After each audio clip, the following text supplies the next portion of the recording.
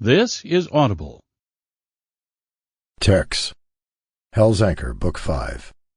Written by Aiden Bates and Ali Lida. Narrated by David Allen Vargo. Chapter 1. Jazz. The gates of San Quentin State Prison rolled closed behind me and locked with a clunk of finality. Behind them, the world I'd lived in for 3 years continued on. The gangs, the guards, the deals. My friends, foes, therapists, all still there. All still living in the strange, isolated world of prison. And with the gates closed behind me, that was it. I was done. I was a free man. But, same as the world of prison continued without me, the outside world had continued on as well. I'd kept in touch with my brothers in Hell's Anchor, but only sporadically and only through letters. I'd asked them not to visit, and they'd respected that wish.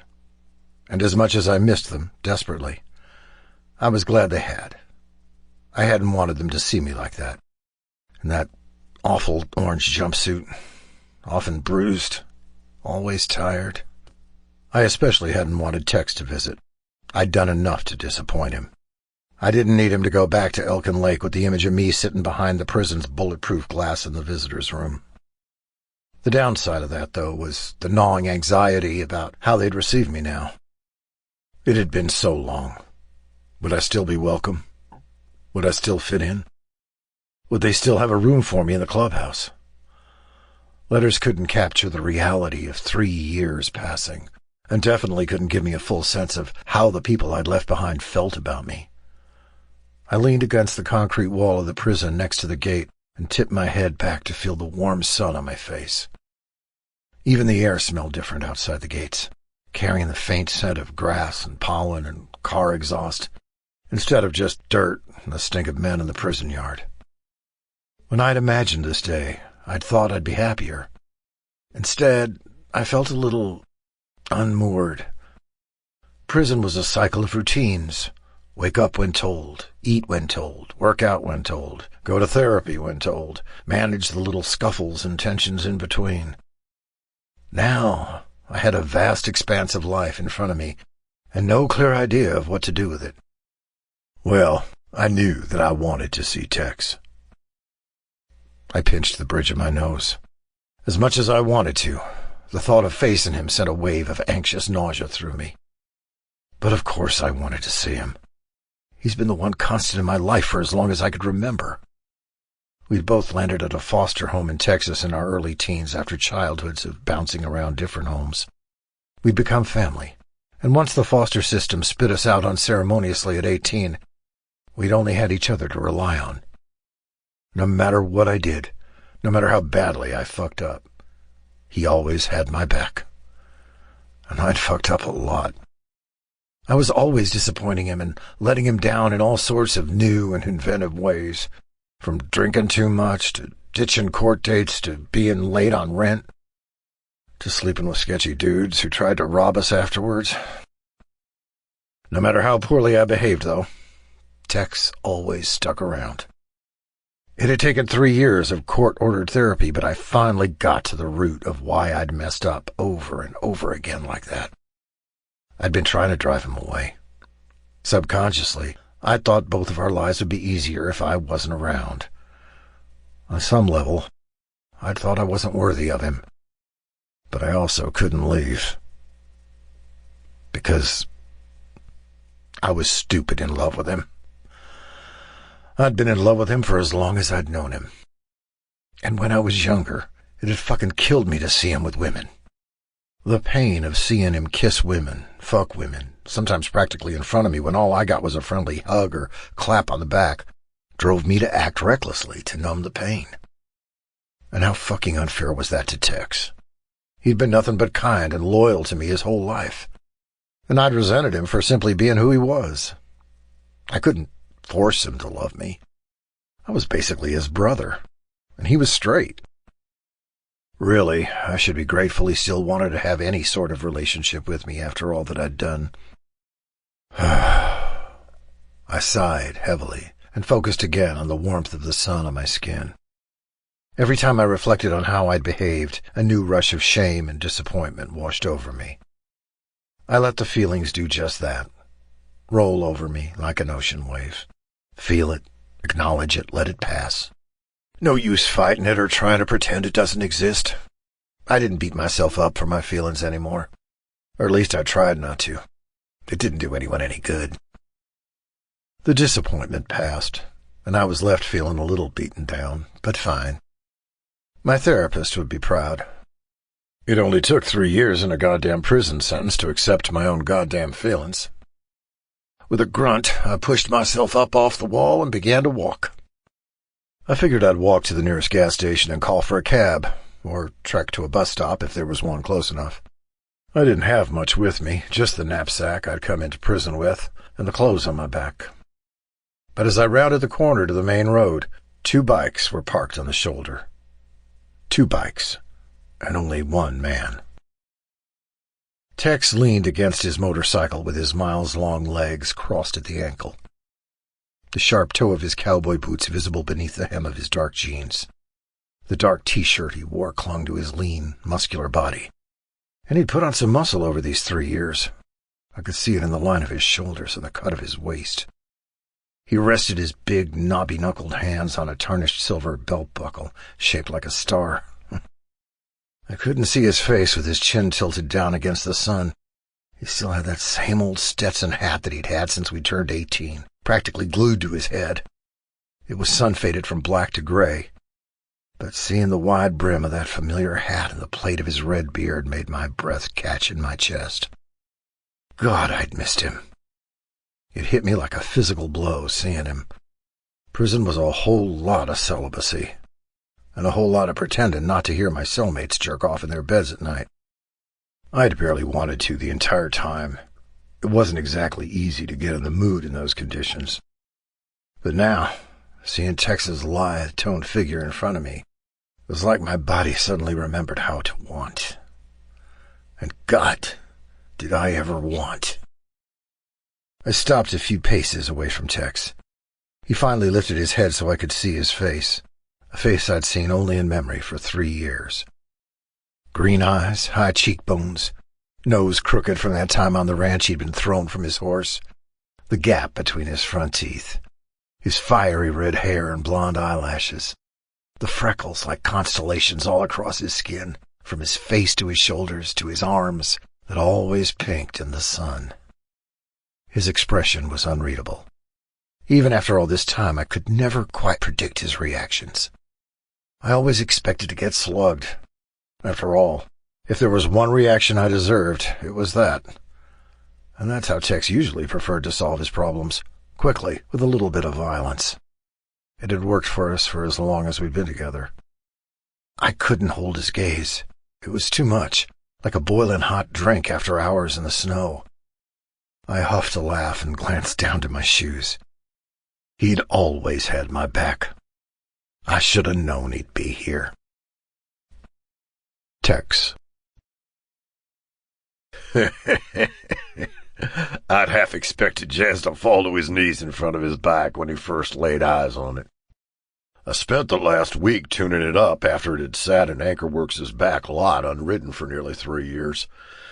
But he'd barely even glanced at it. Here he was, standing in front of me in the same jeans and the same leather jacket he'd gone into prison wearing. His knapsack slung over his shoulder like the past 3 years hadn't happened at all. It was surreal, like I was stepping out of a dream. Over the past 3 years, the world had continued to spin, and my life in Hell's Anchor had gone on as per usual. Enforcing, riding, hanging out with my brothers. And a lot had happened over these 3 years. After Ankh's death, it had been chaos dealing with the Viper's Nest. And then a whirlwind within the club as my brothers reorganized their priorities. It was as if Ankh's death had forced everyone to consider what was really important in life.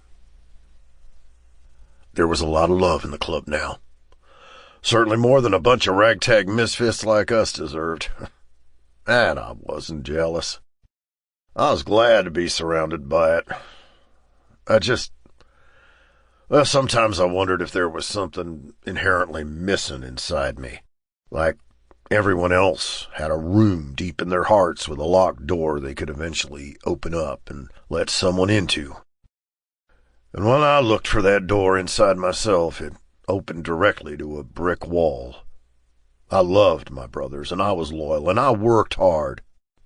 But whenever I tried to connect with a woman in a real, meaningful way, something just didn't work. Jazz was the only person I'd ever felt truly close to, in the way where that person is practically a part of you. And that was because of our youth together.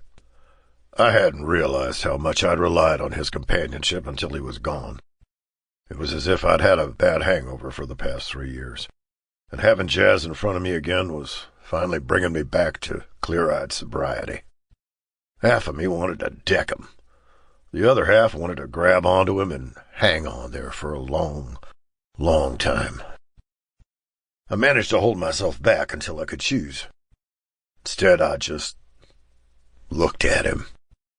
He looked different. Of course he did. Prison changed a man. In what ways, I guess I'd find out. He was still a few inches shorter than me, and he'd always been broader in the shoulders and thicker around the waist.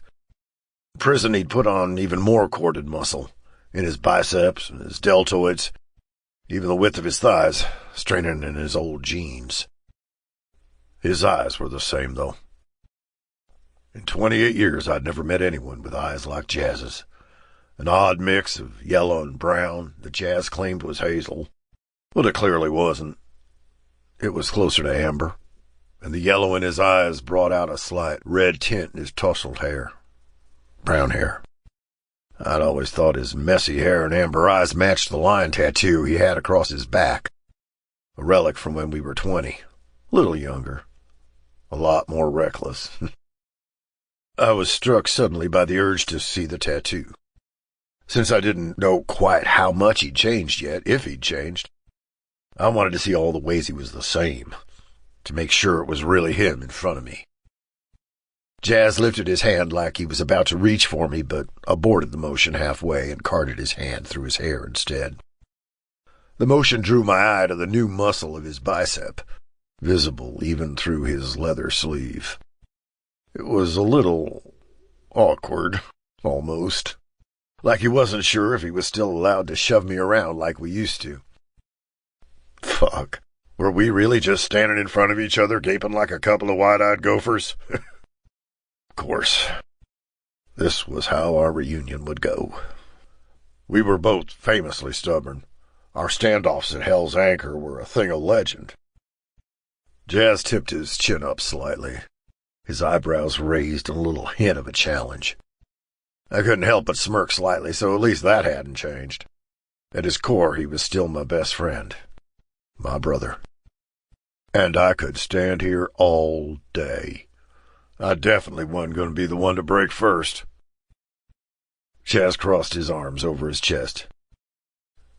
You checking me out? I barked a surprised laugh, ignoring the weird flip in my stomach. 3 years since I'd heard his voice anywhere but my memory. It was nice, familiar, nostalgic. Like a favorite song unexpectedly on the radio. Yeah, you wish. A slow smile spread across Jazz's face. I still wanted to punch him, a little, but that could wait. Instead, I finally grabbed him by the shoulder and pulled him in for a rough hug. Jazz grabbed his arms hard around me, and the new strength in his body forced a rough, embarrassingly choked exhale from my lungs. God, it was good to see him. I loved all my brothers in Hell's Anchor, but there wasn't anyone like Jazz. No one who knew me like he did. With some reluctance, I pulled away, and then grabbed him by the back of his neck and shook him roughly.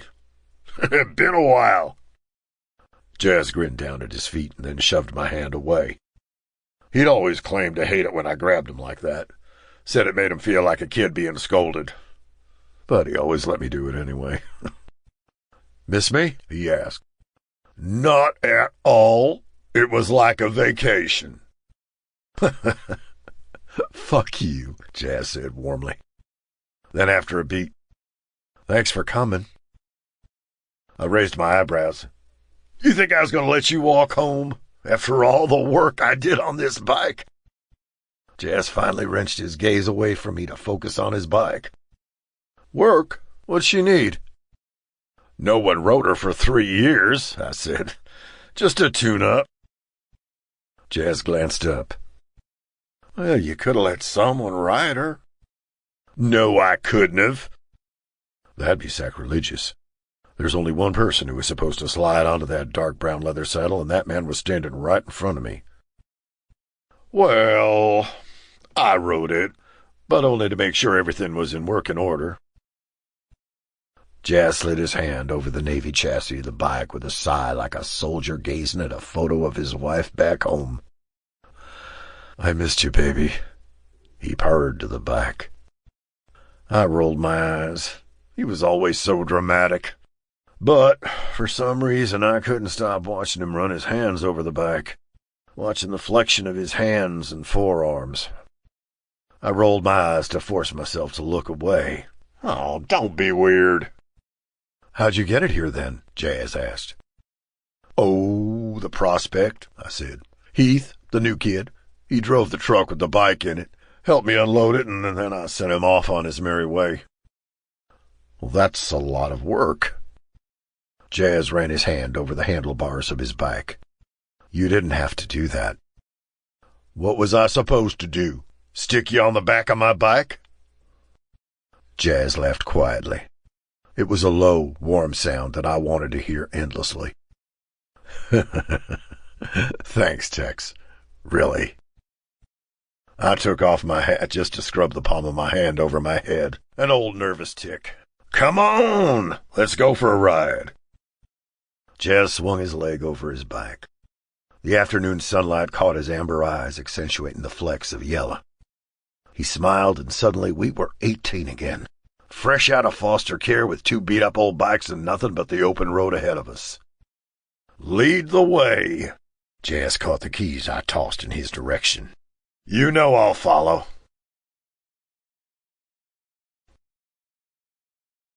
Chapter 2. Jazz. The roar of my bike beneath me was sweeter than the birdsong I'd heard outside San Quentin's gates. There was no freedom like the freedom of the road. Riding my bike felt like I'd just gotten a missing limb back. The wind was cool as it whipped against my face, smelling like asphalt and rubber and a hint of salt from the distant ocean. With my bike beneath me, I could go anywhere I wanted, even though the only place I wanted to be was at Tex's side. His bike was a few car lengths ahead of mine, roaring smoothly down the 2-lane highway. His current bike suited him, big, burly, and loud, but still maneuverable and fast. Nothing like the rickety old bikes we'd purchased off a used lot at 17 with the money we'd scraped together working odd jobs on Texas ranches. As soon as we'd aged out of the system, we'd hit the road together, and on those piece-of-shit bikes, riding as far as we could before one inevitably broke down, and we had to stop and put it back together. We'd cruised our way west, spending 2 years getting into trouble and generally being minor delinquents to make each other laugh, until we'd ended up in Elkin Lake. We'd nearly been booted out of ballast for trying to sweet-talk our way into an underage beer, but Ankh had taken pity on us and our shitty bikes. We got talking, which turned into a place to crash, and then a place to work on our bikes at Ankhor Works, and then a job, and then a family. Other than Tex, joining Hell's Anchor was the first time I ever felt like I had a family, which is why I carried a little bit of dread about returning. There wasn't going to be a big welcome home party for me, that much was for sure. I'd be like a dog that had made a break for it, returning home with my tail between my legs. I'd disappointed everyone, and the next few months would be spent re-earning their trust. I had to prove I'd changed. I was ready to do it, but I still wasn't looking forward to the pitying looks I was sure to receive, and the person I wanted to see most wouldn't be there. Ankh. He'd been killed halfway through my prison sentence, and now I'd never get a chance to show him the man I'd become. I'd never get a chance to thank him for all he'd given Tex and me. I hadn't even been able to attend the funeral, or the later memorial. Sometimes I thought I would have taken a double sentence if the length of it meant I could have attended the funeral. But I couldn't change the past, no matter how badly, how desperately I wished I could. The only thing I could do now was try to live a better life, to be a better man, to be a man Ankh would have been proud to call his brother in arms, to be a man Tex will be proud to have at his side, even if it's not the way I'd always fantasized about, to be a man I could be proud of. I revved my engine and picked up a little speed. Tex glanced over his shoulder, grinned, and did the same. After about an hour of riding, Tex took an unexpected exit toward a truck stop. We parked outside a beat-up old diner with a buzzing neon sign, and Tex dismounted his bike and took off his helmet.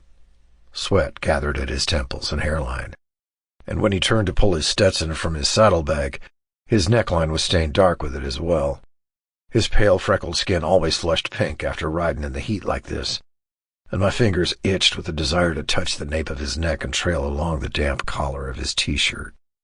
He fixed his hat on his head again and shot me a grin. "Thought you might want to get some food before we head all the way back." "My first meal outside of prison and you take me to a goddamn truck stop?" I shook my head fondly. "Always the charmer." "Yeah, this place is great," Tex said. "You should be thanking me." He led me through the door of the diner and took his hat off respectfully as soon as we were inside. He'd worn it for 30 seconds maximum after getting off his bike. That thing was like his security blanket. Fondness flooded me with warmth. We sat across from each other in a corner booth. Tex ordered 2 tall cold pilsners, my favorite beer. I nearly sighed when the drinks arrived, pale in color, with a foaming white head threatening to spill over the edge of the glass.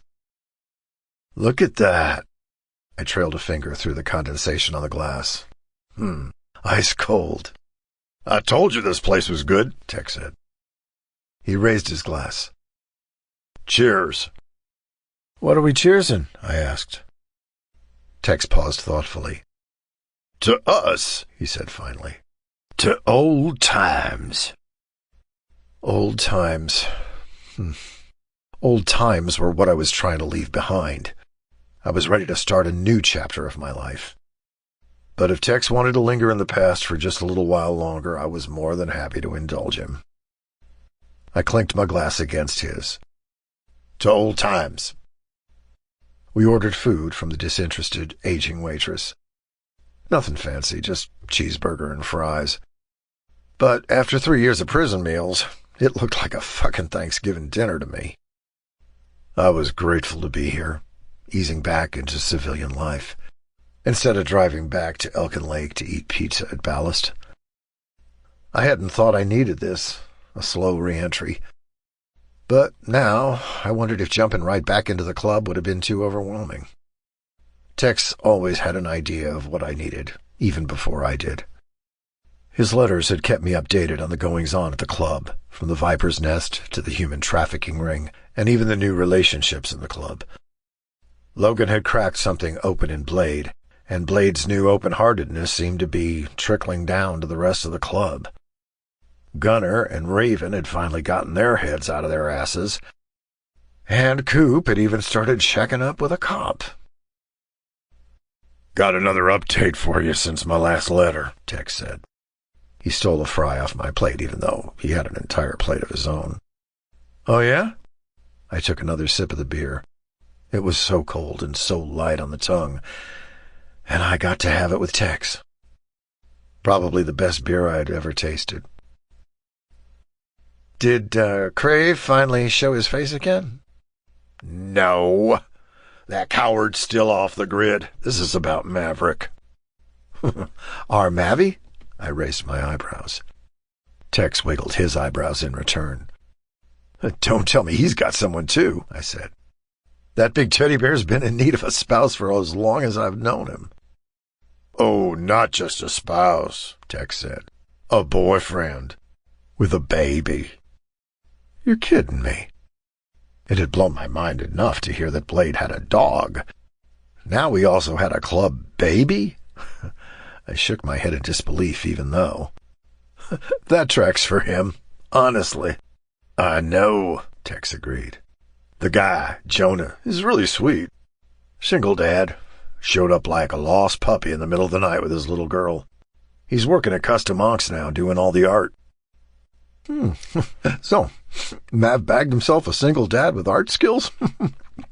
I laughed around a bite of fries. Boy, he earned it. They're cute together, Tex said with a grin. The baby, Grace, she's basically the size of one of Mav's biceps, but she's got Mav wrapped around her finger. I could hardly believe how much change had occurred in the last 3 years I've been gone. It suited me, though. When Tex and I had shown up in Elkin Lake 8 years ago, we'd been a little rougher around the edges, always looking for a drink or a fuck or a fight, and the club had given us a place to do that, even if Ankh and Priest always looked down on unnecessary violence. Now, as we got older, the club wasn't a place to blow off steam.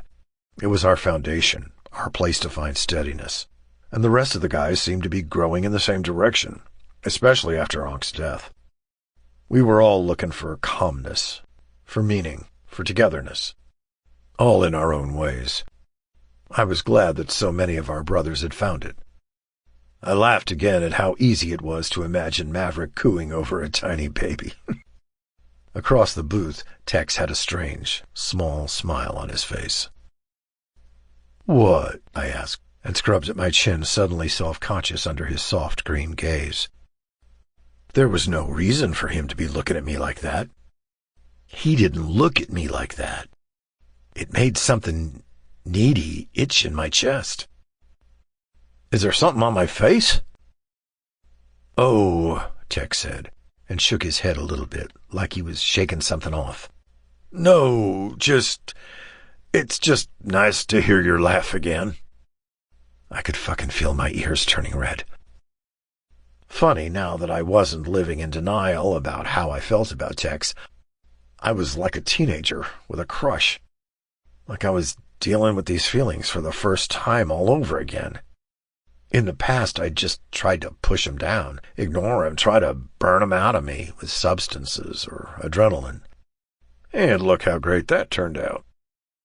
At least now I could accept my feelings for what they were and try to appreciate the bond I had with Tex, even though it had never become what I truly wanted. "What?" I asked. "You miss me?" Tex rolled his eyes, but I heard too much truth behind his words when he said, "Course I did, asshole." Whatever pithy response I had prepared flew from my mind. I hadn't expected him to be honest, even with a little dig tacked onto the end. My heart twisted. I really was an asshole, wasn't I? Getting caught up in that shit and leaving him alone for 3 years. I swallowed hard. "Listen, Tex, Stop," Tex said. His expression shuttered closed, hard and sudden. "Not now. We cheers to old times, right?" The waitress dropped by, and Tex got another round of beers. If they weren't low-alcohol pilsners, I'd be in trouble on my bike. It had been so long since I'd had anything to drink, just the one beer was sitting warm in my bones. "All right," I said. "You win." "Damn right I do." Tex hummed and then scratched at his beard, another nervous tic I was familiar with. "Listen, I told Blade we'd be back in a couple of days. Thought you might want some time to get your head on straight before jumping back into the thick of things." "A couple of days? You got something planned?" Tex shrugged. "When you're done eating, I'll show you." Warm anticipation settled in my chest. A day or two with just Tex, our bikes, and nowhere to be? It really was like old times. But even my happiness about being free was shot through with a line of aching nostalgia and longing. I'd thought all the therapy I'd done had helped me get a grip on my feelings for Tex. But now that he was in front of me, desire pawed at me like a puppy begging for attention. I should have been grateful I got to have this at all. I shouldn't pine for something I could never have. It was just the intensity of being back with him. It'd fade once we got back to Elkin Lake. I hoped so, at least.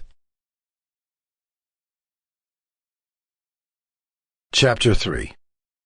Tex. Jazz didn't ask for any clarification on where exactly we were going. He seemed content to let me lead the way, which I was happy to do. God, it felt good to be back on the road with him again, to hear the familiar roar of his engine behind mine and see the serious expression in my side mirror as we navigated the traffic of the 2-lane highway. He seemed a little tense at the diner, for lack of a better word. But who could blame him? Going from prison right back into the real world was an adjustment. I'd never been in the clink for more than a couple of nights, and that was bad enough. I couldn't imagine what it would be like after 3 years. I wasn't sure what he needed to feel comfortable again, and I definitely didn't know how to ask. But I was grateful I'd thought to tell Blade we'd take a day or two to return. It'd be chaos as soon as he got back. There was a lot to catch up on.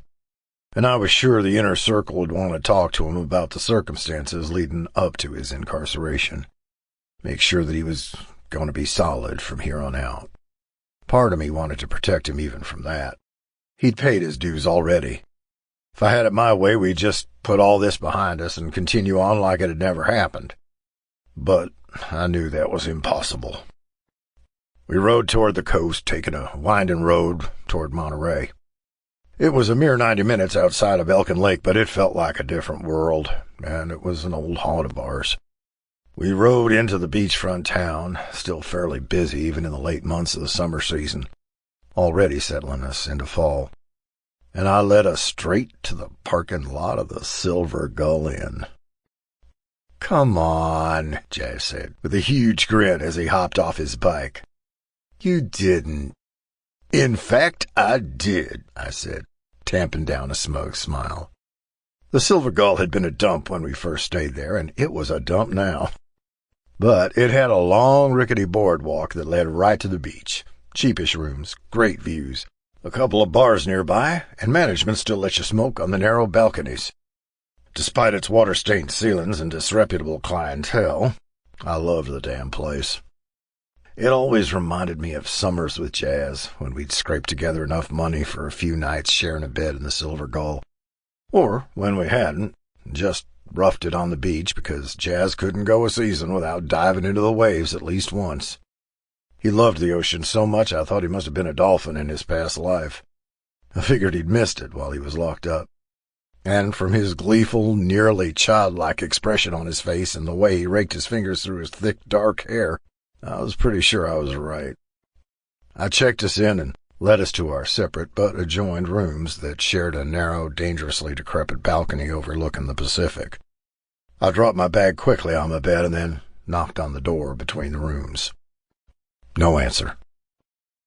If we were 10 years younger, I'd have kicked the door in and crashed into the room with a pilfered bottle of scotch, demanding Jazz drink with me until we were dizzy with it, and then go push each other into the waves. But we weren't those kids anymore. Jazz was still Jazz at his core, I was sure, still funny and loyal and warm-hearted. Prison had changed him, though. Of course it had. I just wasn't sure exactly how yet. And I wasn't sure if I was ready to face those changes. Selfishly, I just wanted to spend time with my brother without any of that heavy shit hanging over us.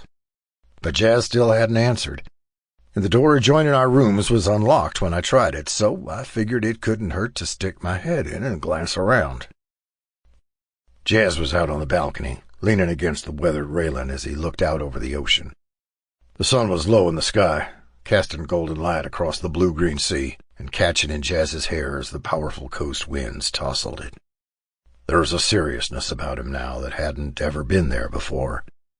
I wasn't sure if I'd call it purpose, but it was drive. A drive for something. I just didn't know what it was. I slid open the glass door to the balcony. Jazz glanced over his shoulder and met my eyes, his crow's feet crinkling slightly. I leaned against the door frame. Jazz's gaze didn't falter. Instead, he turned, leaning his forearm against the railing to better face me. The sky behind him was painted gold and pink with sunset, and dappled with clouds. The ocean roared low and friendly below us. Something about the simplicity of the scene. Jazz's familiar, muscular body, his warm eyes, the slight furrow in his brow, the beach behind him, sent a rush of warmth through me. I guess I just couldn't believe he was actually here. After all this time, he was back. He watched me with a slight furrow in his brow, but the corners of his full lips were slightly upturned. His amber eyes, which in my memory were always bright with laughter, were oddly discerning. I only wished I could read his expressions like I used to. We'd both grown a little in our years apart, and as much as I wanted things to be the same, I knew that was impossible. He looked older, not in physicality, but in the way he carried himself and the things I couldn't quite read behind his eyes. Clint. The sound of my real name in his low, concerned voice was a sudden shock. I swallowed hard. Whatever he wanted to say, I knew I wasn't ready to hear it. I stepped close to the balcony and knocked my shoulder against his as I leaned over to survey the view. "Pretty nice up here, isn't it?" Jazz nodded in agreement. He glanced out over the horizon, but his gaze was distracted, distant now. "You know, we're going to have to talk about it." I said nothing, and looked out over the horizon as well. I'd always been the leader of our little dynamic duo. Growing up and then moving into our 20s, Jazz had always been content to follow. Generally, he didn't like to rock the boat between us, and he really didn't like to have any serious conversations without at least 6 beers to ease the way. 3 years ago, if I'd have blown past this conversation with a pointless comment about the view, Jazz would have sighed with relief at my implicit permission to not talk about it. He would have been more than grateful for the opportunity to fall into our old patterns like nothing had changed. But now he wasn't so easily cowed. There was an edge of determination about him, and I wasn't sure what to think of it. I didn't dislike it, it was just different, a little more grown.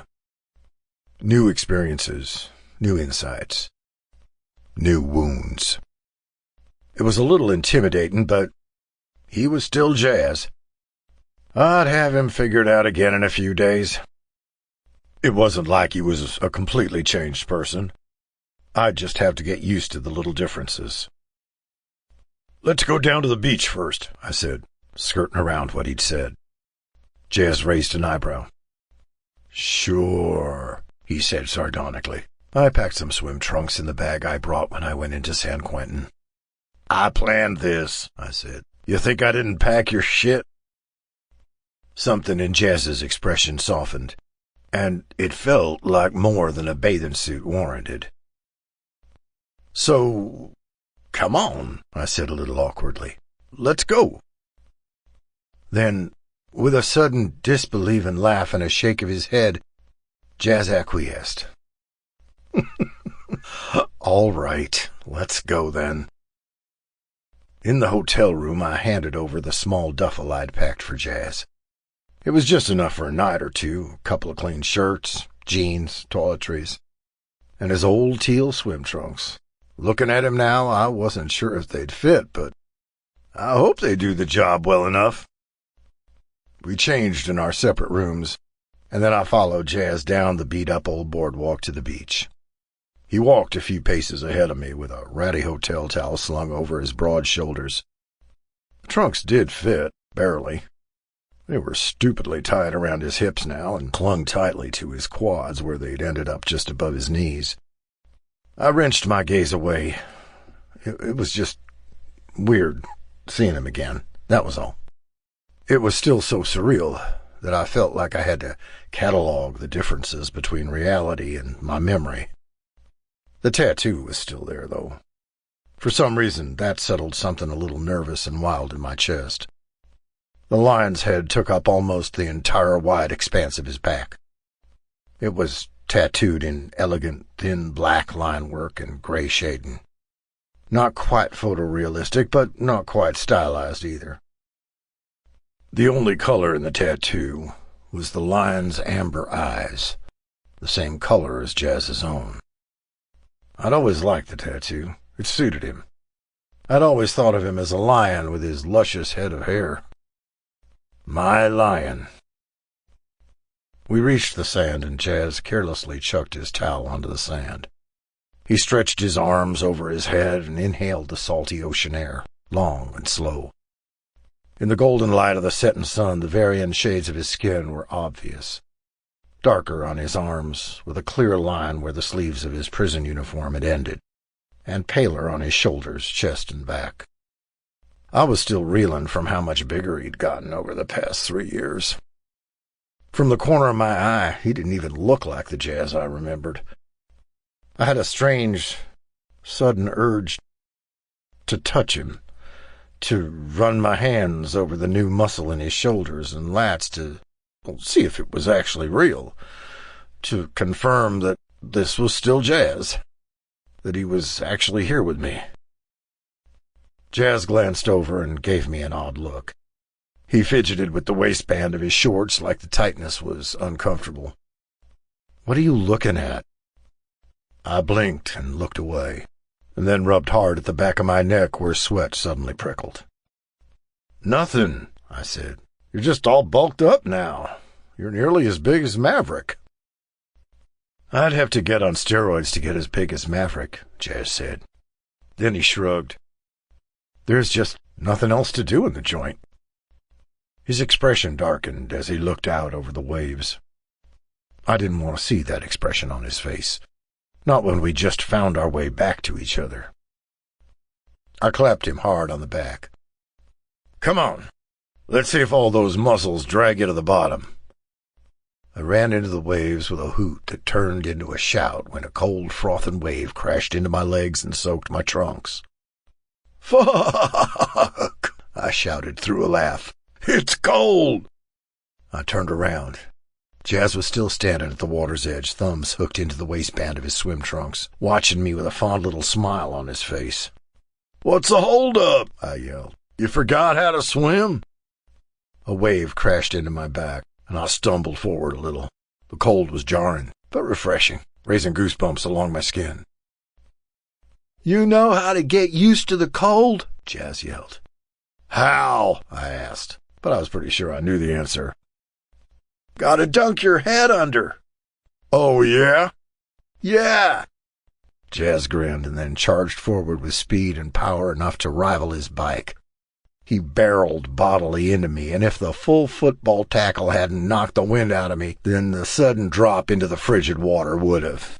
I barked a very undignified squawk as I tumbled backward into the waves, and I stayed down, sputtering, propped up on my forearms. Above me, Jazz laughed, throwing his head back so water droplets flew from his hair, sparkling in the light. He looked so young and carefree, something I hadn't seen in so long. And it distracted me enough that a small wave collided with me again, the cold salt water overwhelming my senses. When it passed, Jazz was laughing even harder. He didn't notice the bigger wave coming behind it, though, so I scrambled to my feet and pushed him into it. We wrestled in the water, pushing each other into the oncoming waves, laughing and splashing until I couldn't even feel the cold over my blood pounding from exertion and the heat of Jazz's familiar hands on me. After a while, we made our way past the breaking waves into the slow-moving swells, where I could kick my feet up off the sandy bottom and float on my back as the sky darkened from pink to purple. Jazz drifted over. The water was up to his chin, and he had to tilt his head up a little bit to keep from going under. Dangers of being short, I smirked to myself as I continued floating. "So, what's the verdict? All those muscles making it harder to swim?" "Not a bit," Jazz said curtly. "Makes it easier to bully you, actually." He tugged at my ankle, screwing up my balance, and I flailed a little bit in the water. I laughed and set my feet back on the bottom. Jazz's auburn hair was wet and slicked back from his face, salt collecting in his hairline. "There's sand in your beard." I ran my fingers over the plate, still thankfully in place. "Is not." "There is. You're going to have to wash it tonight. Comb it out. What a pain in the ass." "You're just jealous that I can grow a beard at all," I said. "Some things don't change."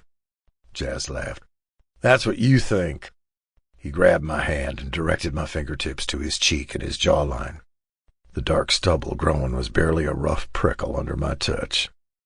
Our eyes met. Water droplets hung from Jazz's long lashes. I'd never realized how long his lashes were. Maybe that's why his eyes were so distinctive and vivid in my memory. I swallowed roughly, and then Jazz blinked and cut his gaze away. "Still patchy," I said. "Nice try." Jazz dropped my hand and splashed me in retribution. "Is not? Not nearly as bad as it was when I was 16, at least." "Oh, that was a good look for you," I said, laughing at the memory. At that age, Jazz had been desperate to look older, as he was jealous of my growth spurt and sudden ability to grow a full beard. He'd still had baby fat on his cheeks, but decided he was going to grow a beard to rival my own, which had resulted in a terribly patchy, rough scruff around his jaw and neck that was pocked with angry red ingrown hairs. "You looked diseased." "And I had that beard in my driver's license photo. You let me do that." "You can't even call that mess a beard." I laughed. Jazz shook his head at the memory. "I wish I still had that ID. I'd get it framed now. We could put it on a wall at Ballast with all the fakes we've confiscated over the years." "You'd do that for me?" Jazz asked in choking awe. "What an honor." "Come on, Jazzer," I said, kicking off the bottom and starting to swim towards shore. "It's getting dark, and I'm hungry." "Bossy as always," Jazz said fondly as he followed. We walked back to the hotel in comfortable silence, or almost comfortable. There was an odd, simmering, not-quite tension between us.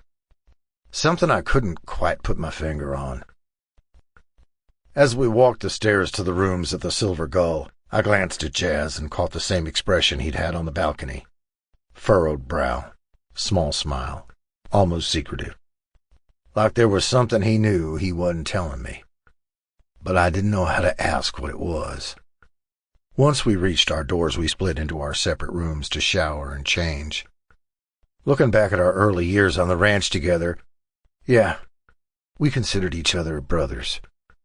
But now, brothers didn't seem to describe the strange bond we had.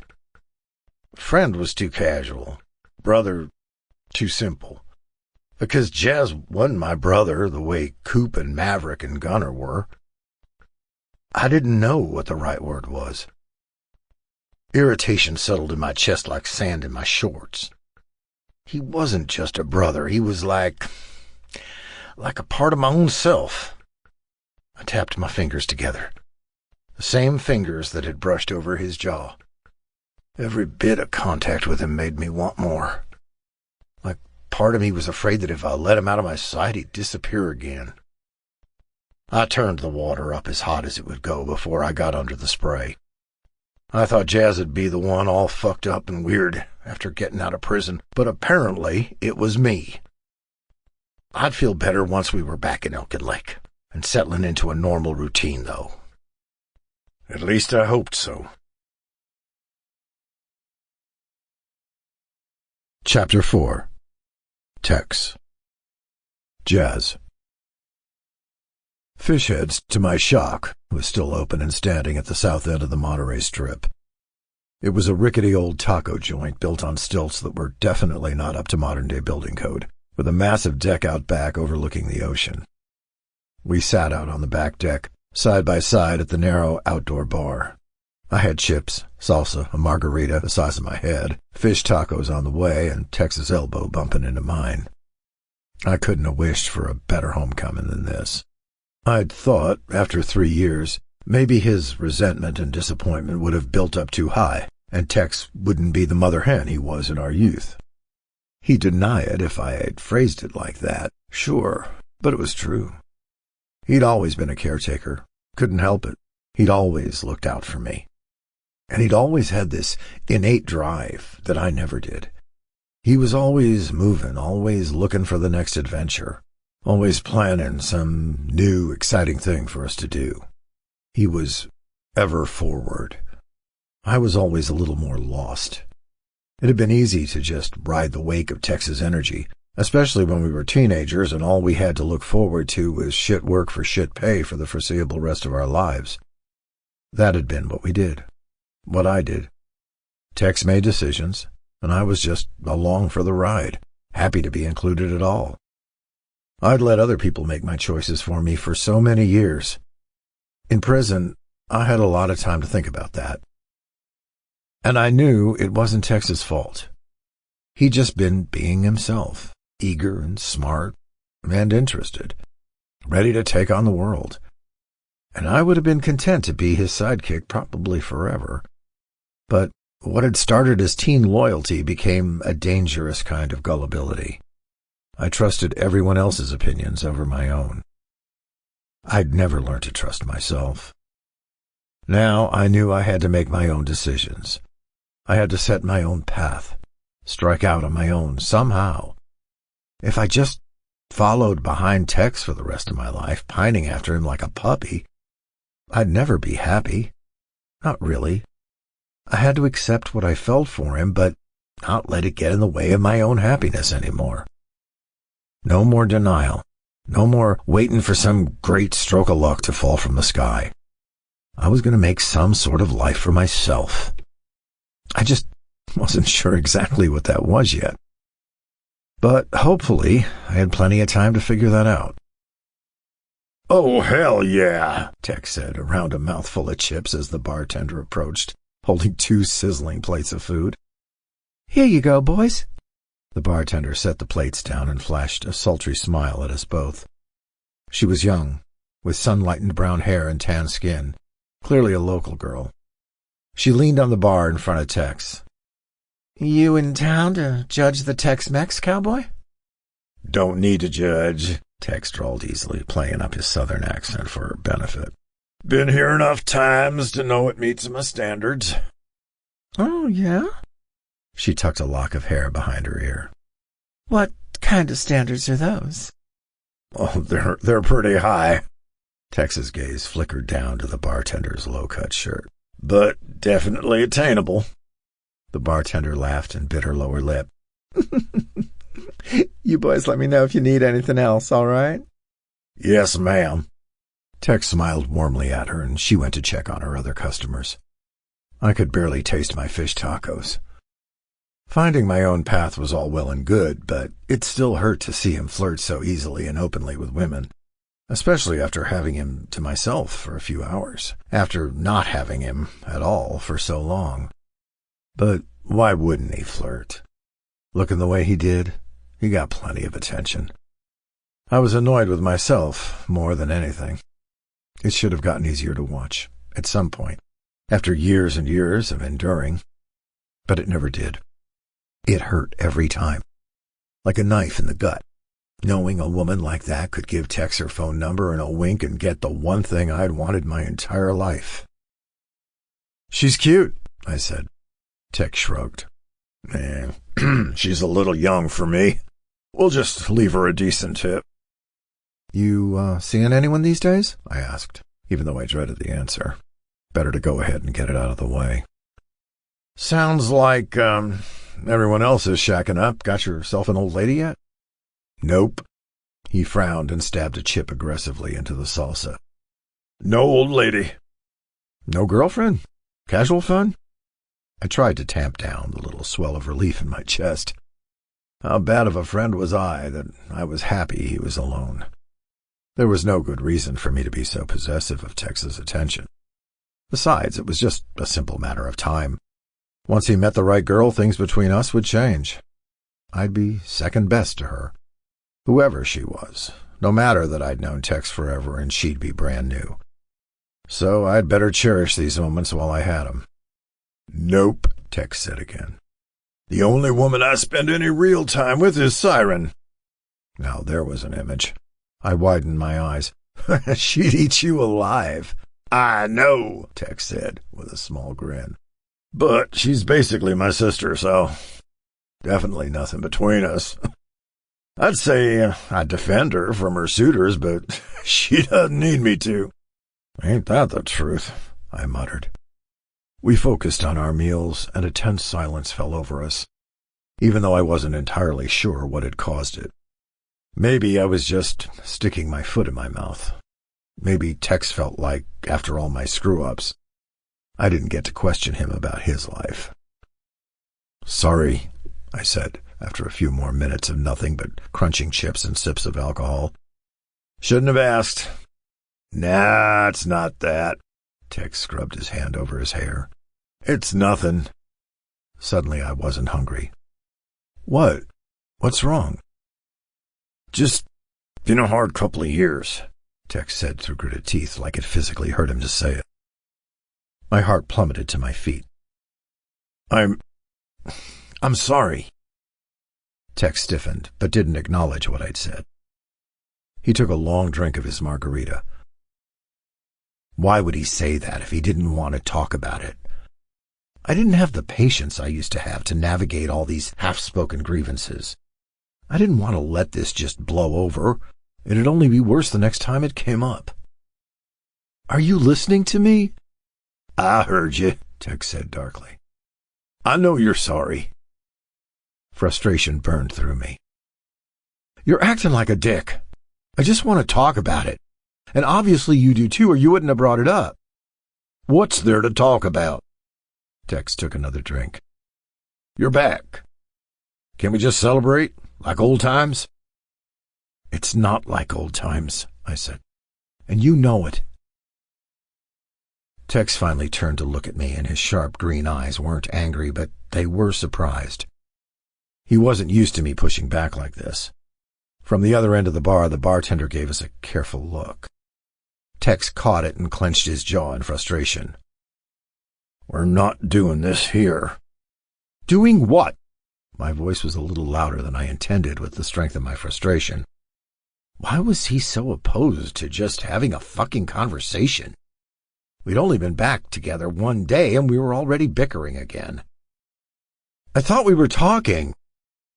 "You're too loud," Tex growled, as he gripped the front of my shirt. I fastidiously ignored the heat that curled in my gut. "We're not doing this here."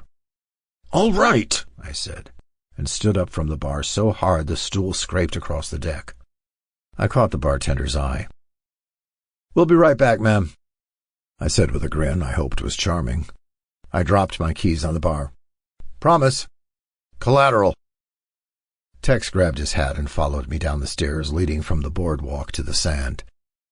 The beach was lit by the waxing moon and the aging lights from fish heads above us, casting everything in confusing chiaroscuro. I stumbled on the sand a little, but found my footing near one of the damp beams holding up the boardwalk. A few yards behind us, the ocean roared, drowning out the sounds of the bar above. "What do you want to say?" I asked sharply. "Or what aren't you saying?" Tex said nothing. He pulled his hat lower over his eyes as the wind threatened to whip it off. "Or what do you want me to say?" The frustration inside me built into something closer to anger. Why was he being so cagey?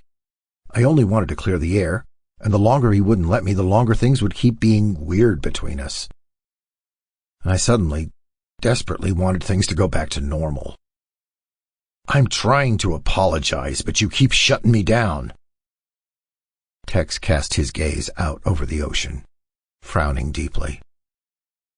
"Stop ignoring me!" I shoved at his shoulder. "Talk to me!" "Don't push me!" Tex shoved me back. I stumbled backwards into the beam. "Then say something. Stop trying to blow it off. Stop trying to pretend like I've just been on a goddamn vacation. You think we can just go back to how things have always been? That we both haven't changed?" I huffed an unhappy laugh. "Maybe you haven't, but I sure have." "You've changed?" Tex asked sarcastically. "Yes," I said, "and I'm sorry. I'm sorry about that." Tex socked me in the jaw. Honestly, in a way it was kind of refreshing. I'd been on the receiving end of Tex's punches for over a decade now, from teenage scuffle to drunken wrestling to plain old arguments gone too heated. A way to clear the air, and I always gave just as good as I got. He pulled the punch. He always did with me. And his knuckles skated across my jaw just enough to rattle me and bruise, but not hard enough to do any real damage. Still, if not for the beam behind me, I might have landed flat on my ass. Fucking hell! I spit a wad of blood onto the sand where I'd bitten my tongue. That make you feel better? Fuck your apology, Tex barked. He stepped closer and jabbed a finger into my chest. Even in the dim light, his green eyes blazed. You want to know how I feel? Fine. You broke my fucking heart. My breath caught in my chest, harder and more painful than the punch. For a moment, I wasn't sure if I was hearing the crash of the waves behind me or my own blood pounding in my ears. I was prepared to deal with his anger. Managing a pissed-off Tex was practically my specialty, but this, whatever this was, I wasn't expecting. I'd hurt him? For the first time since I'd walked out of San Quentin, I felt like I was finally seeing Tex as he was now, not hiding behind the shadow of the man he was before I was locked up. Tex turned his back to me, cursed colorfully under his breath, and paced down the beach closer to the waves. I straightened up and followed after him. Tex! Wait! Tex said nothing. He folded his arms over his chest and stared at the waves breaking. My hands itched with the desire to touch him, even just a friendly clap on the back. But I knew right now he was too riled up for physical comfort, and I didn't feel like having that kind of a fight. I really am sorry, I said. I didn't know what else to say. Tex exhaled hard and towed at the sand. His shoulders slumped, like they always did when the explosive force of his anger had bled out a little. I don't want your apologies. I never did. I just wanted you around. He turned his face toward me, but I couldn't see his eyes under the shadow of his hat in the dark night, and I couldn't read his moods from just the tilt of his chin or the twitch of his fingers. Not anymore. No use apologizing. Can't change the past. I stood next to him and looked out at the horizon as well. Regret hung heavy in my chest like a stone. It hasn't been the same without you, Tex continued, so quietly I could hardly hear him over the waves. It's like loneliness, but more fucked up. Like I've been riding my bike with its suspension busted for 3 years. I've been off balance. I mean, the guys in the club are my brothers, and they helped. But you're you. We're us. A sharp bite of anger edged into his tone. How could you be so stupid? How could you do that to us? The regret oozed through me like a slow-moving poison, laced with despair and self-loathing. I felt small. I felt like I wanted to sink all the way into the earth and never emerge. I'd expected Tex to be pissed at me, but I didn't realize how deeply I'd hurt him. I'd thought I was the one who relied on Tex, the one following him around like a lost puppy, clinging onto his every word, gunning my bike in whatever direction he chose. But the way he was talking about us, it sounded like he needed me just as badly. How the fuck was I supposed to respond to that? Any words I tried to string together got trapped in the lump of my throat.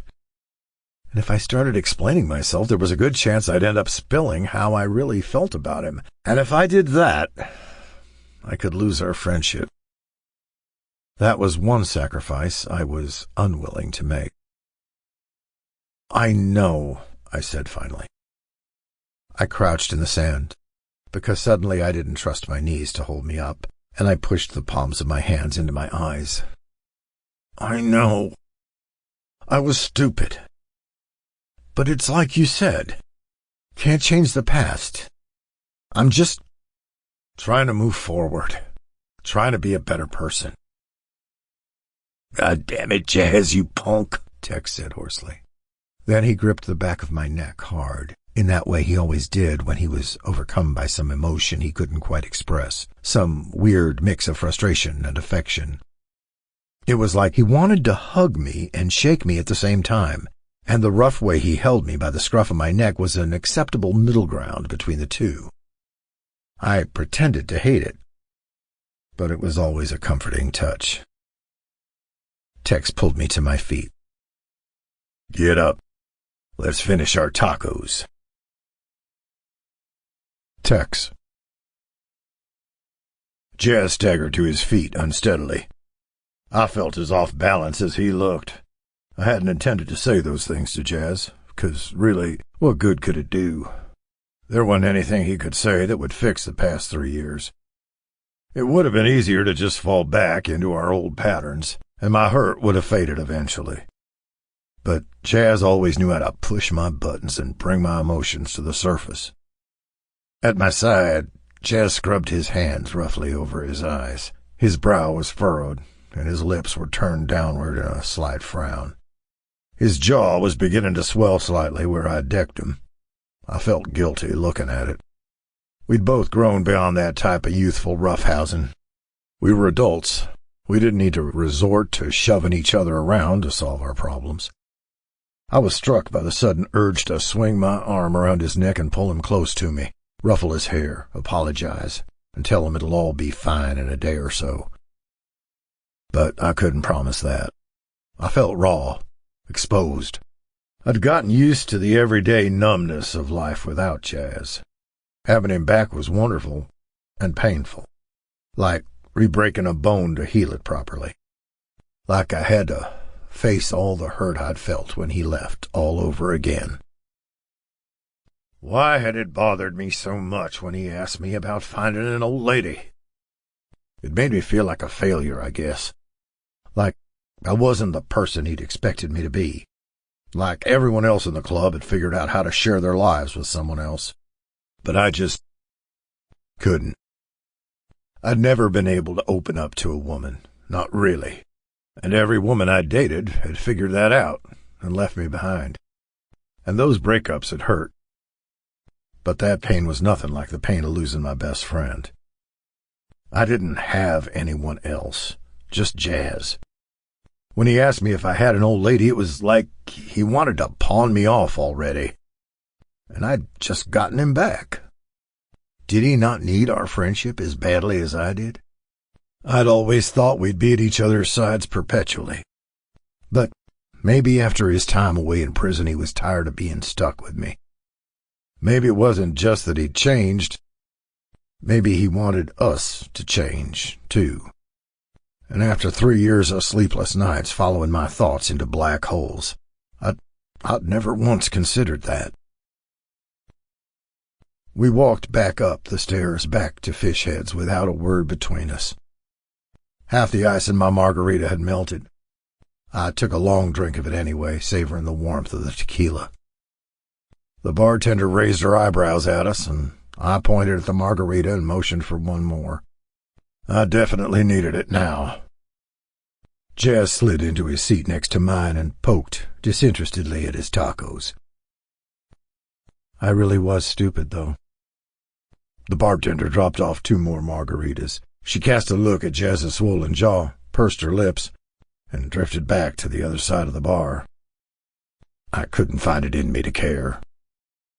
"Yep," I said. "You were."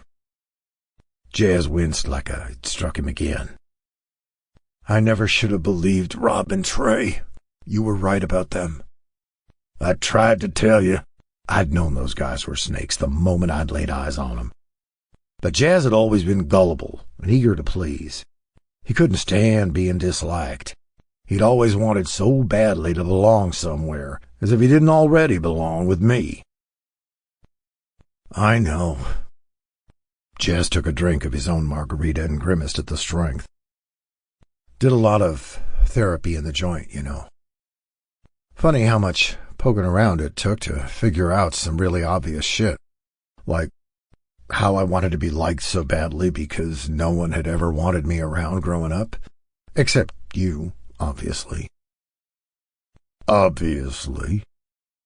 My stomach twisted uncomfortably. We'd only ever had each other. It had always been us against the world, until we joined Hell's Anchor. But back when we were alone, I'd reacted to our lot in life by lashing out at the world. Jazz, though, had always wanted to be accepted, even when he tried to pretend he didn't care, and even after we found Hell's Anchor. And like how you're such a control freak, Jazz continued, since we couldn't control anything in the foster system. You get your psych degree in the joint? I asked, but my voice sounded tired even to my own ears. I could do without the head shrinking. Am I wrong, though? Were you therapizing me in the joint? No, Jazz said with a shrug. But you came up a lot. Something pulled hard in my chest, but I couldn't quite place what it was. He talked about me in therapy? How much? And for what reason? Did he think it was my fault somehow that he'd fucked up? Did he blame me? I wanted to grill him for details, but at the same time I was afraid of what he'd say. Jazz cleared his throat. Point is, I wasn't just biding my time doing push-ups in prison. I was trying to become a better person, I guess.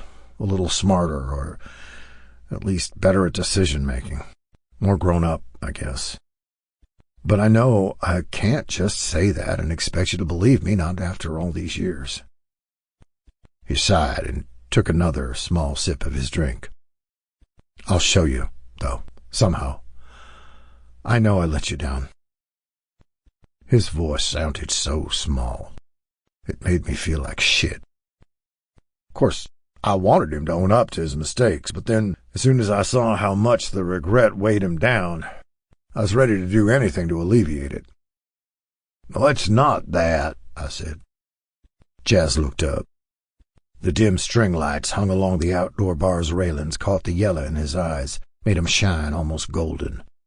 I forcefully pulled my gaze away before I could stare too long. I was disappointed in you, I said, and sad, and pissed, but only because I loved you, and I didn't want you locked up. You didn't deserve that. Jazz started slightly.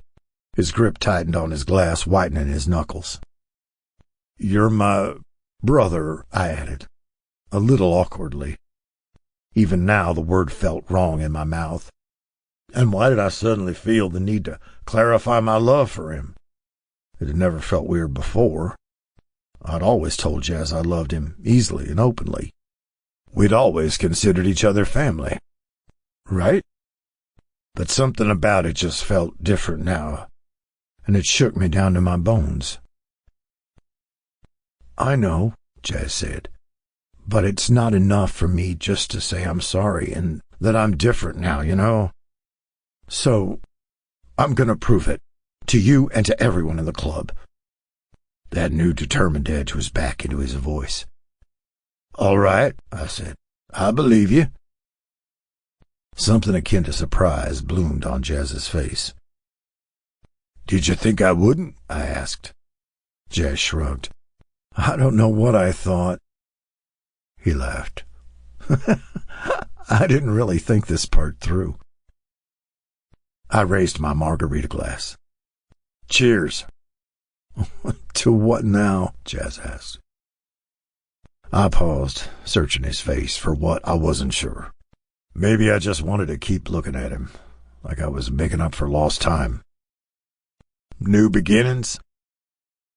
A slow smile spread on Jazz's face, a little lopsided from the swelling in his jaw. He tapped his glass against mine. Cheers to new beginnings. We drank, and Jazz sighed with relief from the alcohol or the conversation, I wasn't sure. Some things don't change, though. Yeah? Like what? I asked. Your right cross is still weak as fuck, Jazz said, rubbing at his jaw. I shoved his shoulder affectionately. I only give you as much as you can handle. Yeah, that's what you think. Jazz laughed. God, it's good to be home. I squeezed his shoulder and nodded. I couldn't respond around the sudden tightness in my throat, because he was more correct than he realized. Home wasn't here in Monterey, or Elkin Lake, or on the ranch in Texas. Home was each other. Chapter 5. Jazz. God was I glad Tex had gotten us separate rooms. For the first time in 3 years, I was alone. Really and truly alone. I had a door that locked, a bathroom of my own, and a double bed all to myself, and I was going to put it all to good use. My jaw still ached from where Tex had punched me, but in a strange way I found it comforting.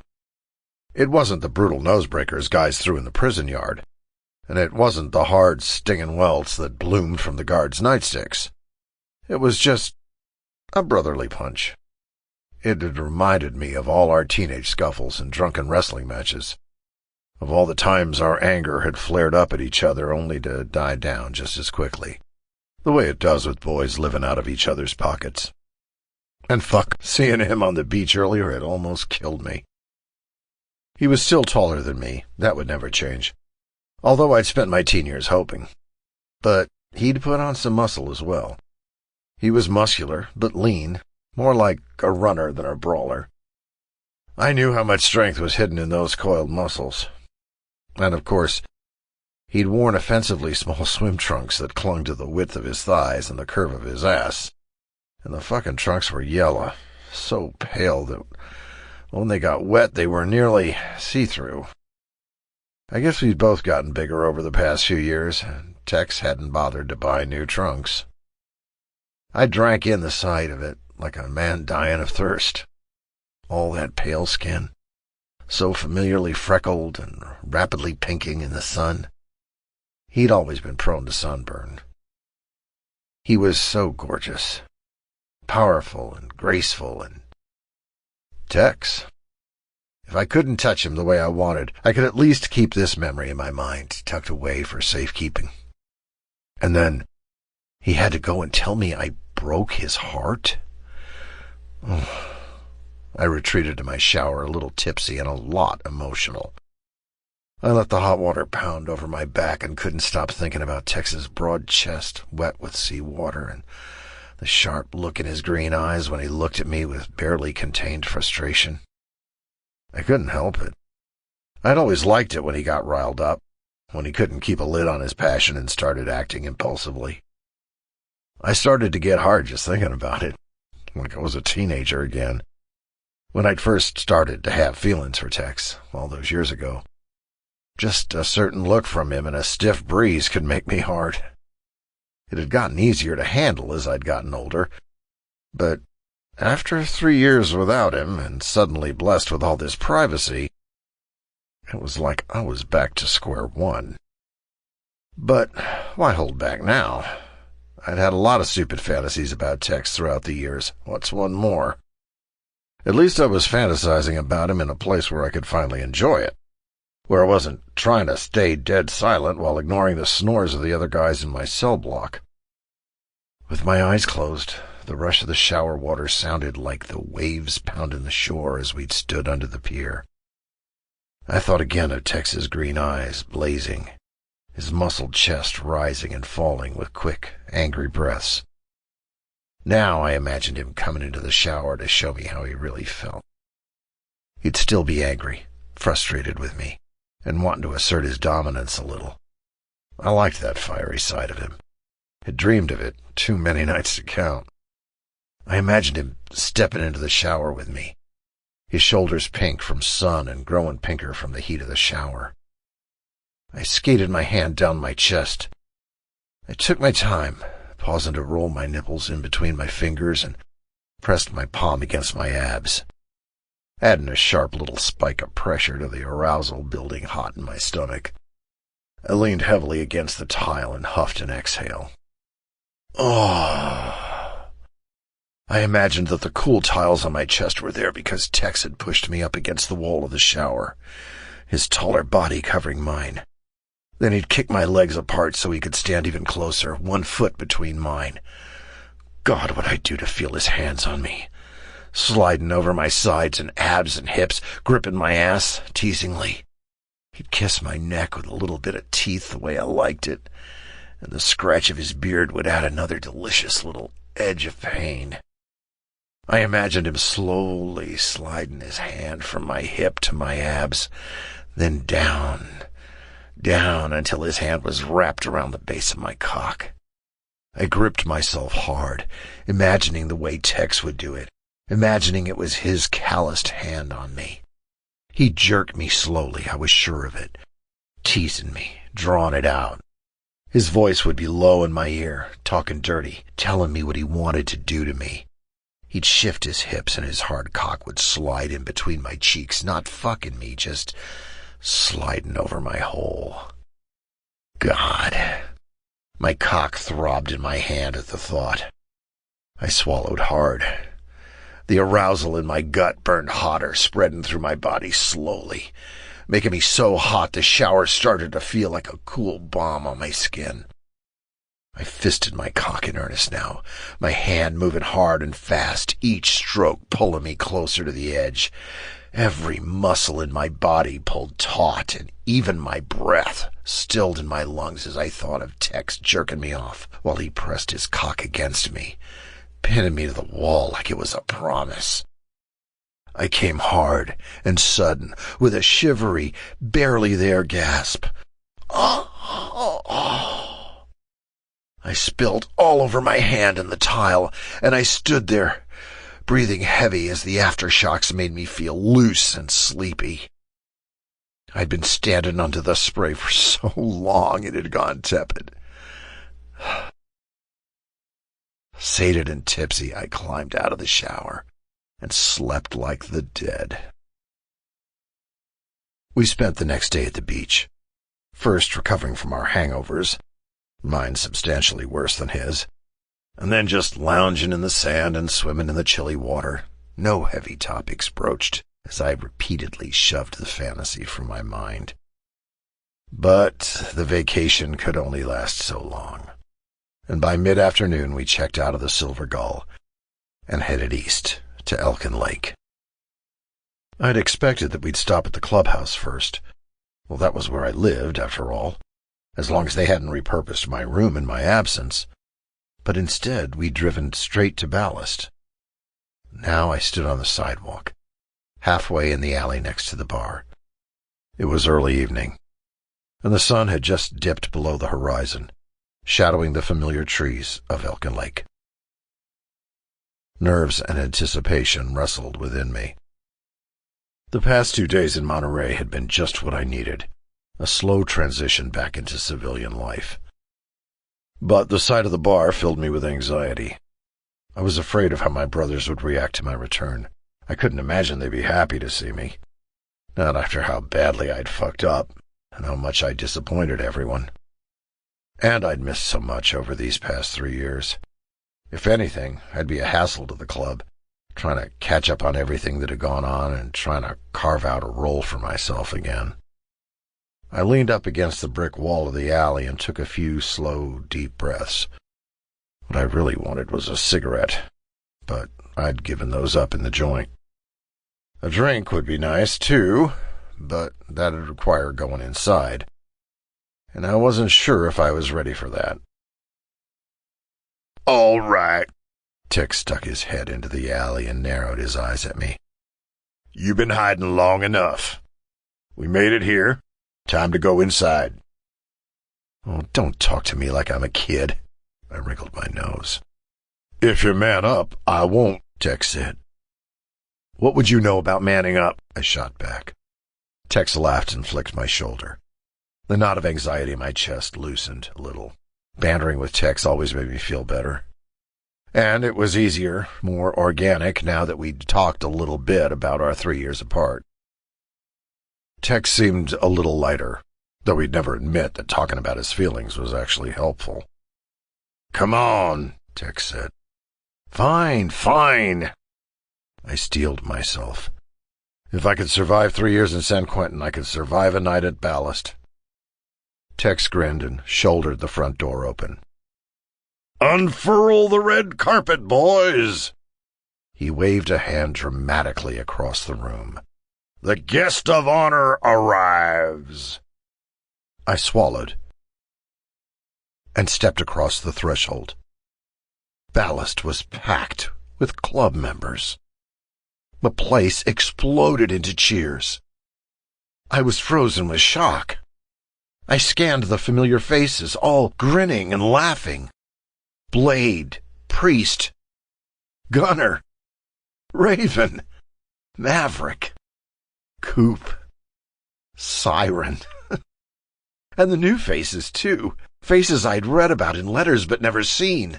The man who must be Logan, with his arm looped around Blade's.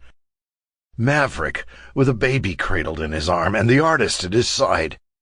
The handsome police officer grinning at Coop like he hung the moon. Blade had 2 beers in his hands. He stepped away from the crowd first, pushed a pint into my hand, and gripped my shoulder hard. Jasper. I blinked hard, fighting back the tears swelling in my eyes. God, I missed this. Missed this club. Missed all these people. I didn't deserve a welcoming like this. Not after what I'd done. But I wasn't going to turn away. I was nearly dizzy with gratitude. It's good to see you, brother. Blade pulled me into an embrace so roughly that beer sloshed over the edge of my pint glass and splashed onto the floor. I didn't care at all. When I pulled away, Priest was at Blade's side, a soft look in his warm blue eyes. "Welcome home, Jasper." Priest. Grief suddenly roiled in my stomach. Of all the familiar faces, there was one missing. Ankh. I'd never get to apologize to him. Never get to show him how I'd changed. And the unfairness of it was enough to make me breathless. Priest, I'm sorry. I'm so sorry I wasn't here. Priest sighed and squeezed my shoulder. I know, he said. Thank you. We'll talk about it later, okay? I nodded and swallowed hard. Enjoy your homecoming first, Priest said. There's plenty of time to catch up. It was chaos for a few minutes as I was surrounded by my members, getting hug after hug, slaps on the back, drinks, cheers, and laughter. It was overwhelming, and warm, and not what I expected at all. Siren put me in a headlock so Raven could tussle my hair. Gunner wrapped me in a bear hug that lifted me clear off my feet, and Coop sloshed beer all over the floor in his eagerness to get his turn to do the same. And I finally met Rebel, and Logan, and Jonah. All the new faces I'd read about in letters but had never seen. Jazz! Tex shouted.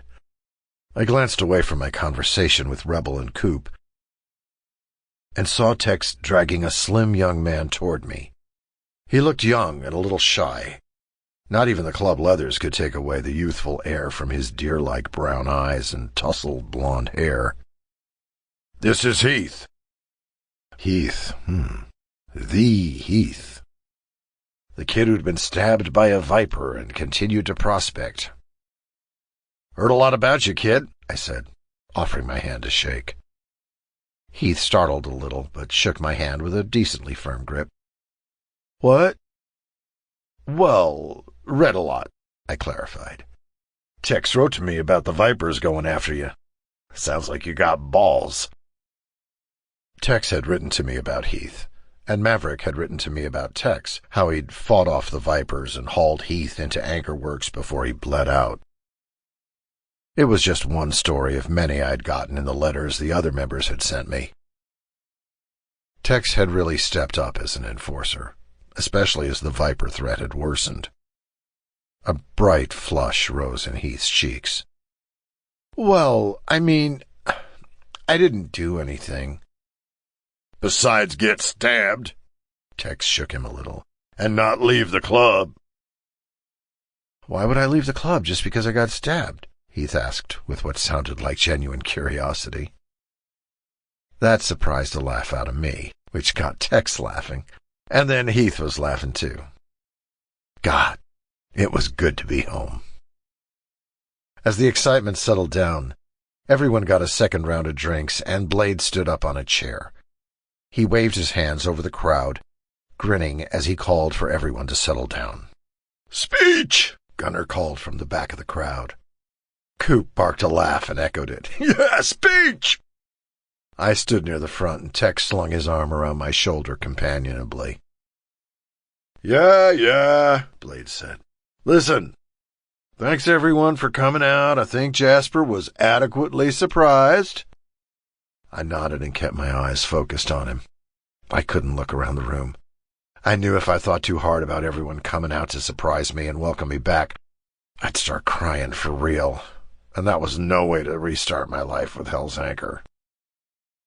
"Jasper, I don't have a whole hell of a lot to say," Blade said, with his beer raised. "Only, welcome home. We've all missed you a hell of a lot." Maybe I imagined it, but I thought Tex's grip on my shoulder might have tightened a little. "For this next part, well, I would have done it earlier. It was certainly deserved earlier. But I wanted Jasper to be here. You all know Tex, our most impressively bearded enforcer." "The only bearded enforcer," Siren corrected. "Hey, I could grow a better one," Coop said. "He's stepped up these past few months," Blade said, ignoring the heckling. "He's proven himself to be an impressive enforcer and a steady foundation during some crazy fucking shit. So, for that reason..." Blade reached into the inner pocket of his jacket and withdrew a small patch. "You're promoted, boss." Tex dropped his arm from my shoulder and gaped dumbly at Blade. I laughed and pushed him forward. "Say something!" Tex stepped up to Blade and took the patch, turning it over in his hands. It was small, just big enough to sew onto his jacket above his heart, and it said, "Road Captain." "You earned it, Tex," Blade said. He hopped off the chair and wrapped Tex into a rough hug. "Keep up the good work." Tex got his own round of congratulations, backslaps, and hoots of celebration. Eventually, we ended up on Ballast's small back porch. I needed the fresh air. It was a lot of activity in there. And I wasn't used to the boisterous crowds anymore, nor all the touching. In the joint, a group as rowdy and loud as those guys would have ended up with some violent intervention from the guards. I still felt a little jolt of nerves when someone shouted too loud or pushed too roughly. I inhaled the cold night air and leaned heavily back against Ballast's brick exterior. I looked over at Tex. He had the patch in hand and was running his thumb over the neat white stitching. "What do you think?" I asked. "Up for the job?" "Of course I'm up for it," he said. "Just wasn't expecting it." "Not a surprise to me." I tipped my head back and looked up at the light-polluted night sky. "You've always been a good enforcer. Can only imagine you've gotten better without me around to distract you." Tex knocked his shoulder against mine. "Better isn't the word I'd use, but I picked up more shifts." "See?" I looked over and grinned at him. "Put in the work, reap the reward." Tex's sharp green eyes softened when his gaze met mine. "Thanks. Kinda shitty for Blade to use your welcome home party to do it, though. Tonight was supposed to be about you." "Nah," I said. He knew I'd want to see a reaction. Besides, I appreciated having some of the attention diverted from me. And of course, it warmed me to see Tex so shocked and proud. He'd earned the new title, clearly, from the supportive cheers of the club members and the nods of agreement at Blade's speech. In my absence, he'd become a hell of an enforcer. Road Captain was the obvious next step. He'd answer to Gunner and Blade. But now he'd be able to lead crews for jobs on the edges or outside the territory. And he'd have the authority to call the shots. There wasn't a man I trusted more to do that job. "Proud of you, Tex." I didn't know how to say just how proud I was. I'd hurt him so badly. And while he was dealing with all that, He'd still managed to become a leader in this club. After what I'd done, I hardly felt like I deserved to be at his side at all. But regardless of what I deserved or didn't deserve, all I knew was that I wasn't going to take his friendship for granted, and I wasn't going to let my own feelings sabotage it anymore, either. I'd be here for him, for as long as he'd have me, and help see him through this next phase, and all the ones that came after. "Tell me that after my first gig," Tex said gruffly. Ballast's back door opened and Blade stepped onto the patio. "Hey, guys," he said. "Needed a break?" "Yeah, sorry." I stepped a pace away, making space for Blade to stand on the porch with us. I hadn't realized how close Tex and I were standing. It was like he had his own gravitational orbit, always pulling me closer. "Still getting used to crowds." "It's a change, all right," Blade said seriously. "A little different from San Quentin." His gaze was dark and intent. The anxiety came roaring back.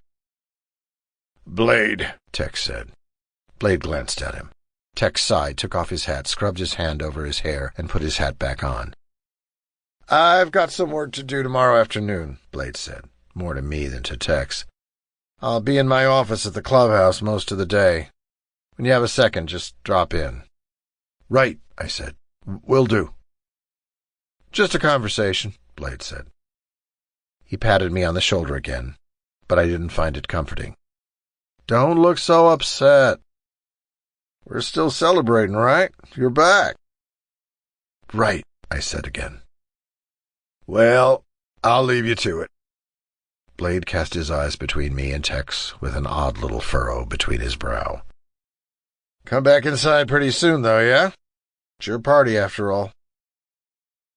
Blade slipped back into the noisy bar. I sighed and leaned against the porch railing, swirling the dregs of my beer in the bottle.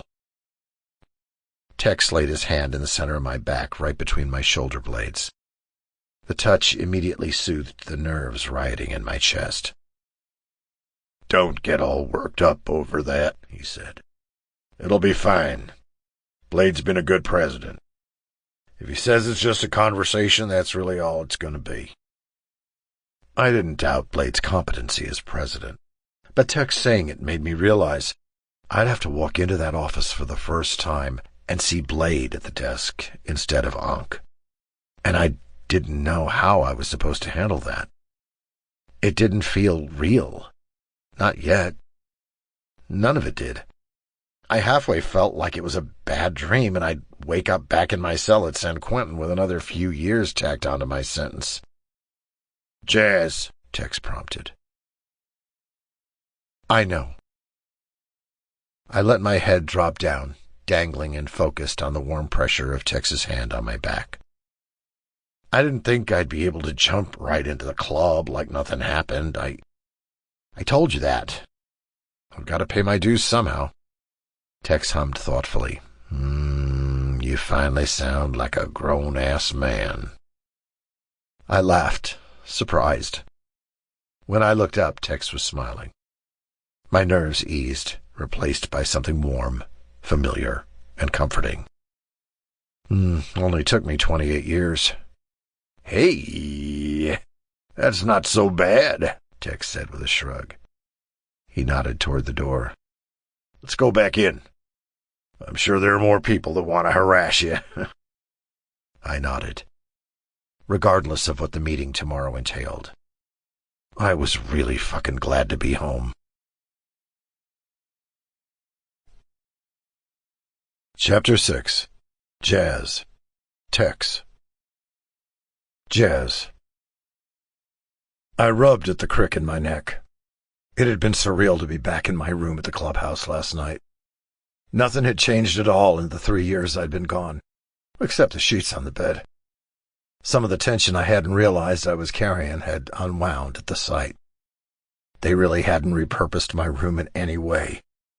It had been waiting for my return. Tex had said as much when he dramatically flung open the door for me. "I put away some of your things, but no one's really been in here except a handful of drunks who needed to crash," he said. I changed the sheets after those guys, don't worry. The room was a little stuffy from disuse, and some of my clothes had been packed away in laundry bags. But other than that, it really was like no time had passed at all. And it made my heart clench to know that Tex had been the one tending to it. Packing up my clothes, changing the sheets, waiting for me. It hadn't taken long for me to settle into bed, but it took much longer for me to fall asleep. I was so used to the hard, thin mattresses of San Quentin that last night I felt like I was going to sink through the mattress, like I was sliding into quicksand. But, good God, the privacy. There were no cellmates snoring or trying to surreptitiously jerk off, no guards running nightly rounds, no fire alarms or late-night fighting. And it was even better than the hotel room because here there were the familiar sounds of Tex snuffling and shifting in his sleep through the thin wall. That's what had lulled me to sleep in the end, the knowledge that Tex was just a few feet away. And now, after a breakfast of cereal and coffee that I'd hardly tasted due to my worrying, I was ready to bite the bullet and face my president. I stared at the closed door to Blade's office and took a steadying sigh. Better to just go ahead and get this over with. I knocked, and after Blade's gruff acknowledgement, opened the door. Blade sat behind his desk with his laptop open in front of him. Priest was sitting in one of the two chairs on the other side of the desk with his back to me, and Gunnar leaned against the wall. It was initially a little disorienting, as I had expected to see Blade behind the desk instead of Ankh. But I couldn't deny it. He fit the role. Blade looked comfortable, serious, and determined. It was no shock that the club had flourished under his leadership. He also didn't seem surprised to see me here so early. Take a seat. Blade nodded at the empty chair next to Priest. And don't look so nervous, we're not kicking you out. I hadn't realized how much I'd needed that assurance until I had it. A weight lifted off me as I sat down. Priest caught my eye and nodded warmly. I cleared my throat and then met Blade's dark eyes straight on. What do you want to know? I asked. I'd thought a lot about what would be expected from me when I got back. I'd narrate the entirety of the past 3 years if that's what Blade wanted. Whatever it took to prove I was committed to the club. Blade sighed and linked his fingers behind his head.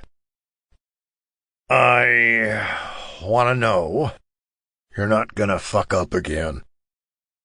I winced, even though I knew it was coming. It still hurt to hear the disappointment in Blade's voice. Blade, Priest, Gunnar, I said, glancing between them. I'm sorry. Blade's expression softened slightly, but he just sat back, waiting. I wasn't just biding my time in the joint, and I didn't blow off the court-ordered therapy. I did a lot of work on myself. I rubbed the back of my neck. I didn't trust myself before. I was always looking for someone to tell me what to do, and I was willing to do anything for approval. Too cowardly and scared to say no to anyone about anything. But that's not the case anymore. I met Gunnar's eyes, then his gaze, sharp and considering. I grew a spine. Blade huffed a laugh. Huh, that's so. Yeah, nothing like that's gonna happen again. I straightened up in my chair. I know you didn't have to welcome me back at all. I don't take that for granted, and I'm not gonna risk the well-being of the club like that again. Blade nodded slowly, and then made eye contact with Gunnar and Priest. I felt suddenly like I was back in school, waiting to find out if I passed an important exam. Good. Blade opened the drawer of his desk, pulled something out, and tossed it to me. I believe you. I caught it. I opened my hand. It was an enforcer patch.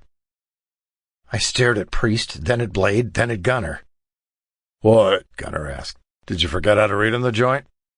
Actually, I read a lot, I said before I could stop myself. My shock was fucking up my filter. But what is this? Tex ain't the only one getting a promotion, Priest said. What? This couldn't be right. This had to be another test. I just got out of fucking prison. There was no reason for Blade to upgrade me from just a regular patched-in member to an enforcer. Not when there were other members who'd been in the club the whole time, not getting needlessly in trouble. Members who deserved the role more than I did. "I'm grateful," I said, running my thumb over the patch of stitching. "But why? Why me?" "We're short an enforcer now that Tex is road captain," Gunner said simply. "We need more muscle." "Crave's still at large," Blade said. "The Viper's Nest took a hit, but he's not going to give up so easily. We've got eyes out as far as we can, and we're hearing rumors of activity in surrounding cities that could be connected with him. We think he's trying to rebuild the foundation of the club before he comes back to Elkin Lake. He's not going to give up on this territory, even if it's just for the sake of his pride." "These are dangerous times," Gunner said. "Enforcing's not as appealing to the patched-in members as it used to be." I nodded. I didn't care that the work was dangerous. If this was what Blade wanted me to do for the club, I'd do it. No questions asked. I'd do it gladly. "It's a probationary period for you first," Blade said. 3 months. I believe you when you say you've changed, but I want to see it, too." "Understood," I said. "It's fair. More than fair. Thank you for the chance to prove myself." "That was Priest's idea," Blade said. "You should be thanking him." Priest nodded and clapped me on the shoulder companionably. "I thought it'd be best for you to have something to focus on now you're out. And it'll be a good way for you to show us you're committed." My chest twisted hard. I was energized, heated through with a new sense of purpose and determination. Blade and Priest had given me exactly what I hadn't known I needed.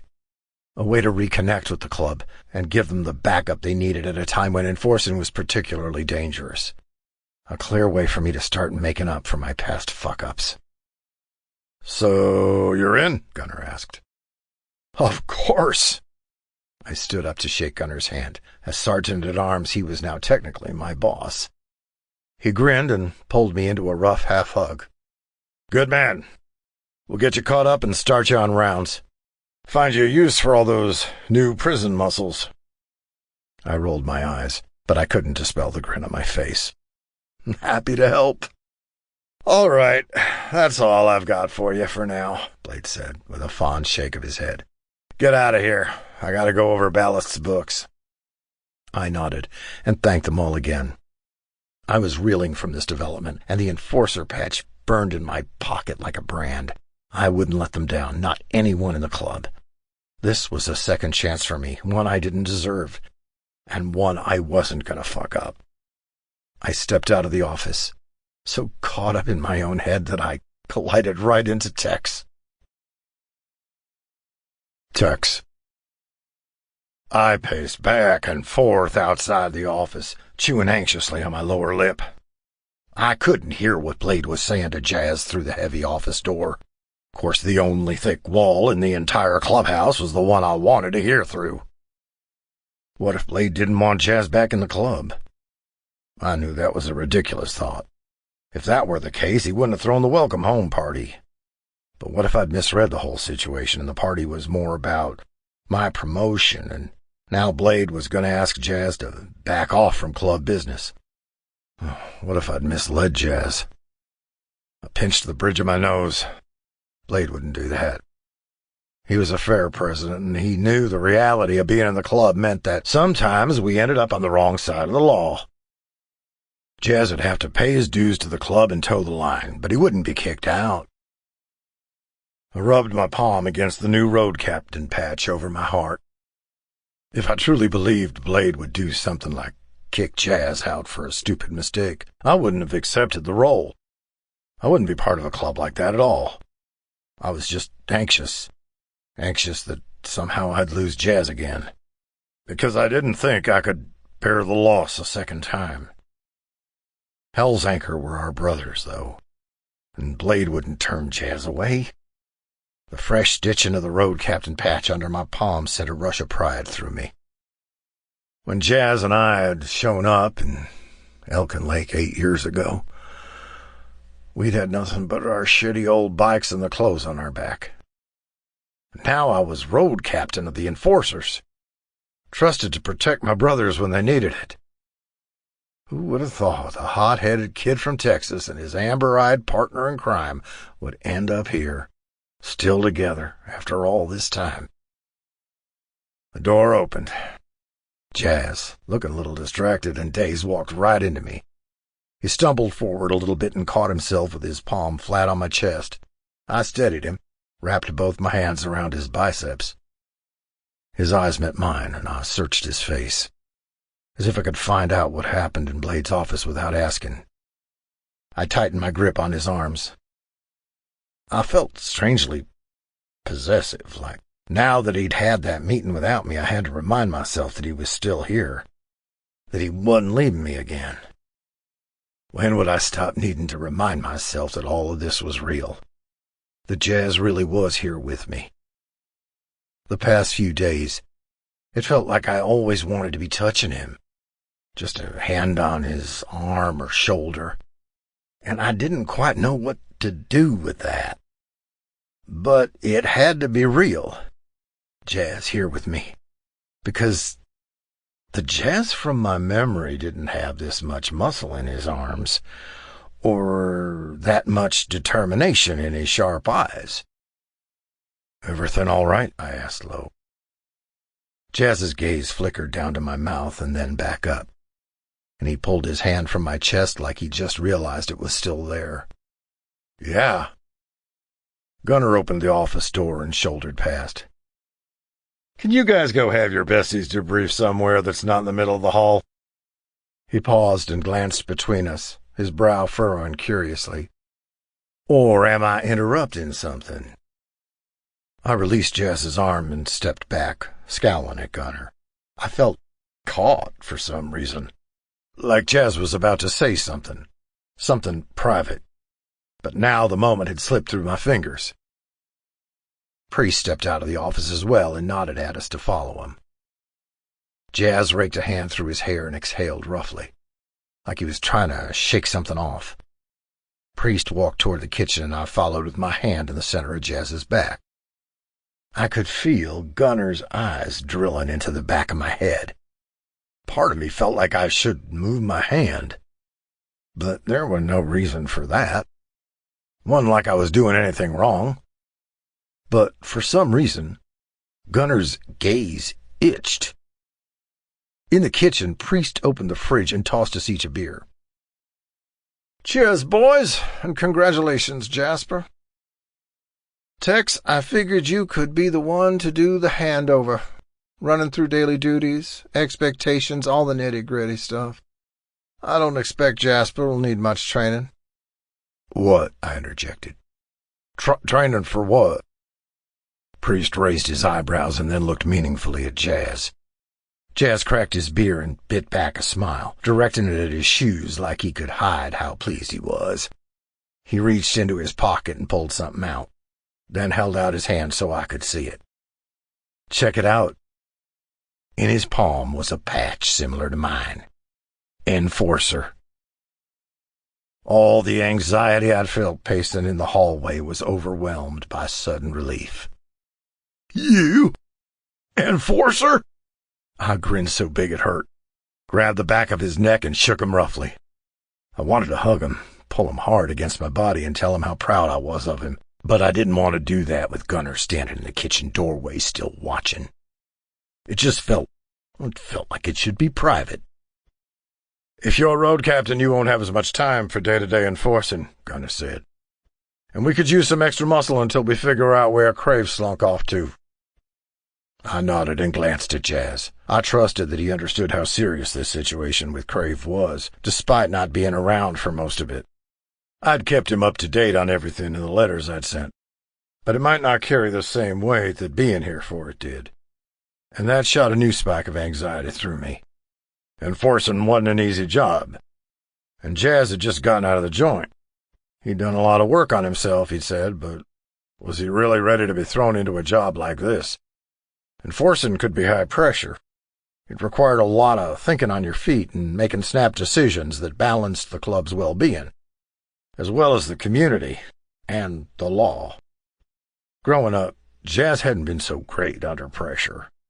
I was still ridiculously proud of him for this opportunity, but now that the initial excitement and pride was fading, I couldn't help but worry that we'd get into a tough spot and he'd crack, and either do something dangerously impulsive, trying to prove himself, or simply make the wrong decision because doing so was so ingrained in him. But I was the one training him, so I would make sure that he was prepared. I'd just have to cross that bridge when we got there. "I'll let you run through the basics with him," Gunner said. "Talk guard duty, checking in with businesses, bouncing, etc." I nodded. The four of us had a quick beer in the kitchen, just discussing the basics of the enforcement role, with Jazz listening enraptured, even though I was fairly sure he already knew most of what we said. As I finished the dregs of my drink, I glanced at Jazz. He nodded, indicating he was done as well. Something in my gut jumped happily at the unspoken conversation. I was happy to see we could still communicate without words. "I'll go over everything," I assured Gunner, and then stood up. "Come on, Jazz, I'll talk you through it at the shop." Ankhor Works was bustling with activity when we arrived. It was mid-afternoon, and there were a handful of customers lingering in the waiting area as Maverick went from customer to office, to car to customer to office, and back. Business had picked up, especially since Jonah came on board, and I knew Maverick needed a hand on some of the more routine jobs. "Hey, guys." Maverick swiped the back of his hand across his sweaty forehead, but it left a dark streak of grease anyway. "Good to see you, Jasper. Sorry, I don't have a lot of time. What's up?" "Oh, just came to help out," I said. "You got a few oil changes lined up, right?" Maverick's shoulders slumped. "Thank God. Yeah, the gray sedan and the red SUV. I owe you." A customer caught Maverick's eye, and he hurried over. Jonah walked out from the office, looking substantially less harried than Maverick, and he smiled easily at us with Grace balanced on his hip. She was getting bigger every day and talkative, her dark hair growing out into unruly loose locks. "Tex, Jasper," Jonah said warmly. "Everything going all right? You settling back in, Jasper?" "Can't complain." Jasper peered at Grace. "Hey, Gracie." She stared right back, her big blue eyes blinking up at him. Grace wasn't fazed by much, being around the noisy, rambunctious club as much as she was, but she was in a phase where she was a little shy around new people. Jasper was the same way. Jonah grinned at Jasper and bounced Grace on his hip. "You want to hold her?" Jasper backed up and raised his hands in mock surrender. "Give me a few days to get adjusted to everything else I've missed. I'll get there." "I understand," Jonah said through a laugh. "She can be scary." Grace babbled agreeably and reached for me, her blue eyes fixed on my beard like a cat watching a bird. Jonah raised his eyebrows at me, and I nodded. He handed Grace over, and she giggled happily, her hands immediately going to the plate of my beard and tugging. Jazz barked a sharp, surprised laugh. "Ha! Never thought I'd see the day," he said in disbelief. "Grace has that effect on people," Jonah said fondly. "So, what's going on?" "Oh, just here to help," I said. "Knock out some of the routine maintenance things so Mav can work on the harder repairs." "Oh, thanks. He needs the help. We're getting swamped these days." "At custom, too?" I asked. Grace tried to pull my beard into her mouth, and I gracefully ensured that didn't happen.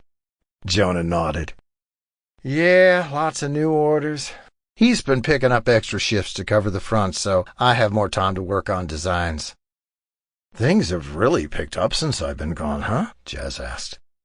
He squeezed Grace's socked foot, and she kicked happily in response, but her attention was still focused on my beard. Didn't feel like it," I said. It had happened slowly, sure, and I'd worked at the shop for a lot of it. But my years without Jazz felt like they'd happened in a fog or a bad dream. "But I guess so." I handed Grace back to Jonah. "All right, let's see if you still remember how to do an oil change." Jess swatted at my shoulder. I could do that with my eyes closed. Yeah, prove it. We waved our goodbyes to Grace and Jonah and moved into the back of the shop where the cars were waiting for their oil changes. I popped the hood on the gray sedan and poked around the engine, just ensuring that everything looked to be in good shape. "Might want to set the hat aside before you get too deep in there," Jazz said. "Oh," I said and grabbed my Stetson by the brim. "Aw, fuck." There'd been a bit of grease on my thumb, and it left a dark streak on the edge. "Hand it over," Jazz said. "It'll come out." I took off the Stetson and tossed it to Jazz. He caught it easily and peered at the mark, and then scrubbed at it with his thumbnail. Jazz is the only person I'd let handle my hat like that. I knew I could get a little weird about it, but it was special to me because it had been with me for nearly a decade now. "This whole thing's getting beat up," Jazz said, turning it over in his hands. "Wasn't it black when I gave it to you?" The Stetson, once an inky black, had, over time, faded in the sun to a deep gray. I'd never had a reason to replace it. It had only gotten better with age, in my opinion, wearing to a perfect fit, and the brim was still sturdy. And I definitely couldn't give it up after Jazz had gotten locked up. Every morning when I put it on, before I walked out of my bedroom, I remembered the night Jazz had given it to me. It had been the night of my 21st birthday. Jazz was younger than me, just by a few months, though when we were younger I never let him forget it. But somehow he'd managed to wrangle a bottle of rot-gut whiskey. We'd only been in Elkin Lake a few months, and the Hell's Anchor guys wouldn't let us drink on the Ballast premises.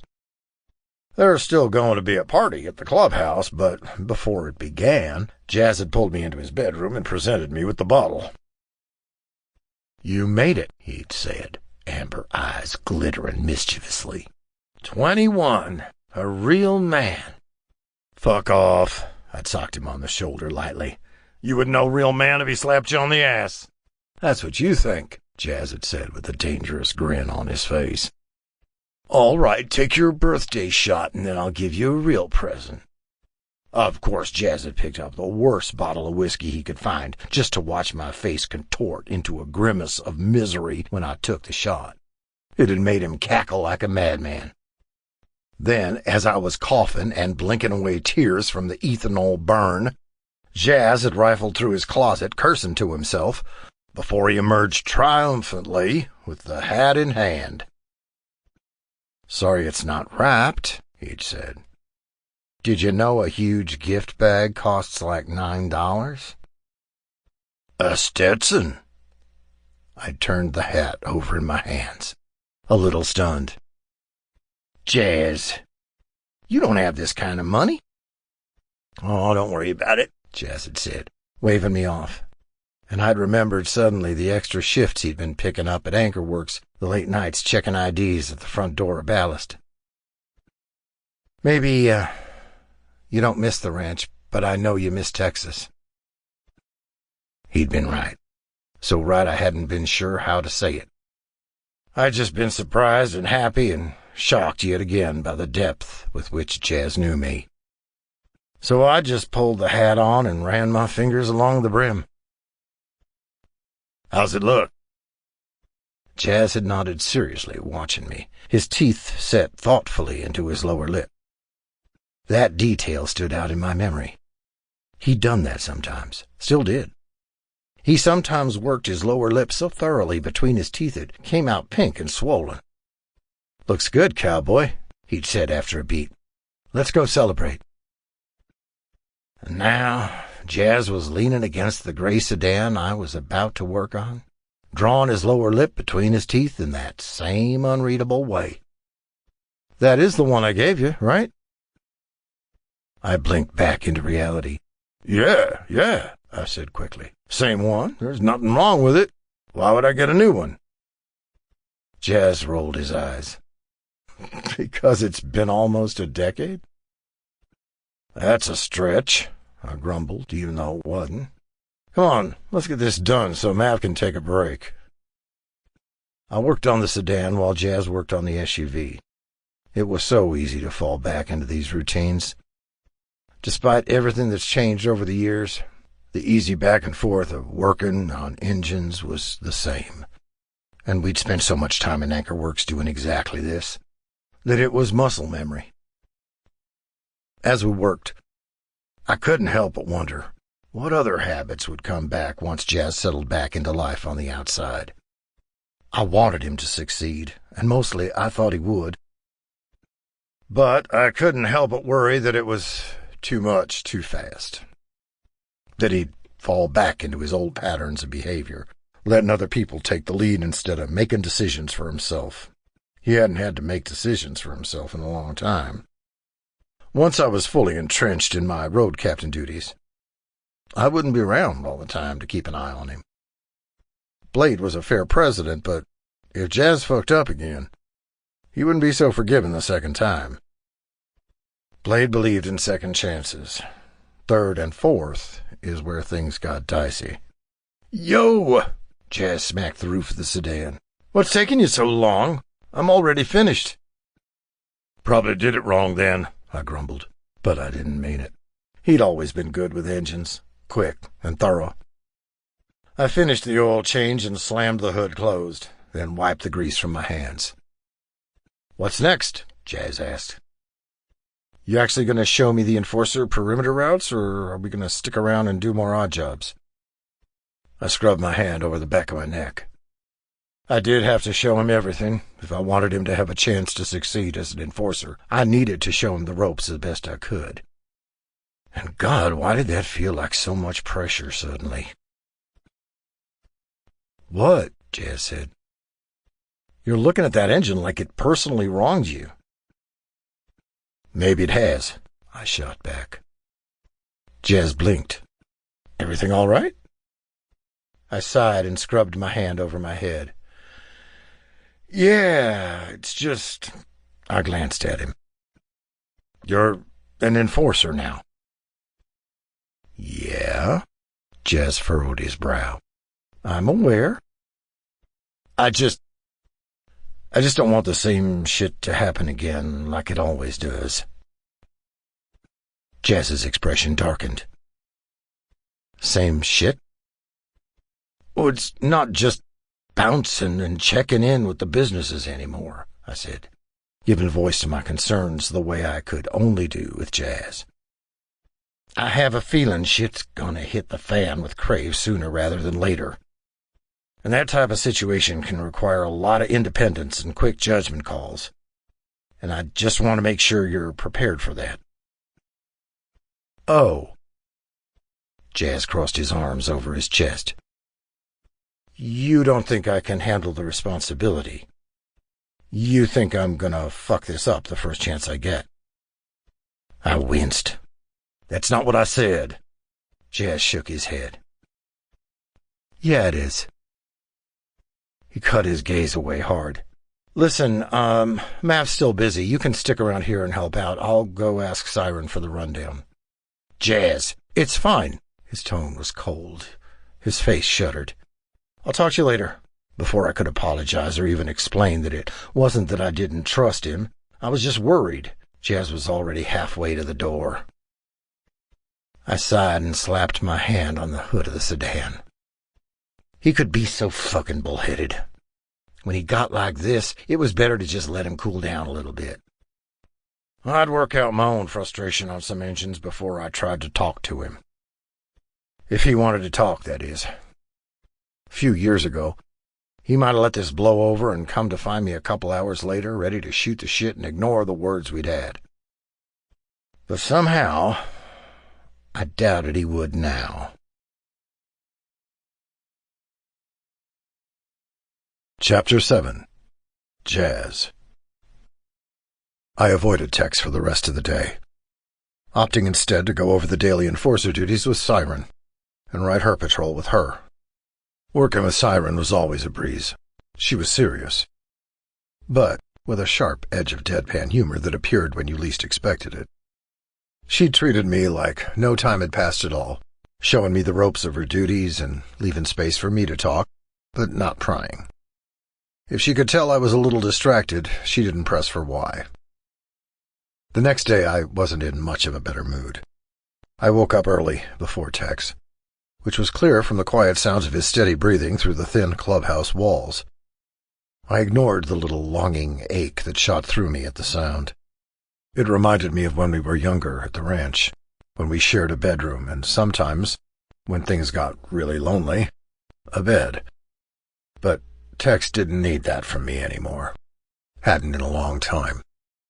And if I needed it, closeness, affection, and comfort, I'd have to figure out some other way to get it, because apparently Tex didn't even trust me to do my job as an enforcer. And if he couldn't trust me with that, how was I supposed to believe that he trusted me as a friend? I got up and headed to the kitchen, where I made coffee, and then sat outside on the clubhouse's back porch to drink it in the cool early morning air. Tex's remark from the night before itched at me like a bug bite in the center of my back, just out of reach. I thought we'd cleared the air between us in Monterey. I thought I was getting a new start with him and with the club, that they trusted me to prove myself to them, that I wouldn't let them down. But apparently, he didn't really believe I'd changed.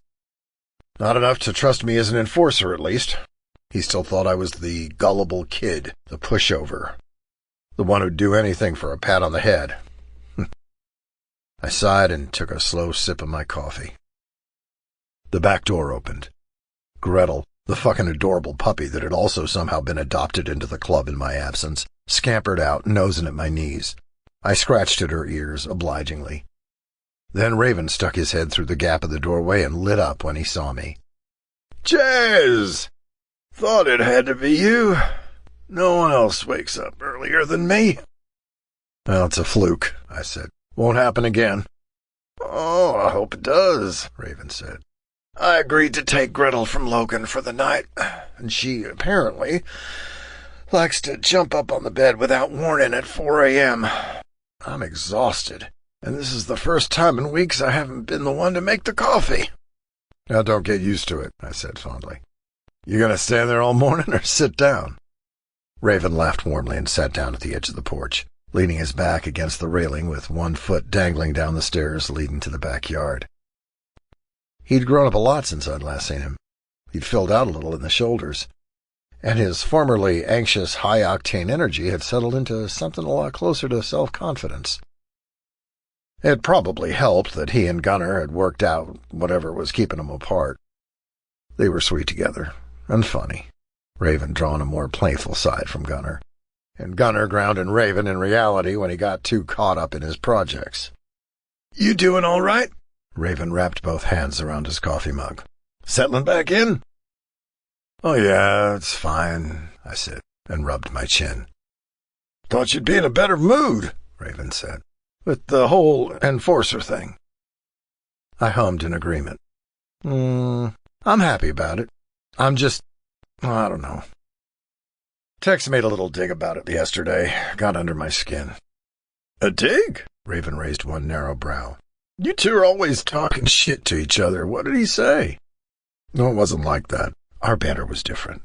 It had unspoken boundaries that we both knew and skirted up against but never crossed. He doesn't think I'm ready to be an enforcer. He thinks I'll just repeat the mistakes that landed me in San Quentin. Raven grimaced. He said that? Well, in so many words. Raven sipped his coffee and looked out over the backyard. It was different when you were gone, you know. The low, sad tone in Raven's voice made my heart clench despite itself. What do you mean?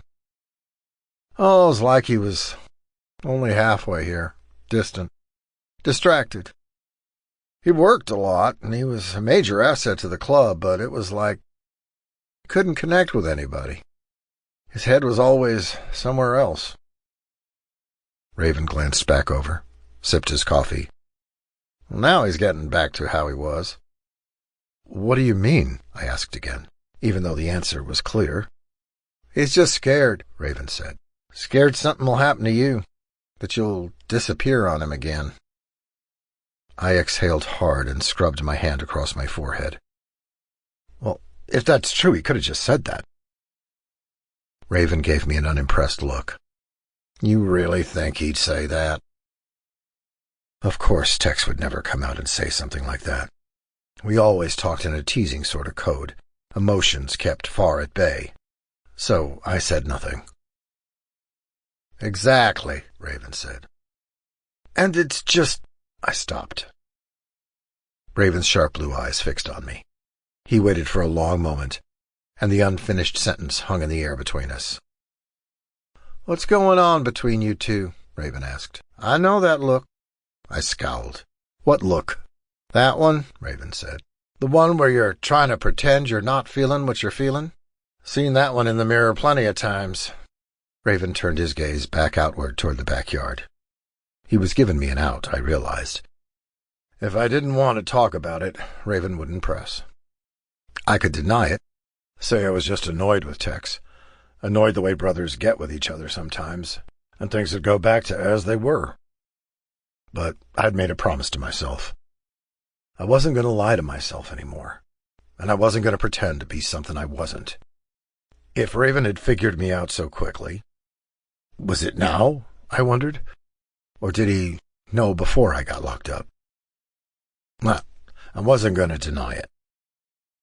"Yeah," I gripped my own thigh hard, tamping down on the fear that rose in my throat from admitting it out loud. "Yeah, it's fucked. But I've dealt with," I swallowed hard, "my feelings for him since I was 16, so I've got it under control. I just need a few days to get back to my equilibrium." "Oh, Jazz," Raven said softly. Pitiful, right? I knocked my head back against the exterior wall of the clubhouse so I didn't have to meet Raven's eyes. "He's straight, so I'll be fine." Raven pressed his lips together. "I'm sorry. That's a shit hand to be dealt." "Hey," I said with a little shrug. "I'm here in Elkin Lake. I've got a job. I've got a place to stay. And at least I've got him close by." Raven still looked a little broken-hearted on my behalf. "I can't complain," I said. "I've got a good life. Better than I deserve, at least." The back door opened and Priest stuck his head onto the deck. "Thanks for the coffee, guys. Y'all doing all right?" "Yeah, Pops," Raven said, and shot an easy smile at me. "Finally got another early riser around." "Don't get used to it," I said. "Too late," Priest said. "Congratulations on the step up, Jazz. You get the rundown yesterday?" "Yeah," I said with a nod. "Siren showed me around." "Siren? Wasn't Tex supposed to do that?" "Oh, he got wrapped up in some work at the shop," I said. "It's no big deal." Priest glanced at Raven, and Raven just shrugged. I wondered suddenly if he'd tell Priest what I'd told him, or if he'd tell Gunner. But there was nothing I could do now. Not like I could pull Raven aside like a grade schooler and ask him to keep it a secret. I could only trust him to do what he thought was best. "You're working there today, right?" Priest asked. "No, I'm at custom today, as enforcer and an extra set of hands if needed," I said. "Tex will be at Ankhor Works." The shops were next door to each other and shared a back parking lot. I'd managed to avoid Tex last night. I hadn't wanted to see him while I was still angry, but I knew there was a good chance I'd see him today. I was anxious, but I couldn't avoid him forever. Probably better to go ahead and get it over with before things got out of hand. Raven and I followed Priest back into the kitchen, Gretel trotting in at our heels, and finished our coffee. Raven squeezed my shoulder with a soft look in his eyes before he disappeared back upstairs to his bedroom, where his immense computer was. I had no idea what that kid worked on these days, but it was probably important and way above my pay grade. It was late enough in the morning now that Tex would be waking up any moment. Priest was looking at me oddly over his coffee, and it was easier for me to say my goodbyes and head over to the shop a little earlier than I'd planned, rather than field any more potential questions. I arrived just a half hour after the shop opened, but Jonah and Heath were both already there, finishing up their opening duties. "Hey, Jazz," Heath called me from behind the front desk where he was booting up the computer. "Morning." I hadn't met Heath before my welcome home party. He'd become a prospect while I was locked up, but he seemed like a decent kid so far, a little overly serious for his age, in my opinion, and always eager to do a good job. He looked younger than his 20 years, with platinum blonde hair and big brown doe eyes that his internationally punky style did not outweigh. He'd been a prospect with the club for about 1.5 years now, working at Custom while he was in school getting his business degree. He had a good head on his shoulders, and I couldn't blame him for being a little hesitant around me. All he knew about me was that I'd been in San Quentin for the duration of his time at the club. "Morning, Jazz," Jonah said, as he walked in from the office in the back.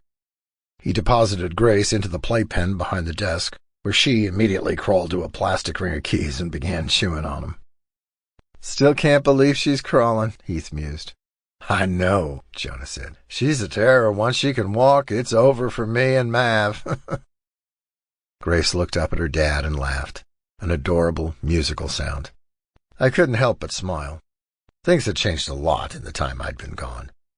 Of all the things I'd heard in the letters Tex had sent, I never thought I'd see a baby in Custom Onks. But somehow, she seemed to fit. The shop had a lot of clients on the book for the day, and I expected we'd see some walk-ins as well. I settled into my role as the enforcer for the day, letting Heath handle the bulk of the customers. He was good at it, too, handling the questions he could and directing the more complex ones to Jonah. Jonah ran the place like he owned it. He knew the ins and outs of the modifications the shop could do. Obviously, he knew the art. And if he had a question about the engines, he'd pull me over. As we dealt with the first few hours of business, Heath began to open a little more to me, laughing at my jokes and offering a few digs of his own. It was mid-afternoon when the bells on the front door jingled for what felt like the 100th time. "Welcome to Custom Onks," Heath said from the desk. "What can we do for you today?" The customer narrowed his eyes. He was tall, built like a linebacker, and wearing a sun-faded leather vest with a Liberty Crew patch on the chest. The Liberty Crew were based in Junee, just south of us, but they didn't often ride into Elkin Lake. "My bike's out front," the man snapped. "It's been less than 1 year and the paint's flaking." "All right, we can take a look at that," Heath said. "Let me pull up your account. Name?" The Liberty Rider approached the desk and slapped his palm flat on the desk with a crack. The sound made Heath rear back in his chair, eyes widening a little bit. "Hey!" I stepped closer to the desk. "Cool it." Jonah peered out of the office in the back, his brow furrowed in concern. "I'm not in the mood," the Liberty Rider growled. "Your shop did shitty work, and I want it fixed. Now." Heath swallowed and glanced toward me, his brown eyes a little desperate. But before I could step in, Jonah marched out of the office and out from behind the desk. "All right, sir," he said easily, unfazed by the biker's angry tone and his large stature. "I took over all the paintwork recently, so I'm happy to take a look at the problem and get it fixed." The guy sneered. "You're not going to apologize for your shop's shitty work? I'm going to need a little more than a consultation." Jonah raised his eyebrows. "I have to see it first, simple as that." "You should be grateful I came back at all," the Liberty guy said. "I should have just had it fixed in Nevada." "So why didn't you?" Jonah didn't back down an inch. "Think I'll cut you a deal if you puff your chest out enough?" The guy looked taken aback for a moment. "You serious? You're the ones who fucked up my bike." "I'll take a look at it," Jonah said again patiently, like he was speaking to a 5-year-old. "But first we need to pull up your account." "Name?" "Fuck your accounts," the guy said, and shoved Jonah's shoulders hard enough to send him stumbling back a few steps. Jonah could handle tough conversations with customers no problem, but no one was allowed to lay hands on any of our members. I was on the guy instinctually, before I even registered what I was doing. I grabbed his shoulder roughly and heaved him backward, away from Jonah. Then I kicked his feet out from under him, fast and efficient, and dropped my knee onto the middle of his back to pin him to the floor. Once he was face down on the tile, it was easy to gather his wrists in one hand, restraining him. The Liberty Rider cursed colorfully, his voice muffled by the floor. "That kind of behavior is not tolerated here, buddy," I told the guy firmly. "Heath, call Gunner." The side door opened. "Not necessary." Tex walked into the front room with Siren and Maverick close behind him. He was wearing a pair of Anchor Works' work coveralls halfway off, the arms tied around his slim waist. The sleeves of his plain black T-shirt were cuffed around his biceps, and the shirt stretched across the muscle of his pecs. Even though he was in a work uniform, he still wore the Stetson, and somehow it didn't look out of place. Determined, serious anger was clear in the set of his jaw, and I gripped the guy's wrists tighter to keep myself focused. Tex was distracting when he got like this, low-voiced and angry and badass. I remembered it being easier to be around him a few years ago. He'd gotten stronger, tougher, more capable since I'd been gone. And I liked it. I liked it a little too much for my own good. Jonah cleared his throat, and when I glanced his way, he gave me a knowing look. I turned my attention back to the complaining biker under me. If I wanted to show Tex I was a reliable enforcer, I probably shouldn't get so obviously distracted when he just walked into the room. Unfortunately for me, though, I had a feeling that not showing my cards might be my biggest challenge in the weeks to come. Chapter 8. Tex. I wiped away the sweat beading on my brow beneath the brim of my hat. Despite the air conditioner's best efforts, the shop still grew hot and sticky with the engines and the early summer heat outside. The heat was not helping my mood. I was annoyed and pissed off, mostly at myself. Why'd I said that to Jazz yesterday, right when things had started to even out between us? It wasn't that I didn't trust him. I did. I trusted him with my life. But I knew that all it would take was one slip-up for him to end up out of the club or back in jail after his past mistakes. And with my new duties as road captain, I wouldn't be around to keep an eye on him. The thought that he could end up, well, somewhere not with me was unacceptable. "Hey, Tex." Maverick walked up, talon sweat off his head. "Everything good in here?" I nodded distractedly. The truck I was working on needed new spark plugs, an easy fix, and I was pretty much finished. "You sure?" Maverick asked. "You've been a little off all day." Siren was in the shop as well, working as enforcer. She hopped down from where she was sitting on the truck of a fancy sedan, waiting on a tire rotation. "He's right," she said. "You're distracted." "Sorry," I said with a sigh. "I'll pick up the pace." "Your pace isn't what I'm worried about," Maverick said. "What's going on?" "It's Jess, isn't it?" Siren narrowed her eyes accusingly at me. "He ended up with me yesterday running through the training. I'd been shocked he wasn't learning it from you. What'd you do?" I couldn't help but roll my eyes. Siren never beat around the bush, nor pulled her punches. "I said something shitty to him yesterday." "Shitty? How?" Maverick pressed. I grimaced with shame as I recalled the broken-hearted look on Jazz's face when I'd said it. "I told him I was worried he'd repeat his past mistakes." "Oh, yikes," Siren said. "Because," I said defensively, "he really needs this second chance, and I don't know if Blade'll be so willing to give him a third. It's hard for me to believe he can jump from prison right into enforcing. That's a hard transition for anyone." Maverick exhaled, and then pressed his lips together. "I don't blame him for being pissed. I'd be pissed too if I were him." I groaned and pinched the bridge of my nose. "Oh, I know. I don't know why I said that. Why I said it the way I did." Talking to Jazz was like talking to myself. I had no filter. I just said whatever came to mind, bouncing thoughts off him until, well, they made sense to me. I'd never given it a second thought. Now, though, I had to wonder, had I heard him like this before? And he just wasn't willing to tell me. Damn, I could really be a dick sometimes. It's just that I couldn't get the nagging thought out of my mind of him ending up back in prison, of being separated from me again, buried in my brain like a splinter. Jazz had just been so happy to be accepted back. It was like he didn't realize what the stakes were. I just wanted him to take it seriously. Siren knocked her heel against the sedan's trunk, jerking me out of my reverie. "It's obvious," she said. "What is?" I asked. "You're scared." Siren used the tone she used on citizens in the shop when they asked her too many questions about their cause. The dumbing down tone. Maybe I deserved it.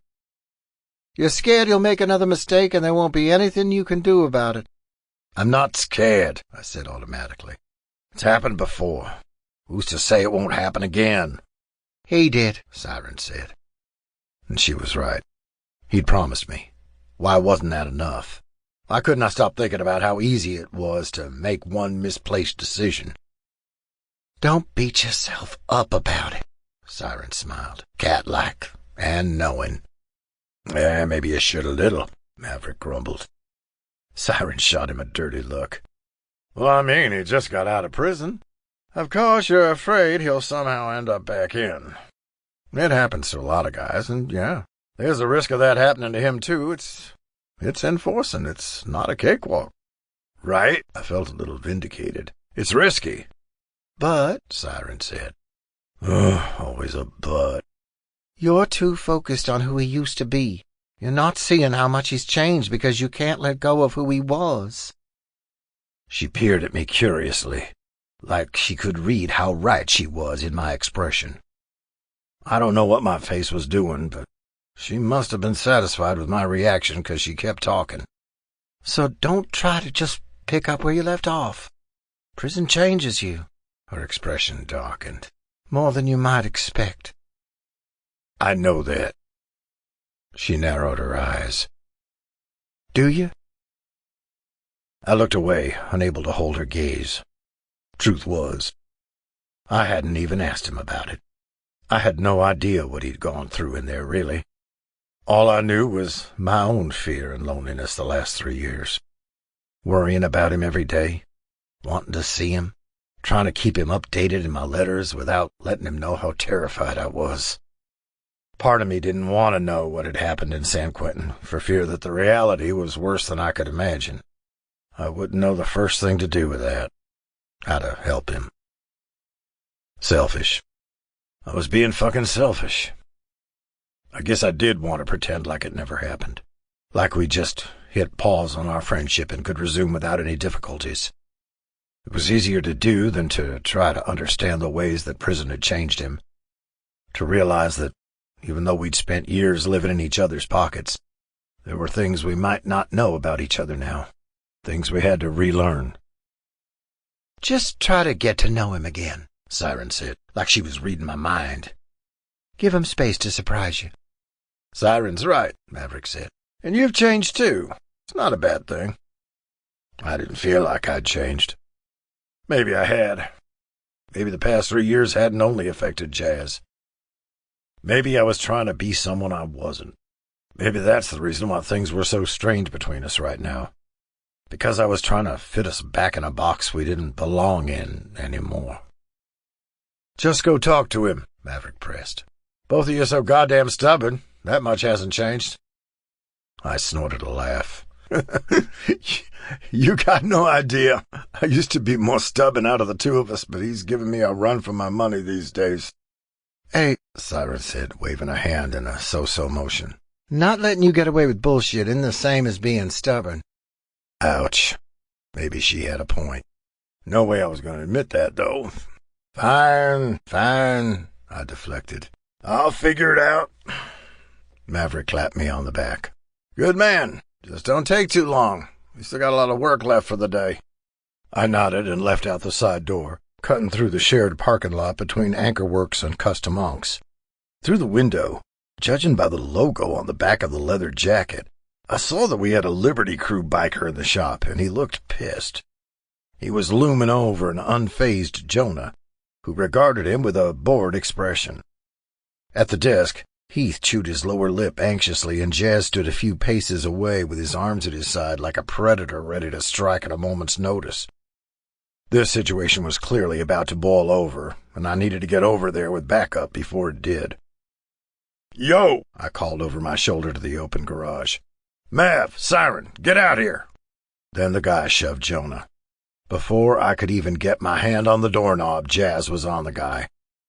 Despite the guy's height and weight advantage, Jazz had him on the floor in the space of a blink, pinning him with a knee to the back and both of the guy's wrists in one of his hands, like it was nothing. I'd seen him fight plenty of times back in the day. Hell, I'd been the cause of a lot of them. But those brawls weren't like this. This was elegant, efficient, competent. Jazz leaned down and snarled something at the guy, his lips twisting to bare his teeth with controlled, protective fury. My stomach did a weird flip, and I felt hot all over suddenly, like I was back at the garage sweating in the humidity. If this wasn't proof he'd changed, nothing was. I just didn't know why it made me feel so weird to see it. Maverick and Siren ran across the parking lot and then stopped at my back. "Huh," Maverick said. "Looks like your boy can handle his responsibilities just fine." "You teach him that move?" Siren asked. "Nope," I said. "Never seen it." "Huh," Siren said, impressed. I shouldered open the door, but Jazz didn't notice, too focused on the Liberty crew member. "Heath," Jazz said as he glanced at the front desk. "Call Gunner." "Not necessary," I said. Jazz snapped his head around to look at me after I spoke, and I nodded. He'd done well, handled it easily like it was nothing, and he'd been planning on calling the sergeant to figure out what to do with the guy. Exactly what he should have done. Maybe Siren was right. Maybe I'd been underestimating him a little bit. Jazz's gaze went from angry to something else. Something I couldn't quite read was behind the liquid amber of his eyes as his gaze skittered across me, from my face and down my chest, like he couldn't quite remember who I was. Well, now that wasn't it. I felt itchy, like his gaze was a physical touch on me. Jonah cleared his throat. Jazz raised his eyes at Jonah and then turned his attention to me. "Shouldn't we deal with this?" With four of us, it was easy to throw the guy onto his ass out the front door. We wrestled him as he cursed and spat onto the sidewalk out front. I stood in front of the door, ensuring he couldn't get back in. Maverick looped his arm around Jonah's shoulders protectively, where they stood a few feet away. "I'm still happy to look at the paint job," Jonah said. "But call ahead before you come back, please." "I'll be in touch with the Liberty Crew president," I said. The guy scowled and looked like he was about to talk some more shit until I took a step forward. He changed his mind, spit at our feet, and then stalked back to his bike and rode off, engine roaring. Maverick and Jonah immediately went back inside and beelined for Grace, who was completely disinterested in the drama and much more interested in attempting to get her socks off. Behind the front desk, Heath scooted his chair back a little and tipped forward so his head was between his knees. He took a few deep breaths and then sat back, his face a little pale. "You all right, kid?" I asked. "Yeah," he said. He gave himself a little shake and then scooted the chair back up to the desk and turned his attention to the computer. Though I doubted there was much for him to do. I glanced at Jazz. He caught my eye and then shook his head, the barest amount, with a little downward turn to the corner of his lips. I knew what that meant. Heath definitely was not all right. But he also clearly didn't want to talk about it. I didn't know much about Heath's past. He was private. Could be a little standoffish until he felt really comfortable with you. And since he was in school as well, he wasn't around as much as my other brothers. But he was a good kid and fit in well with the club. Admittedly, I was a little protective of him as well, ever since he was caught in a scuffle with the Vipers and took a knife to the gut. I'd been the one to drag him to Ankhor Works, where Logan had thankfully been there to stitch him up. But he'd gone through that and still wanted to continue prospecting with the club. He was tough. So I was a little curious as to why a scuffle like this made him look so anxious. Now wasn't the time, though. I'd have to talk to Blade about it later. "Hey, Jazz," Heath asked, a little sheepishly. "You think you could show me that move you used on that guy?" "Yeah," Siren said. "Pretty slick. Let's see it in slow motion." "Oh, of course, kid." Jazz stepped into the middle of the room and then motioned for me to follow. "Come on, Tex, you're my victim." Heath stood up and walked out from around the desk to watch more closely. "It's easy." Jazz grabbed my shoulder. "Here." He knocked his foot against my ankles, and I went down obligingly, grateful he didn't do it for real and bust my kneecaps. "Then here." His knee pressed gently into my lower back. Then here. His wrist caught my right hand and twisted it behind my back. Then the other hand, too. Even slowed down for instructional purposes, it was swift, easy, and elegant. The tile was cold against my cheek where I was pinned to the floor, but it didn't compare in the slightest to the distracting heat of Jazz's hand on my wrists and his weight holding me down. We used to wrestle when we were younger. I was usually the victor. I had weight on him, height too. But now he was dense with muscle, and still fast too. The weird flippin' feeling in my stomach was back. It's not painful, though, Jazz said. Right, Tex? My brain felt a little slowed down and tried to nod, but my face was still pressed into the floor. Siren's laugh brought me back to reality. No, I said, and my voice sounded a little rough to my own ears. That's fine. Just a good, quick way to restrain someone without doing too much damage, Jazz said. He released me and then stood up and offered his hand to help me. Works best if the other person's not expecting it. Where'd you learn this stuff? Heath asked. The joint, Jazz said with a shrug. Gotta watch your own back, and there are a lot of guys in there that knew a little this or a little that. I was able to hodgepodge some stuff together. Heath nodded and then bit his lip like he wanted to say something but couldn't decide if he should. Jazz caught that look as well.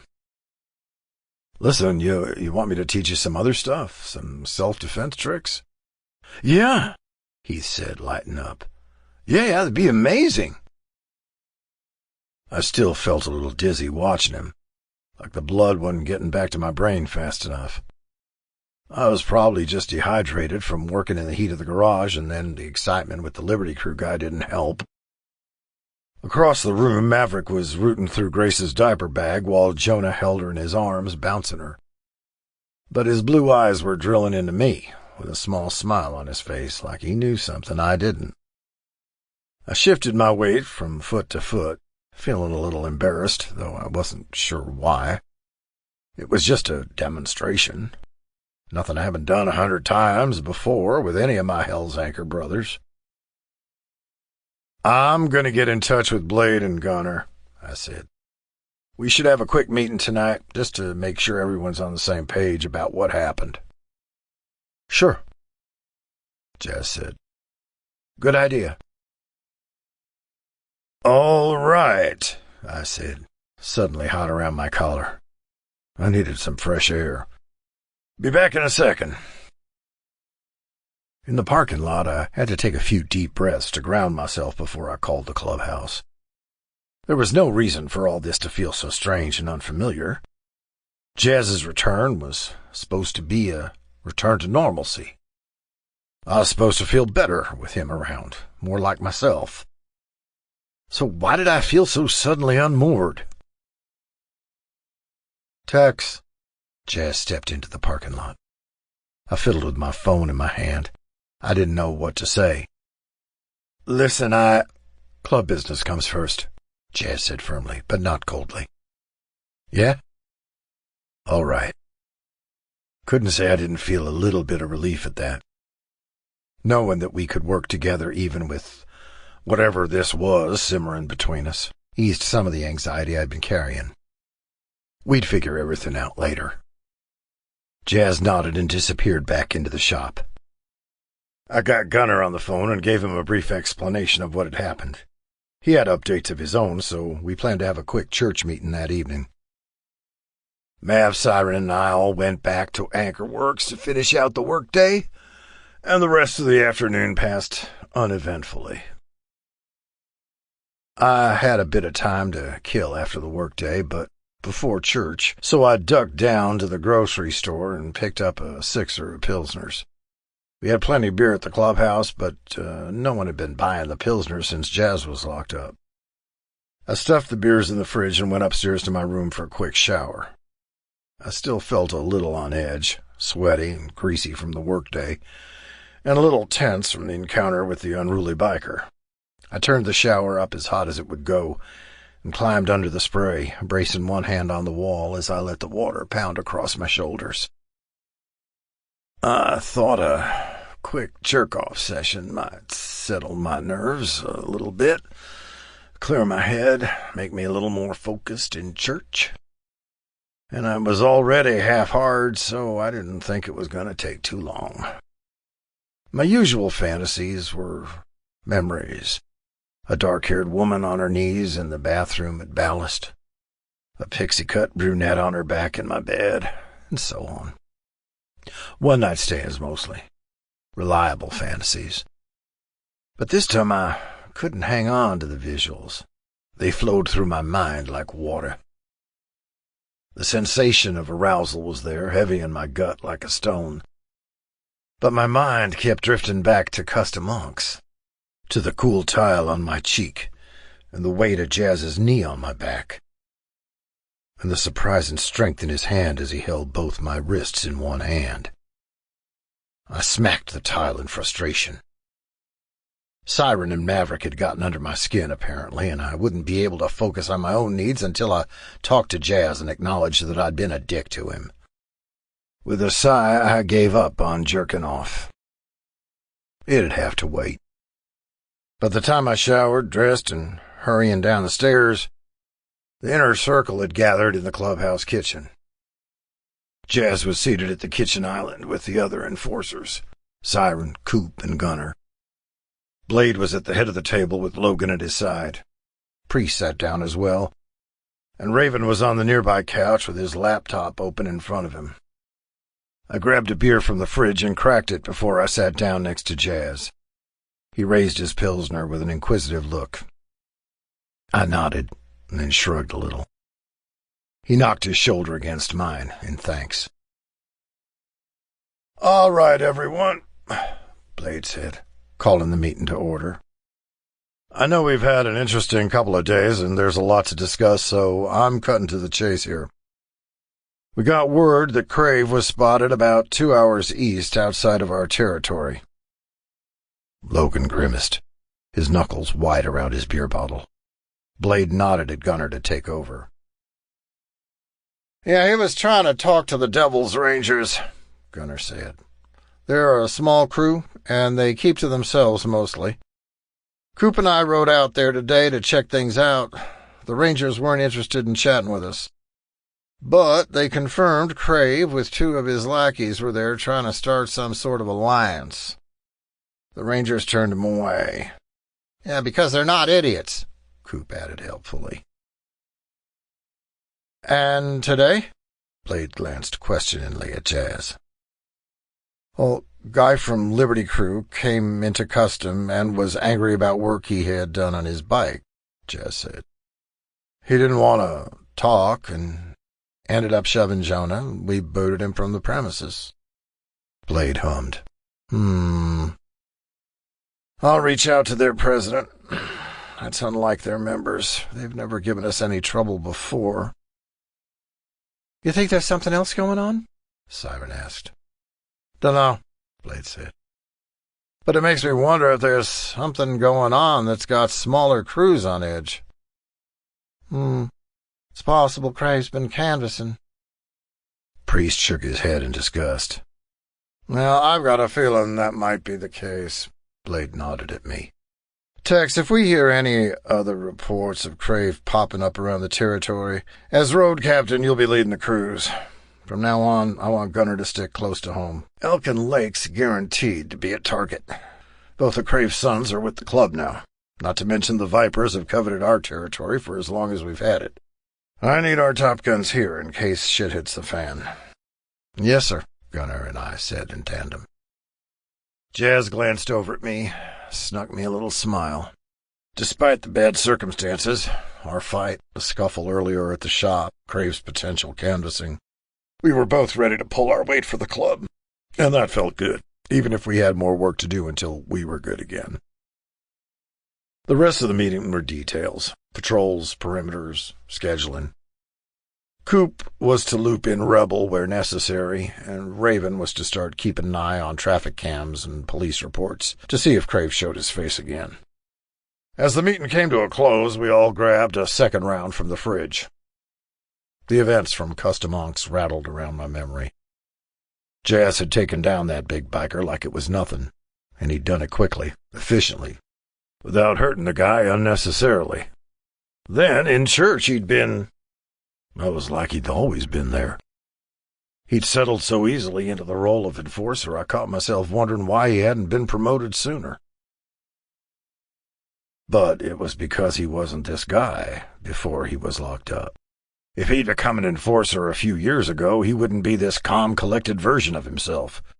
He'd somehow managed to take a brutal punishment and transform it into something good. Would he have become this man if he hadn't spent those years in the joint? There was no way to know. I couldn't help but be proud of him, though. It would have been easy for him to sink into violence and self-pity during those years. But he didn't. He came out stronger. I caught Jazz's eye and nodded toward the back door. He followed me onto the back deck into the cool, quiet night. "Everything all right?" He closed the door behind him and then took a long drink from the neck of the Pilsner bottle. The dim yellow porch lights haloed his dark hair and cast dramatic shadow across his face as he tipped his head back to drink. I watched him, his hand on the bottle, and I suddenly remembered how it had felt to have his hand around my wrist. The weird flip in my gut again. I adjusted my hat. "Listen," I said. I owe you an apology." Jazz raised his eyebrows. I don't know if I've ever heard you say that." I brushed that little dig off. "Can we have a new start? For real, this time?" Jazz paused. "What do you mean?" I swallowed hard. His curious eyes were like a physical weight on me. "Before you were put away, you were always, my kid brother in a way. We're the same age. But I was always looking out for you, wasn't I?" Jazz couldn't deny that. He pursed his lips. "You were always just getting into binds, and I was getting you out of them.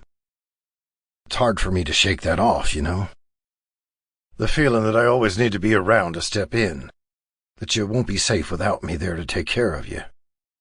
I thought again of that easy, skilled takedown. "But you don't need that anymore." "No, I don't," Jazz agreed softly. "I don't need you to be my older brother." He paused. I met his eyes. I wished I could read them. I used to be able to read every little tick of his expressions. But moments like this, moments where it really mattered, I was suddenly at a loss. But then he let a little hint of a smile curl his lips. "I just need you to be my best friend, all right?" "All right. I think I can swing that." I grabbed him roughly by the shoulder and pulled him in for a hug. Maybe it lingered a little longer than it used to. Every time I touched him, some of the old aching wounds from the 3 years apart healed a little more. But I was still hungry to be close to him. I was just making up for lost time. That's all. Chapter 9. Jazz. My first month back in Hell's Anchor passed quickly, more quickly than I ever expected. I spent most of my days on patrol as an enforcer, and my nights either at Ballast or the clubhouse, catching up on everything I'd missed over the past 3 years. It was easy to settle back into the routine. Enforcing came easily to me, and Gunner and Blade were happy with my performance. I'd started teaching Heath some self-defense, too, just like I'd offered. He was an eager student who was always badgering me to learn more. The first few sessions had been, admittedly, a little awkward. Heath was hesitant to touch me, even when I walked him through the first few holds and throws. But after a few sessions, once he got the hang of the initial moves, he began to lighten up. The first time he threw me was in the backyard, Tex was watching us from the porch. "All right," I said, as we squared up. "So, if I'm coming at you like this, what are you going to do?" The kid's big brown eyes had been sharply focused with determination, his blond hair pushed back with a headband. He said nothing, just nodded. I'd stepped forward quickly, caught his arm, and then jerked him into a chokehold so his back was to my front. To my surprise, though, he'd managed to stuff his hand between my arm and his neck, giving himself adequate room to breathe.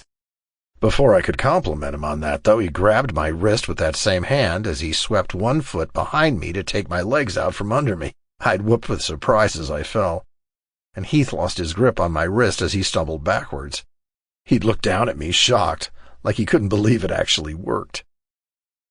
"Well, ideally you'd keep your grip on my wrist to maintain control," I'd said, "but that was great." "Fuck yeah," Tex had hollered from the porch, waving his beer in the air. "Kick his ass, kid." I'd rolled my eyes. Heath, flushed with exertion and maybe a little bit of pride, had grinned sheepishly at Tex in response. And it wasn't just Heath. I fit in with Hell's Anchor. Every day a little bit of fear that I wouldn't, that I'd fucked it up beyond recognition, faded. The best part, though, was still that I got to be with Tex again. Of course, it hurt sometimes, having him so close, yet still out of reach, but in such a familiar way that it was almost comforting.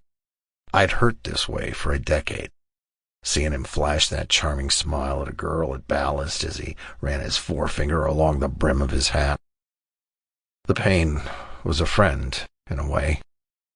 It meant I was near him again. And in time, it'd fade back to its usual, scarred-over dull ache. The only downside of being back was that when I had days or half-days off enforcement, I was faced with a new challenge. Free time. Every moment in prison had been regimented, from reveille to meals to yard time to lights out.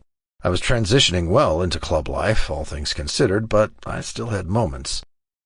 The nightmares were a regular occurrence. Dreams of solitary or yard fights. Those cafeteria beatings from the guards.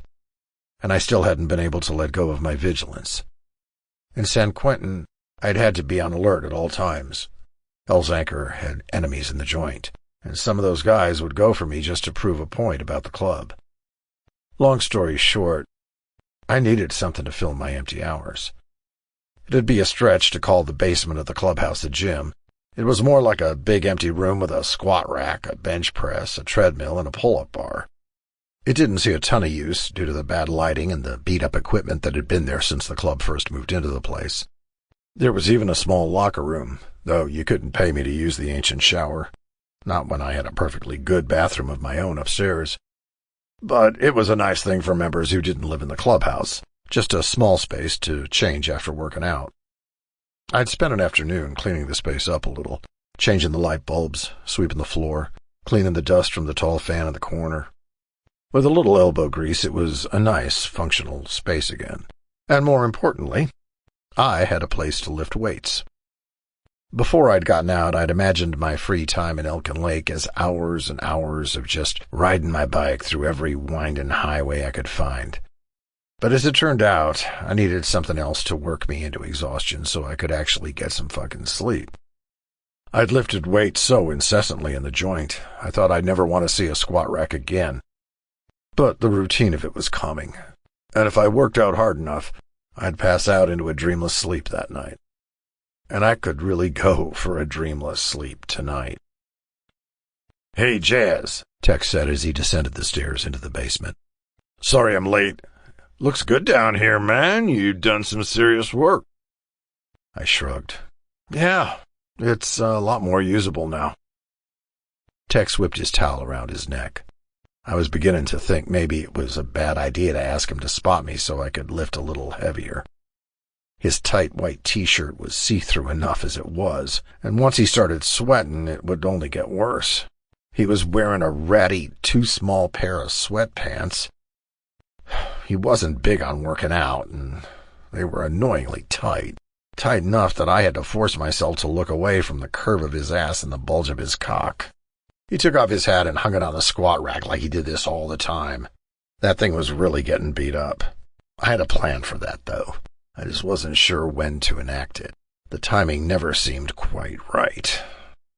Tex scrubbed his hand over his short red hair and then shot me a companionable smile. That smile made heat twist in my gut. Yeah, this was a bad idea, but not bad enough for me to want to back out. I'd already been lifting for the better part of an hour before he showed up. I'd finished the bulk of my lifts, but my heaviest reps were getting to the point where I wasn't quite comfortable doing them without a spotter. I'd loaded weight on the bar for my heaviest rep. Likely I'd only be able to do one at this weight, but one now would lead to two next time, and so on. I loved the difficulty of lifting, but also the predictability. "Goddamn," Tex widened his eyes at the amount. "That's really where you're working?" I shrugged. "Not much else to do in jail." "Guess not," Tex said, voice low and maybe a little impressed. "All right," I said as I got under the bar. I lifted it off the rack and stepped back. "Okay, watch me here." Tex stepped close. Very close. Closer than I expected. His hands hovered beneath my arms just by my rib cage. Close enough that if I took a step to either side, his hand would be flat on me. I hardly felt the bar digging into my shoulders. "Gotcha." His low southern accent was smooth as honey in my ear. Fuck. My knees already wobbled, and I hadn't even done a single rep. I'd have to at least get in one to make this whole endeavor worth it. As I sat back, Tex's hands traveled down as well. I could feel the heat of his body at my back just inches away, ready to pitch forward and catch the bar if I began to slump forward under the weight. "You got it," he growled. "Come on." My legs shuddered with the effort, and Tex must have noticed because somehow he got closer, but still wasn't touching. Part of me wanted to bail on the lift just to feel his hands on me. I groaned with the effort, the burn running from my ankles all the way to my shoulders as I heaved myself back to standing. I stumbled forward and slammed the bar back onto the rack. Sweat beaded on my forehead and neck, and I was shaky with the exertion. "Nice," Tex said. "Gonna get another rep in?" I turned around and leaned back against the bar. Tex had a little bit of a flush on his cheeks. Even though I was the one doing the work, he always blushed easily. Came with being a redhead. I shook my head. "Hell no. Barely made that one." "Selling yourself short, you made it look easy." His sharp green eyes traveled down the length of my body. "You're strong these days." I huffed a laugh and had to look away. Despite the exhaustion in my muscles, his gaze always lit a fire deep inside me. "Nah, that's it for me. I just gotta stretch out a little. I don't want to be too tired when I meet up with the kid later." "Another lesson for Heath today?" Tex asked. "He's really invested." I nodded. "Yeah, seems like it's been doing some good things for his confidence." "All right," Tex said. His voice was low, lower than usual, and his gaze was still fixed on me, almost curiously. Despite the hum of the fan in the corner, the air between us felt thicker, heavier, too hot. I swallowed. I wanted his hands close to me again. Tex cleared his throat and stepped back. "I'm gonna run a little bit, just to cool myself down." "Right." I ducked past him and beelined for the changing room, and then shut the door behind me and leaned back against it. It was a small space, with just 6 lockers picked up at a high school yard sale, a bathroom with a tiny shower, and a bench to sit down on. I sat down hard on the old wooden bench. God, I was really out of control if just having him close to me was causing this kind of a reaction. I was hard. Just from that. Just from having his hands hovering over my body. His breath in my ear, his green eyes watching me. Tex was everything I wanted, and I'd wanted it for so long. I'd been hoping that when I came back, the distance and new self-awareness would have balanced out my feelings. But somehow our time apart had stoked the embers of my desire into a forest fire. In the weight room, under the squat bar, if I'd taken a step back, I would have pressed my ass into his hips. I couldn't dispel the thought. Generally, I tried to keep Tex out of my fantasies, Though that wasn't always possible, obviously, like that night after the beach when I'd first gotten out. Most of the time it just seemed like picking at a wound to make sure it'd never scab. But sometimes, like now, when I got really riled up, I couldn't stop myself. I couldn't help but imagine what it'd be like to press my body against his without the weights, to feel his lean, muscular chest press against my back. His beard would scratch over my skin with each kiss he'd press to my neck and shoulder, as his calloused hand slid over my bare chest, my sides, my abs. And his cock. God, his cock. We weren't shy with each other growing up, and so I was cursed with the knowledge that it was long and thick and uncut, and it'd be hard against my skin, dripping pre-cum onto the skin of my lower back. I bit back a groan and palmed my dick through my sweatpants. Just the pressure of the heel of my hand sent a spark of pleasure across my bones, and I had to grit my teeth to keep from making any noise. I'd want to blow him. I'd always wanted to.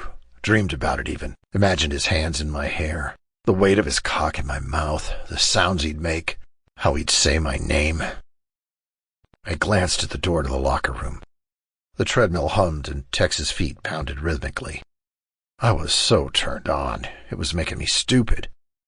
I knew that I shouldn't, but I almost knew that it wouldn't take much to push me over the edge. So I shoved my hand into my sweatpants and gripped my cock roughly.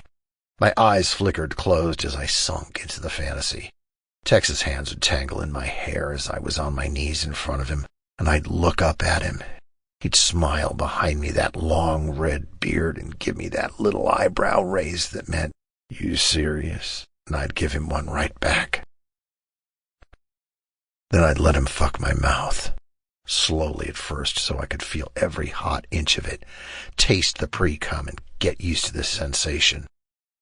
But then he'd see how comfortable I was, how much I liked doing it, and he'd pick up the pace. Maybe he'd even fuck into my throat so I could bury my nose in the fiery red hair surrounding the base of his cock, inhale the rich, musky scent there. Oh, my mouth was fucking watering. I fisted my cock hard and fast, twisting my wrist to the top, sending powerful liquid waves of heat running through my body. If there was one thing I'd gotten good at in the joint besides weightlifting, it was getting myself off quickly when I bothered to try in there. It built low in my gut, the pressure between my hips, and I curled my body forward, breath catching as I jerked myself off faster.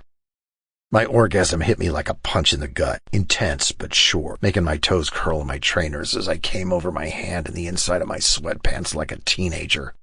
Tex just had that effect on me. I sat there for a moment on the bench, breath heaving and blood pounding in my ears as I rode out the trembling aftershocks of my orgasm with my hand still down the front of my pants. So I didn't hear the treadmill stop. The door knocked open. "Jazz?" Only by pure luck was my back to the door. I ripped my hand out of my pants and rubbed my sticky palm frantically on my thigh, and then kept my hand there to cover the extremely obvious wet spot. "Jazz, you all right?" Tex sounded suddenly concerned as he stepped closer. I curled myself further forward in a desperate bid to keep myself hidden from Tex's eyes. I glanced over my shoulder. Yeah, I'm fine. Just give me a second." "What happened?" "Oh, come on." He shifted on his feet like he was about to put his hand on my shoulder, and I scooted awkwardly down the bench to get out of reach. His brow furrowed. "Just a cramp," I said. "Seriously, I'm fine." For a moment, Tex looked genuinely concerned, like he thought I was underplaying my supposed injury. Crazily, I considered telling the truth just so he wouldn't look so worried. "No, Tex, I'm fine. Just jerking off to you while you're 20 feet away in the other room. No biggie." Something in my expression must have convinced him, though, because he shrugged a little bit and stepped back. "You should eat a banana," he said. "Cramps mean you're not getting enough potassium." "Why do you know that?" I grumbled. The last thing I needed now was the mental image of Tex and phallic foods. I ground my palm into the wet spot on my thigh, pretending I was massaging out a cramp there. "You need a hand?" Tex asked. "Fuck. I mean, I did, but not like that. No, I'm good. Just give me a second. Tex didn't look convinced, but he nodded and stepped out of the locker room. Luckily for me, I had a clean pair of workout shorts with me, and I changed into them briskly and then stuffed my sweatpants into my gym bag. I glanced in the mirror above the sink and couldn't help but laugh at my reflection. There was still a little bit of flush in my face, but I could easily pass that off as the post-workout high. I definitely looked a little riled up, though, from such a close call. I stepped out of the locker room, heart still pounding. Tex was waiting for me, even though we were only going upstairs. I'd told Heath to meet me at my room. I preferred to train him in the backyard when the weather was nice, so I didn't have to deal with the hassle of rearranging the gym to fit the grappling mats. Tex had his hat back on, and the sight sent a fresh rush of arousal through me. I cleared my throat and hurried past him up the stairs. "Hey," Tex said as he followed. "Is everything okay?" "Yeah," I said. "Cramp's gone. All good." "No, I mean," Tex sighed. And even though he was behind me, I knew he was rubbing the back of his neck. "I don't know. You just seem on edge." We went up the next flight of stairs, too, to the hallway where the clubhouse bedrooms were. I needed a shower, but Tex looked so concerned, I couldn't bring myself to leave him hanging. We lingered in the hallway between our two bedrooms. Sometimes I have trouble sleeping, I admitted, both telling him the truth and avoiding why I was so on edge right at this moment. And I'm still getting used to having free time, you know? Everything in San Quentin was so regimented. Now that I had started talking about it, everything started to bubble up, threatening to pour over. If I'm not busy, my mind starts to wander a little bit, to the bad parts. You know, the fights, the gangs, being in solitary, so that's why I fixed up the weight room. Lifting fills the time and helps me sleep. But it's not perfect, so I might be a little worked up. "Fights?" Tex echoed. He stepped a little closer, but being boxed in between Tex's body and the door behind me was comforting, in a way. Made it feel safer to say these things. "Solitary?" "Yeah. There were some guys in there that didn't like Hell's Anchor," I said. "And, you know, at a certain point I could let it slide. But fighting led to stints in solitary, which was a lot worse than the fighting." "Jazz," Tex said, and his eyes were suddenly soft. I couldn't hold his gaze. I kept talking, but it felt like someone else was saying the words, filling the silence so I wouldn't have to just stand here letting him look at me. That's why I had to learn more self-defense in the joint, to try to de-escalate the fights or stop them before they caught the guards' attention. Just trying to stay out of solitary. "You really have grown up a lot," Tex murmured. "Yeah, well," I said, and I opened the door to my bedroom and stumbled backward, away from him, before I did something fucking crazy like lean forward and kiss him. It was necessary, and overdue. "Still," Tex's cheeks were pink, "I'm still proud of you." "Can it?" I said automatically. "Make me," Tex shot back. I felt a little unmoored, a knot sitting dangerously in my throat. Better turn this conversation away from jail, away from challenges and concern and Tex looking so soft and kissable. I latched onto the only thing I could think of that would adequately distract him. This wasn't exactly how I intended to go about this, but I had to pull the chute. "Come in here, I have something for you." I picked up the cardboard box that had arrived at the clubhouse last week. It had been an impulse purchase, bought online after I'd come back from a shift at Custom to find the fridge stocked with my favorite Pilsner. I considered hanging onto it until his birthday or something, but I'd been staring at the box for a week, imagining his reaction, and I was impatient these days. Besides, good distraction. "What is it?" Tex closed the door to my bedroom behind him. Why did he close the door? I shook myself a little. There didn't have to be a reason. "Here." I tossed the box at him, and Tex started, but caught it. He opened the flaps of the box, looked inside, and then looked up at me with his mouth slightly open. "Jazz, come on. You didn't." What? I shrugged, like it was nothing, but we both knew it wasn't. Tex didn't let anyone touch his hat, and no one else in the club would dare imply that he needed a new one. What for? He asked, half credulous, half pleased. Your old one's beat up, I said, and I know you're not gonna buy a new one for yourself. Tex shook his head, looking fond and disbelieving at the same time. He lifted the new hat from the box as if it were a Fabergé egg. It wasn't much different than the one I'd given him all those years ago. Same shape, slightly wider brim, a little more curve to it. But the selling point for me was that rich, inky black fabric. Just imagining the contrast of the dark color against Tex's fiery red beard and sharp green eyes. He took his old hat off, set it on my bed, and pulled on the new one. He adjusted it a little bit until it sat just the way he liked it. Low enough to block the sun when he was outside, but not enough to obscure his face. He ran his forefinger over the brim and grinned. What do you think? Well, I thought I needed to get in the shower before what I really thought was visible in my shorts, despite having come down in the gym. It looked even better than I had imagined. He looked so elegant, in a way, with the dark color of his hat and his dark shirt, like he'd stepped off an album cover. I'd spent so much time today already tearing my eyes away from Tex, and I'd intended this gift to distract him, to stop him from asking about jail. But now I was distracted in a different way. I couldn't stop looking at him, like I'd just finished a long run and he was the drink of water I'd been dreaming about for miles. I couldn't tear my eyes away. From the skin visible at the waistband of his sweatpants, to his tapered waist, the stretch of his dark shirt across his pecs, the definition of his bicep in his raised arm where he touched the hat. Then I finally met his gaze. His green eyes burned. I'd never seen that expression on his face, definitely not directed at me. His lips were slightly parted, and his tongue darted out to wet his lower lip almost unconsciously. I flexed my hands at my sides, and his gaze darted to track the motion, and then back up to my face. Thanks, Jazz. Tex's voice was a low rumble in his chest. Despite the torch I'd been carrying for Tex for all these years, I wasn't inexperienced. I knew what it meant when a guy looked at me like that from across the room. It meant he wanted me.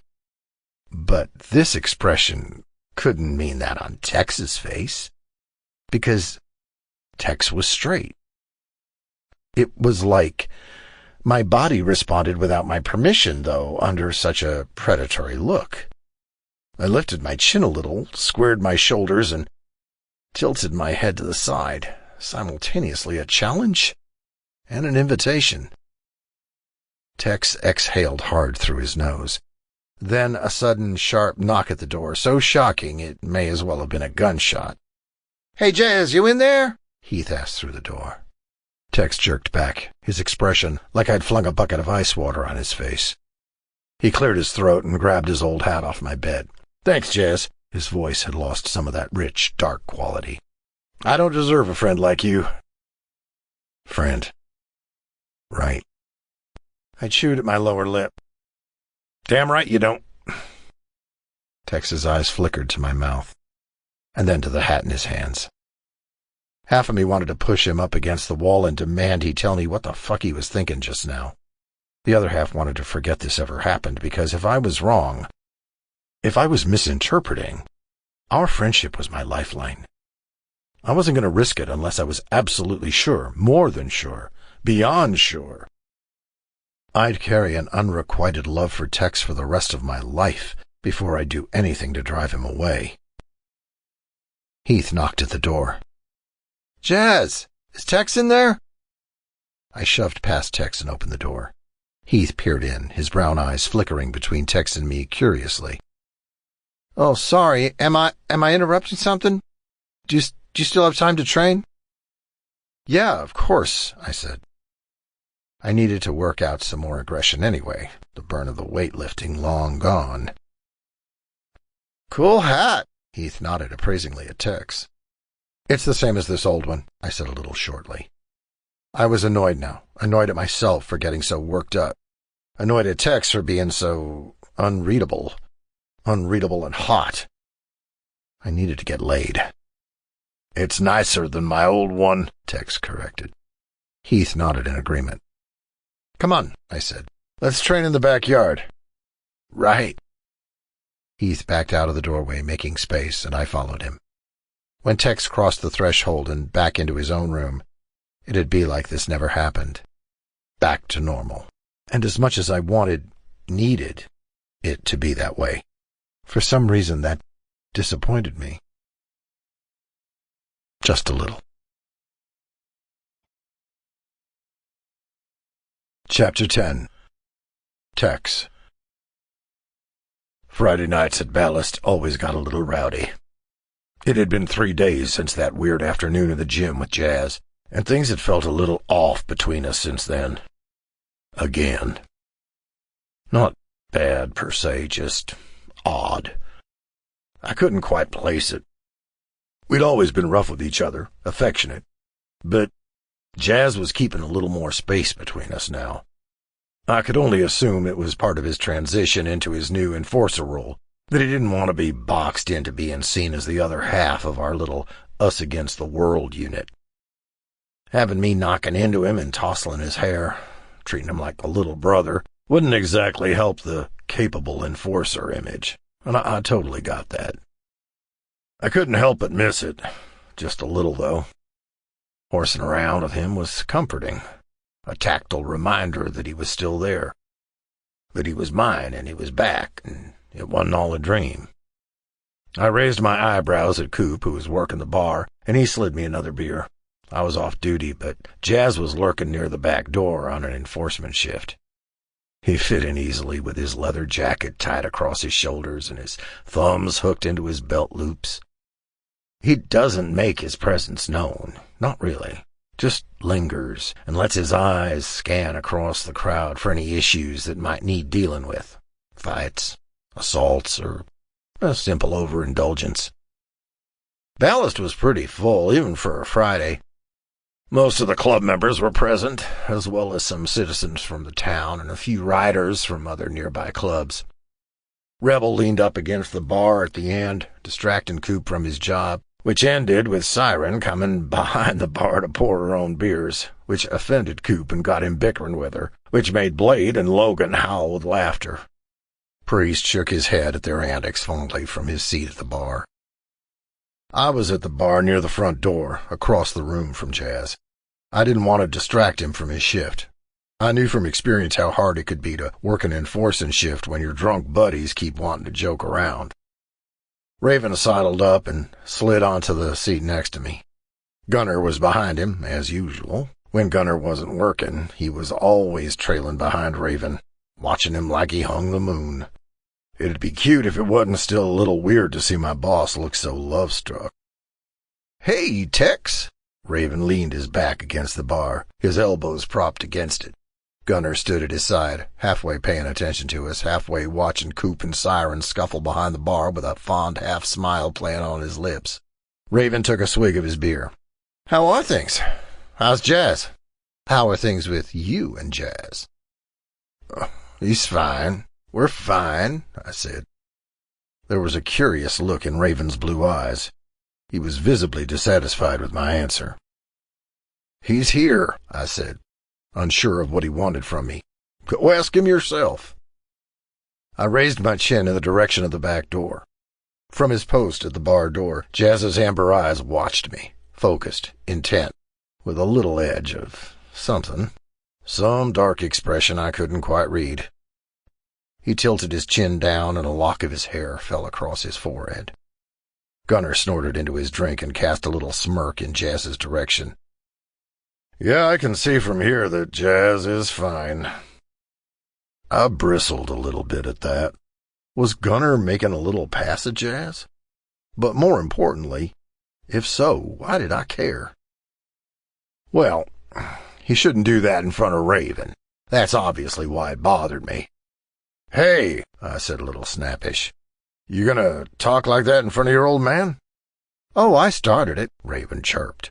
He glanced over his shoulder and shot a friendly grin in Jazz's direction before turning back to me. "I wouldn't shut up about him when he first got back from San Quentin. He's just so big now it shocked me. He looks great. And Heath's been talking about him, too." Raven took a long drink from his beer, and I watched the condensation bead and slide down the glass. My own hands were white-knuckled around my beer. Blood pounded in my ears. "Heath's loving those self-defense classes," Raven continued. "He's learning a lot, sure, but he's also getting to spend a lot of time pinned down by all those muscles." Anger flared hot and sudden in my chest. I didn't like hearing Jazz talked about this way, like he was just a piece of meat to be ogled. There was more to him than just muscles he'd gotten in the joint. He'd gotten steadier and smarter and wiser. Why didn't Raven talk about those things? And why did it piss me off so much to think about Heath under Jazz, to think about Heath enjoying it enough to brag about it to Raven? Well, before I even knew what I was saying, I asked, "Are they fucking?" "Who?" Raven asked with a curious little quirk of his brow. "Heath and Jazz?" "Yeah." Suddenly I had to know. Had to. Even though I knew it wasn't any of my business. "Are they?" Raven looked up at Gunner, and Gunner rolled his eyes a little bit.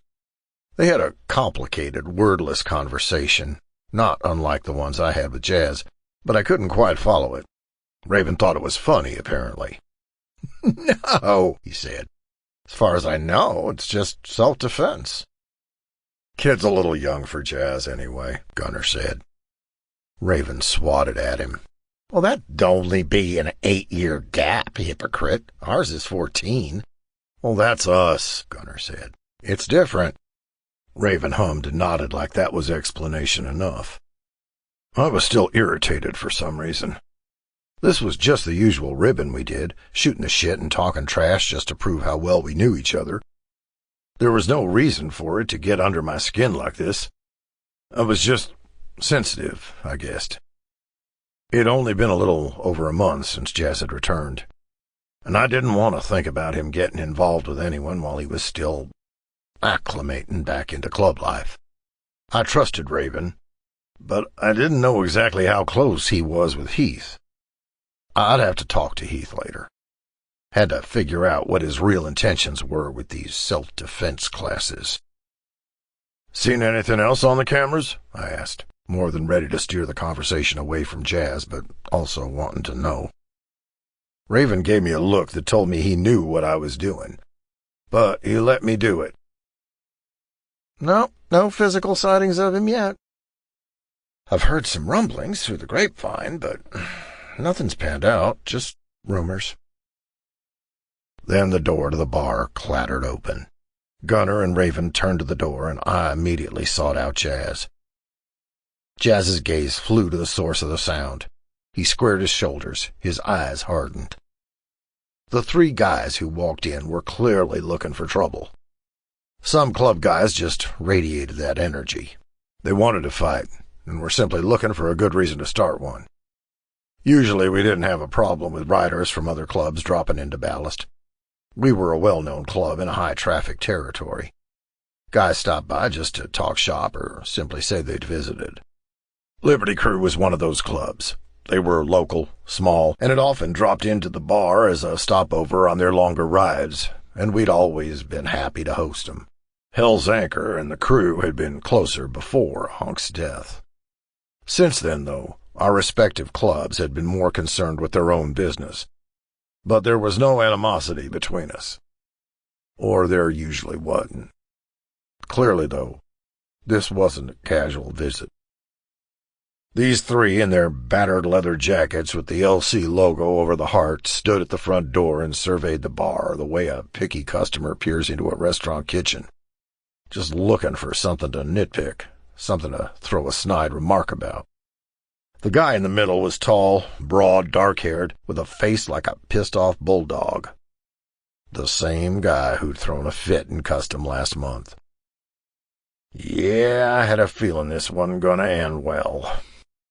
Jazz was halfway across the bar before the door even swung closed all the way, with Siren at his heels. "Hey, boys," Jazz said easily, standing in between the Liberty Riders and the rest of the bar. "What brings y'all in tonight?" "Couple of friends can't stop in for a drink?" the guy asked aggressively, leveling his gaze at Jazz. "Gotta say, doesn't look like you're here for a drink." Jazz hooked his thumbs in his belt loops again, an open, comfortable posture that clearly pissed the Liberty guy off. "Oh, yeah? What's it look like then, punk?" "You tell me." I was gripping my glass so hard I thought it might shatter in my hand. The need to intervene clawed at my ribs like a wolf lunging toward prey. It was instinctive, the old protective urge from so many years of friendship. I leashed it, held it back. Jazz didn't need me to step in for him anymore. And a smaller part of me, a small part I was oddly ashamed of, wanted to watch this play out, wanted to see Jazz take this guy down again. The Liberty Rider loomed over Jazz, sneering. He was trying to get a rise out of Jazz, and Jazz wasn't giving him any reaction back. If anything, Jazz looked bored. That seemed to rile up the Liberty guy even more. The two guys flanking him followed his lead, sneering at Jazz and Siren too, who was equally unfazed. "I hoped you'd be here, you piece of shit," the guy snarled. "You think you can treat a Liberty crewman the way you did and just get away with it?" "All right," Jazz sounded bored. "That's enough. Y'all need to go somewhere else for that drink." The Liberty guy laughed, a sharp, mean sound, and then swung at Jazz.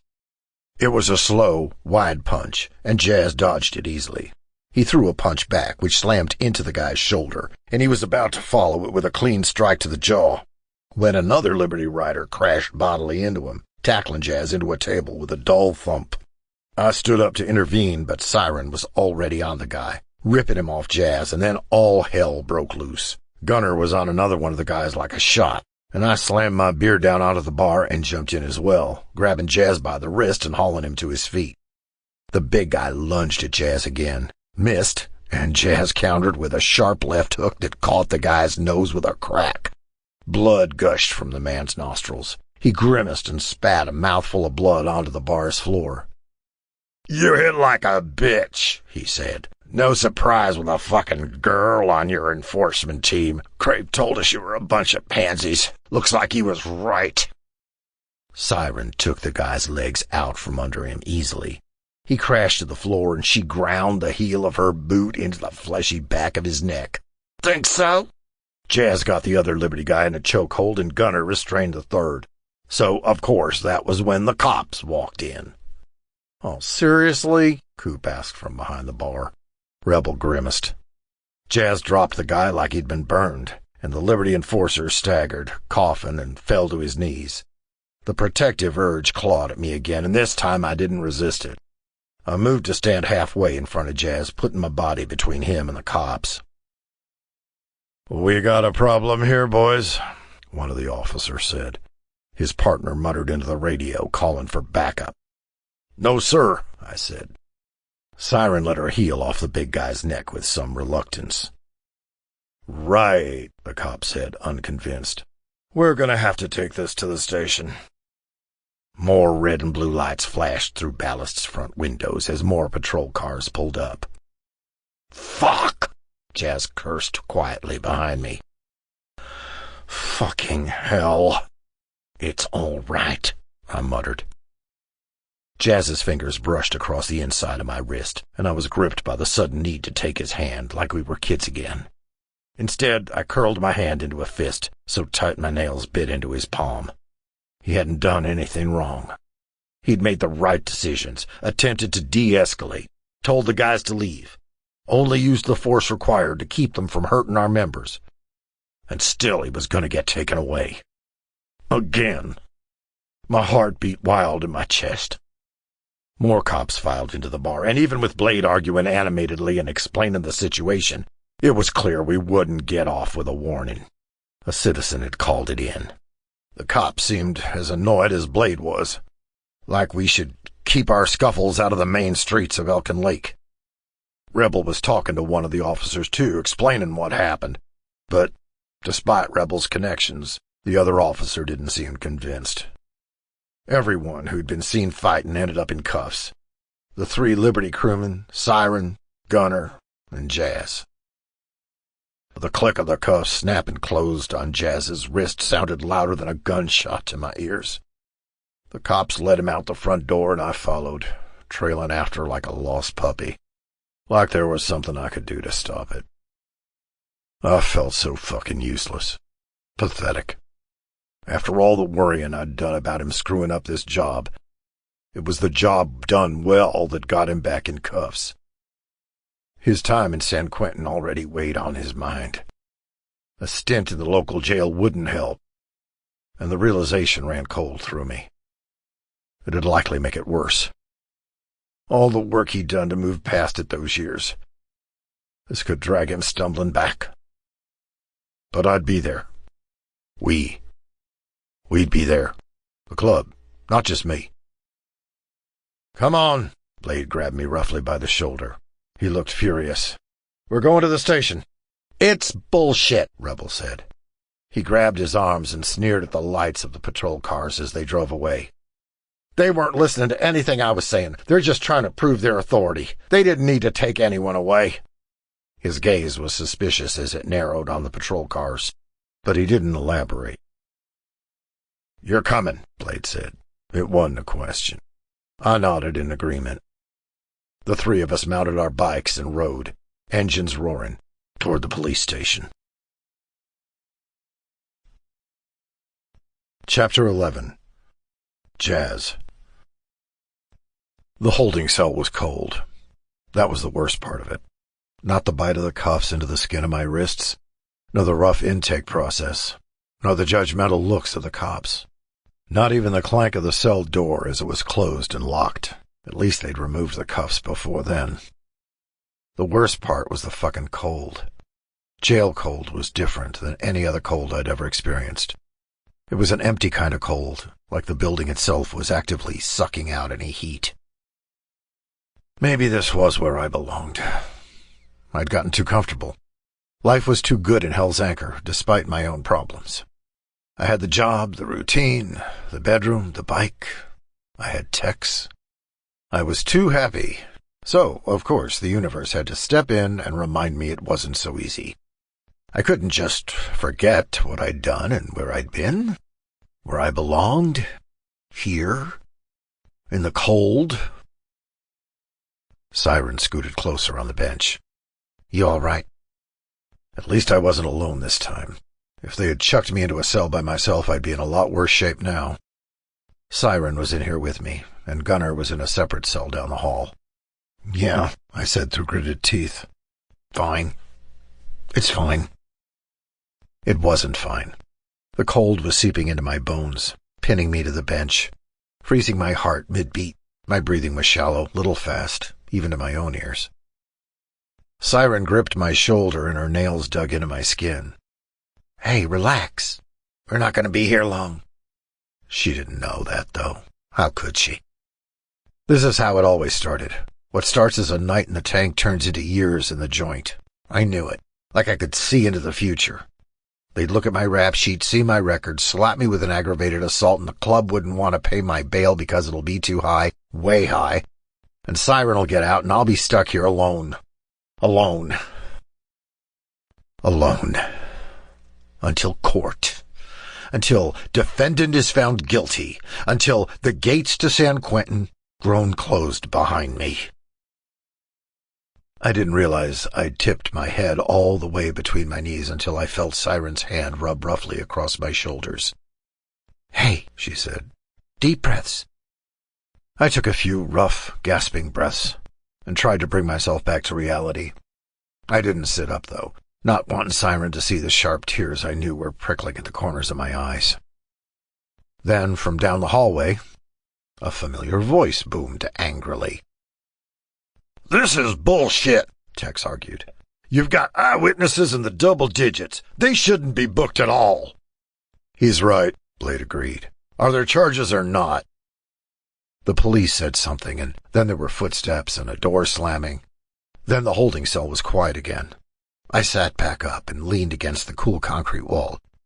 Just the sound of Tex's voice had soothed my anxiety a little. At least he was here. At least they were trying to get us out. "Rebel's probably with them too," Siren said. "We've gotten in with the force now. We'll be out of here in no time." I nodded.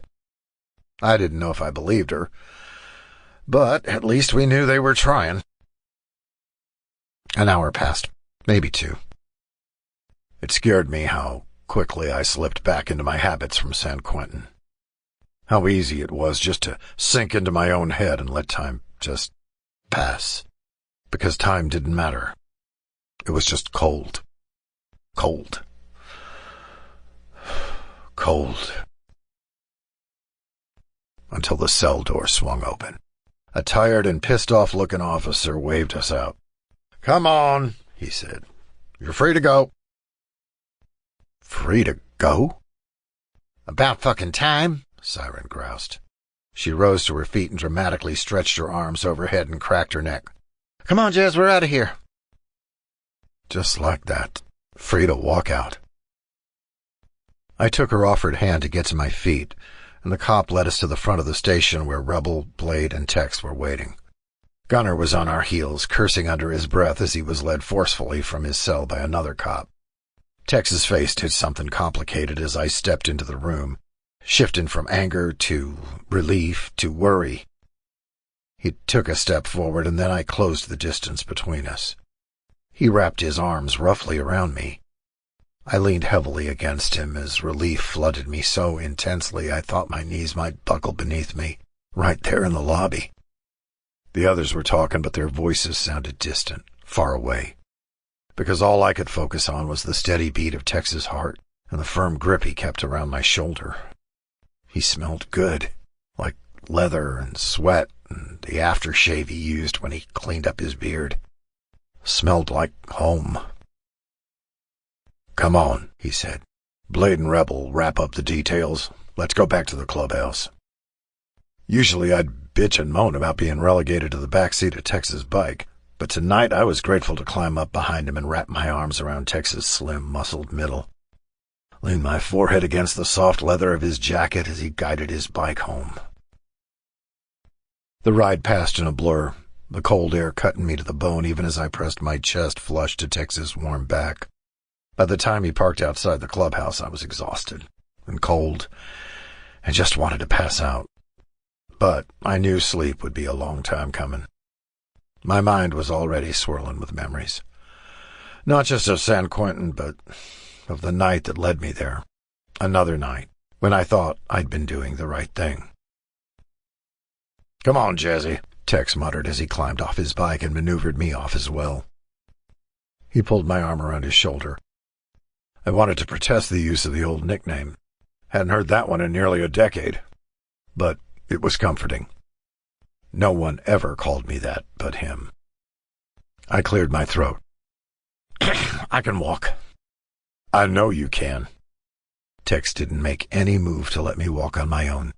Instead, he walked us into the clubhouse and up the stairs to my room. Tex closed and locked the door behind him, then gripped me by my shoulders and searched my face. "You're shaking." "It's fine." I was just cold. Cold from the cell, cold from the ride, cold now that Tex had put some space between us. "Get in the shower." His voice was firm, but low with concern. "You'll feel better once you've washed that place off you." I was too tired to argue with him, so I just nodded and padded into the bathroom. I turned the shower up as hot as it could go, and as soon as I was under the spray, I couldn't deny that Tex was right. The heat felt good, pummeling my tense muscles, finally dispelling some of that bone-deep freeze. I tipped my head forward and let the water thunder on the back of my neck and skull, like the noise and sensation could drive out the memory. Usually I did pretty well with keeping that night out of my mind. Now it was like being back in a cell had rattled it loose from where I'd packed it away. I stood under the spray until the water went lukewarm. I climbed out a little reluctantly, towel on my waist, expecting the room to be empty. But it wasn't. Tex was still there, changed into a pair of my sweatpants and a clean t-shirt, his hat on my dresser. He was sitting on the edge of my bed like he was waiting for me. My heart jumped into my throat. His gaze flickered over my face and then down to my bare chest. He could have been checking me for injuries, but it didn't feel that way.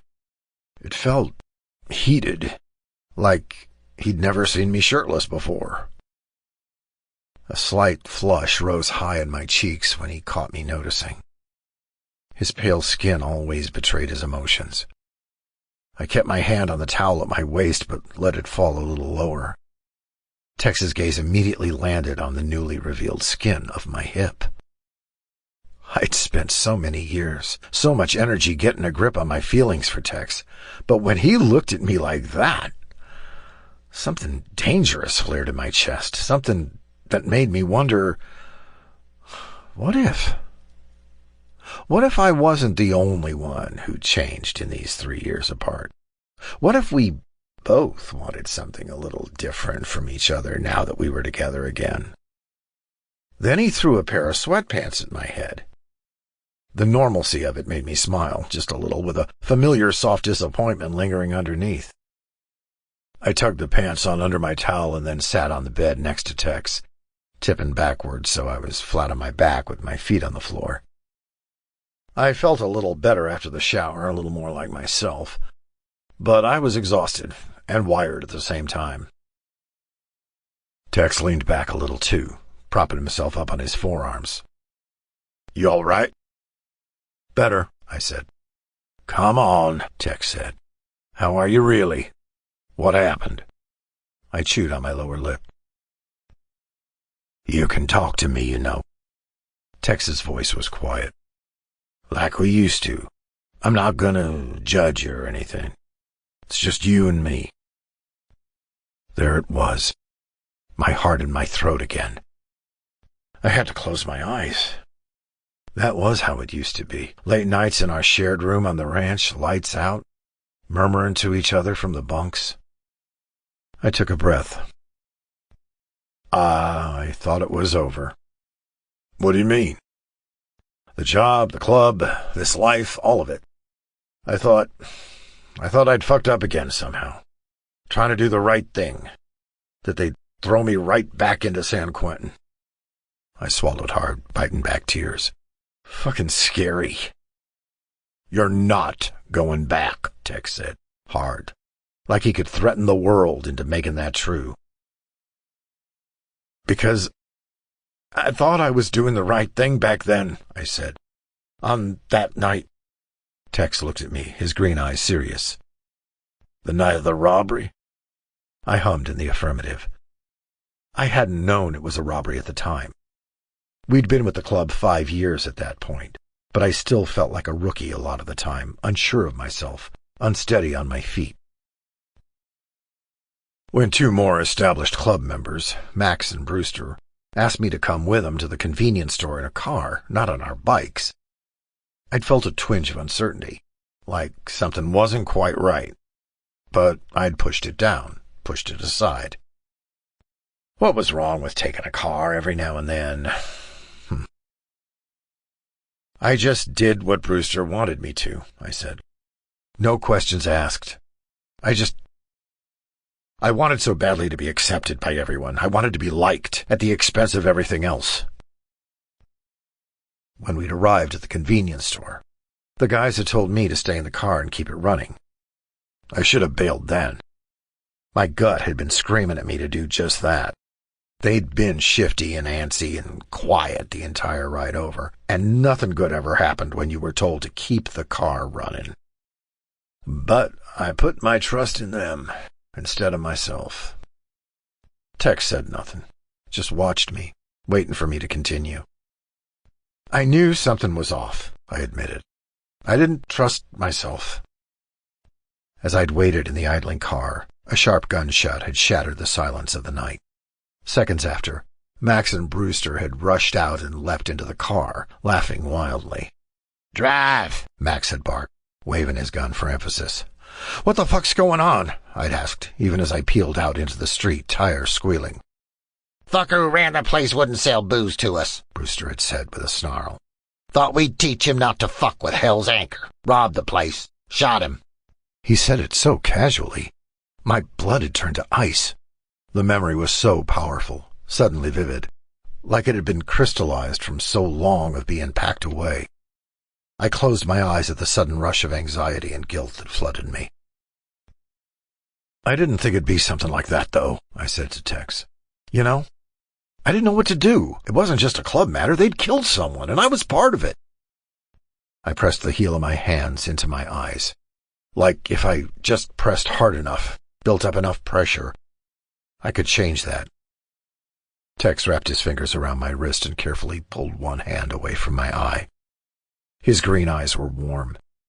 How could he look so warmly at me? Especially now. I'd ruined his life that night, too, apparently.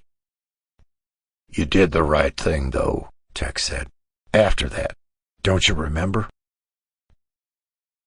After Max and Brewster had climbed into the back seat laughing, I'd started panicking. They hadn't said where to drive.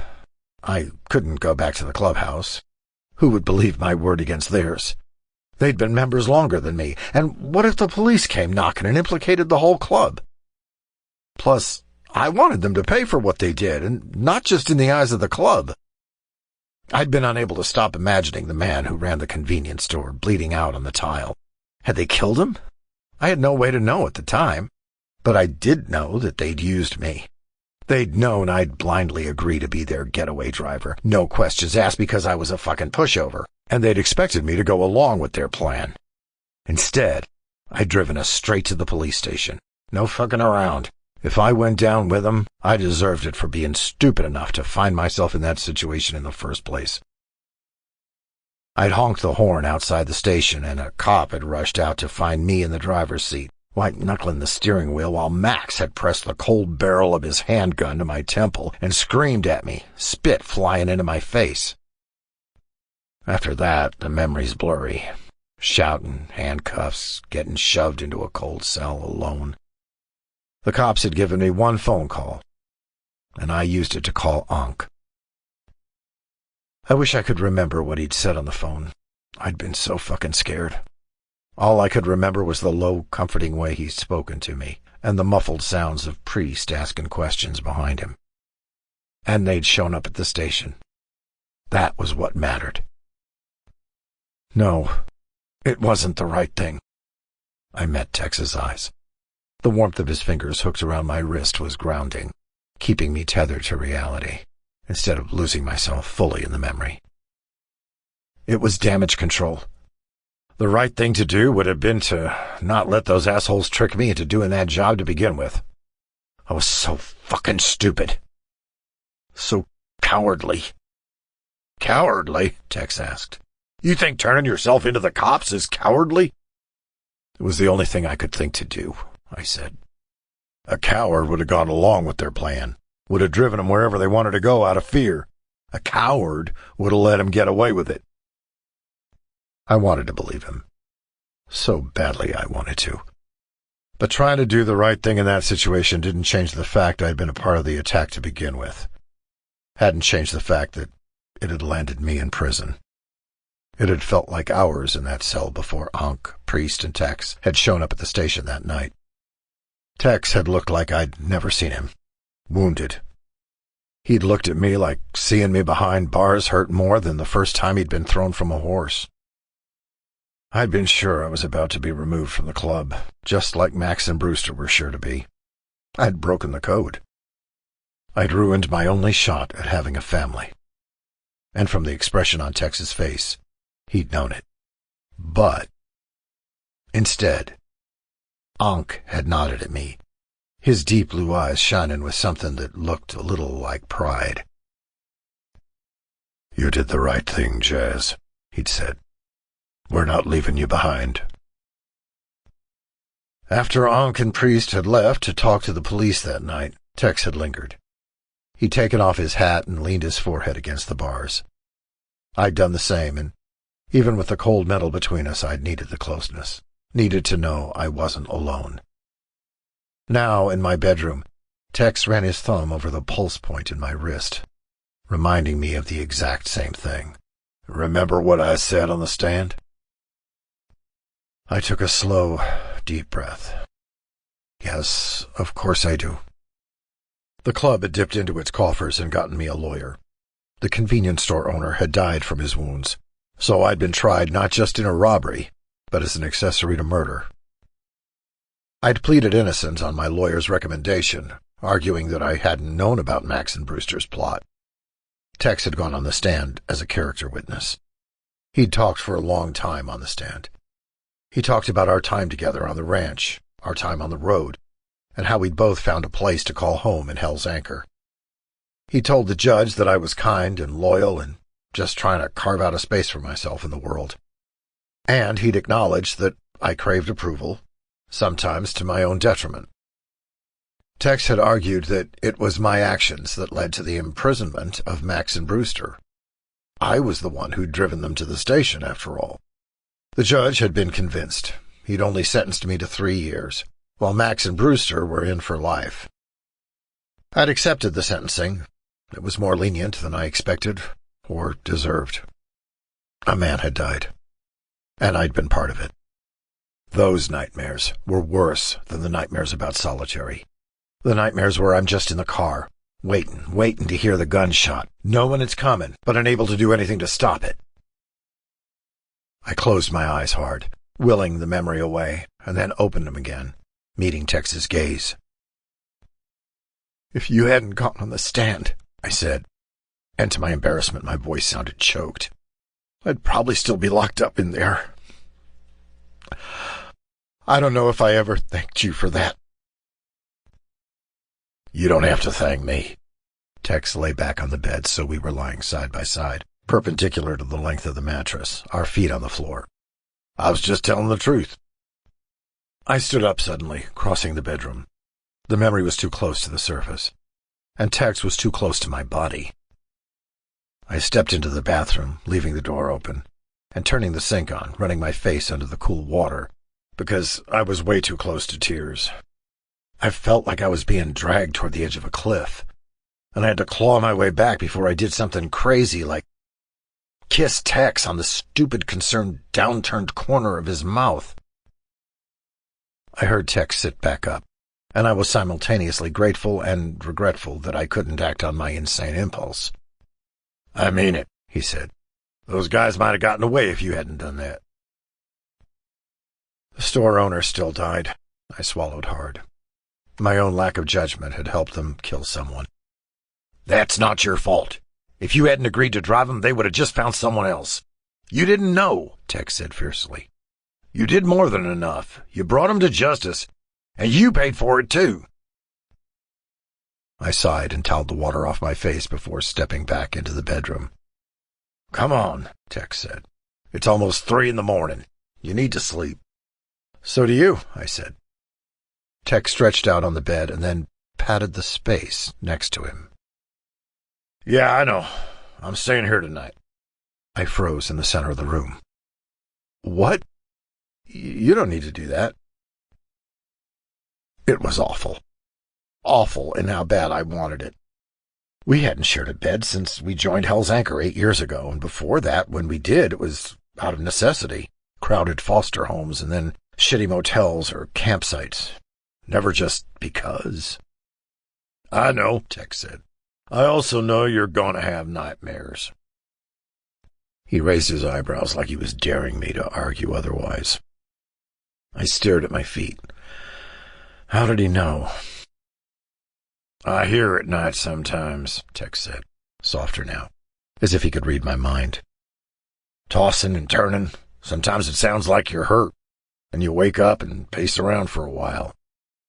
"I'm sorry for waking you," I said, because I didn't know what else to say. I was handling the nightmares, or at least I thought I had been. Shame burned in me that Tex had heard me. But from his expression, he didn't look like he was annoyed or irritated, like he was when I woke him up in a single motel bed by kicking him in my sleep. Instead, he looked sad. I hated that expression on him. Would sleeping beside him soothe that expression off his face? Or was that wishful thinking? Either way, I couldn't say no, even though I knew it'd only push me closer to that cliff's edge. How was I supposed to lie down in a bed next to Tex and pretend like all I felt for him was friendly camaraderie? Especially with the way he'd looked at me earlier, when I'd gotten out of the shower, an expression dangerously close to the ones I'd dreamed about for so long. But as soon as he offered to stay with me, I wanted it. Wanted it all the way down into the deepest parts of myself. Wanted the smell of leather that always clung to him, the aftershave, the familiar steady sounds of his breath in sleep, the closeness. Because maybe all he needed was a little push, too. And on top of that, he was right.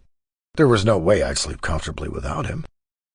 Not with the edge of a chill in my bones from the cold cell and the memory of that night at the convenience store knocking around in my memory. So, fuck it. Fuck worrying about what happened tomorrow. I'd let myself have this. Just this, lying on a bed with Tex, wishing we were something we weren't. I shut off the light in the bedroom and climbed gingerly onto the bed, filling the space he'd left for me. To my shock, Tex slung his arm over my waist, flattening his hand over my rib cage. The weight of it was solid and nearly knocked the breath from my lungs. We faced each other, lying on our sides like a pair of parentheses. He was close enough that I could count every freckle dusting across his nose and cheekbones. See every fleck of blue in his green eyes, even with the room lit only with moonlight. God, I loved him. Loved him so deeply, so fiercely. Burrowed so deep inside it was part of my anatomy. And I wanted him. Wanted to run my hands across his shoulders and the slope of his waist, his hip, wanted to feel the skin visible where his t-shirt rode up over the waistband of his sweatpants. I wanted to pin him down and count every freckle from his nose to his hips. I wanted to kiss every single one. I had to keep my hands occupied before they reached for that strip of skin of their own volition. I reached out and ran my forefinger down the plate of his beard instead. It was surprisingly soft. He took care of it, like he took care of everything else. He didn't make some snarky remark and push my hand away either, like he usually did. He hated people touching his beard. But now, his gaze just softened, his lips parting the barest amount. Can't believe you're still growing this stupid thing, just because I bet you couldn't. Yeah, well, he said, a small smile curving his lips. Guess I can't resist you. My heart ricocheted from my chest to my throat to my toes. I was grateful for the dim room because I knew my cheeks were burning.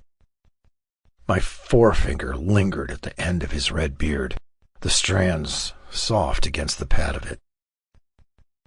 I must have been too quiet for too long, though, because Tex cleared his throat. His hand flexed on my rib cage. Never could resist a dare. I tipped my chin down, breaking eye contact. Desire burned in me. He was so close. But he didn't want me. Not like that. You know I'd do anything for you, right? Tex said. I blinked back tears and huffed a hard exhale, trying to hold it back.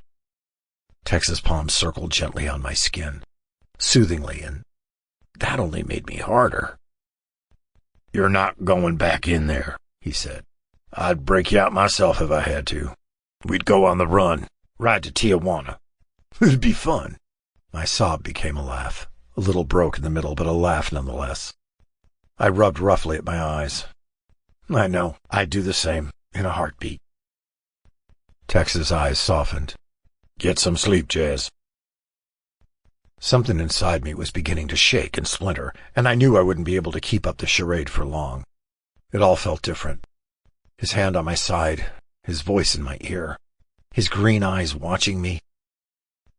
I couldn't keep lying to myself. Things weren't going back to the way they were, before all this, when I could keep my feelings for Tex conveniently boxed away. They were growing stronger, pushing the lid off the box. But right now, in this moment, all I could do was sink into the mattress and let my world narrow to the soft sheets, his warm hand on me, and familiar scent of leather and aftershave. and let it lull me into a dreamless sleep. Chapter 12. Tex. The sun streaming in through the window of Jazz's room woke me before the alarm did. I'd slept better last night than I'd slept in 3 years. Jazz and I hadn't moved much in our sleep. If anything, we'd scooted a little closer together, still facing each other on the narrow mattress. Jazz slept on his side with his hands curled into his chest in a way that made him look 10 years younger. The sunlight brought out the hint of red in his dark hair, and in sleep the worry had smoothed from his brow. He looked young. He looked beautiful. I shook the thought aside as soon as it popped into my mind. That wasn't a word I'd ever used to describe Jazz, or any man for that matter. I wasn't gay. I'd never been attracted to a man before, and Jazz was my brother, more than anything else, even if that hadn't felt quite right since he'd been back. And so what? I'd always had trouble landing a relationship that lasted longer than a few weeks. That didn't mean anything. I still liked women, liked their bodies. I just couldn't connect with anyone. Anyone besides Jazz, really. He was the foundation of my life, in a way. From childhood until now, I didn't need anyone else. And when he was locked up, I wasn't interested in dating seriously. Why would I want to start a relationship with a woman Jazz hadn't vetted first? But now that he was back, I still didn't have any interest in trying to pick up or meet women. It just seemed like a waste of effort. The possibility of a quick fuck wasn't better than spending time with Jazz after so much time apart. But what did that mean? Watching him sleep made my stomach flip. It made my chest feel tight, like I couldn't quite catch my breath. I needed space, a shower, my own clothes instead of Jazz's sweatpants, a cup of coffee, some fresh air. Once I cleared my head, I'd be able to sort all this out. I'd be able to think about last night and right now without feeling like I was about to take my bike around a corner too fast. I started to sit up, moving to climb out of the bed, but before I could, Jazz shifted.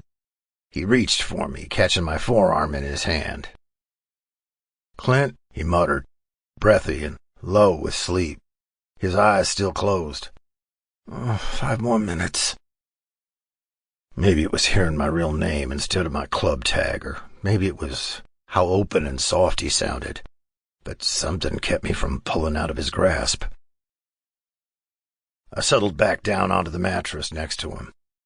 Jazz, satisfied, fell easily back into sleep with his fingers still loosely curled around my arm. Siren and Maverick had been right. Jazz was a different man now. He wasn't the anxious kid brother I'd had all those years, always seeking direction and inclusion to the detriment of anything else. I'd worried that San Quentin would break him. There was a real chance, I thought, that he'd come out too hurt and shaken and scared to continue with the club life. But he'd found some strength inside himself I didn't realize he had, and he'd borne the sentence with grace and come out on the other side, wise, self-assured, and confident. I was proud of him, happy for him, beyond relieved to have him back at my side. But that didn't explain what I was feeling now, watching him sleep, looking at the way the neckline of his shirt had slipped lower on his shoulder in his sleep, revealing the tan divot of his collarbone. I had the weird urge to tuck my finger into the fabric and pull it even lower.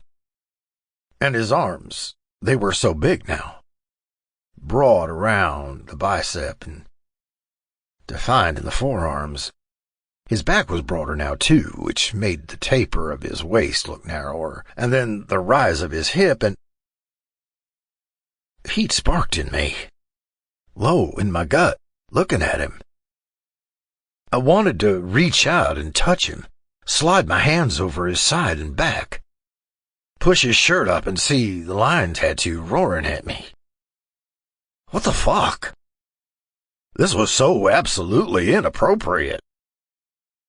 He was my best friend, my brother, and he needed me here supporting him, not taking advantage or putting unwanted moves on him.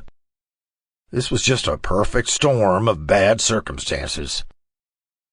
My relief to have him back, coupled with my dry spell and lack of relationships, combining in unfortunate ways. Then Jazz's eyes flickered open, barely halfway, still unfocused with sleep. He tugged at my arm just barely, like he wanted me closer. We looked at each other for a moment. I knew I should get up, start my day, clear my head, pretend none of this ever happened. Then, natural as anything, easy, like we'd done it 100 times before, Jazz leaned forward and kissed me. For a moment, time stopped. I was frozen in shock, and my world narrowed to the gentle, soft pressure of Jazz's mouth on mine, the brush of warmth where it parted against my lower lip. My eyes opened as Jazz's fluttered closed. Then reality crashed over me like a bucket of ice water. I reared back and then clambered out of the bed, stumbling a little as my feet hit the floor. I swallowed hard and scrubbed my hands over my face, trying to ignore the tingling sensation in my lips. The fuck? Jazz sat up, his face suddenly pale. Tex. I turned my back. I didn't know what I felt. It was like there was a storm in my chest, brewing and thundering, and Jazz's look of terror and regret was only making it worse.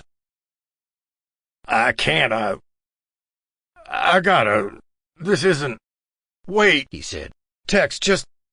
But I was already out the door, slamming it shut behind me. What the fuck just happened? I stood in the hallway for a moment, scrubbing my hand over my head. Fuck. My hat was in his room. No way I was going back in there, though. Not until I calmed down a little bit. I knew Jazz was gay. I'd known for practically as long as he'd known. It had never affected our friendship. If anything, I was his wingman and he was mine, vetting prospective partners for each other with an unbiased eye. And we always ended up returning to each other. But I wasn't gay, and Jazz knew that.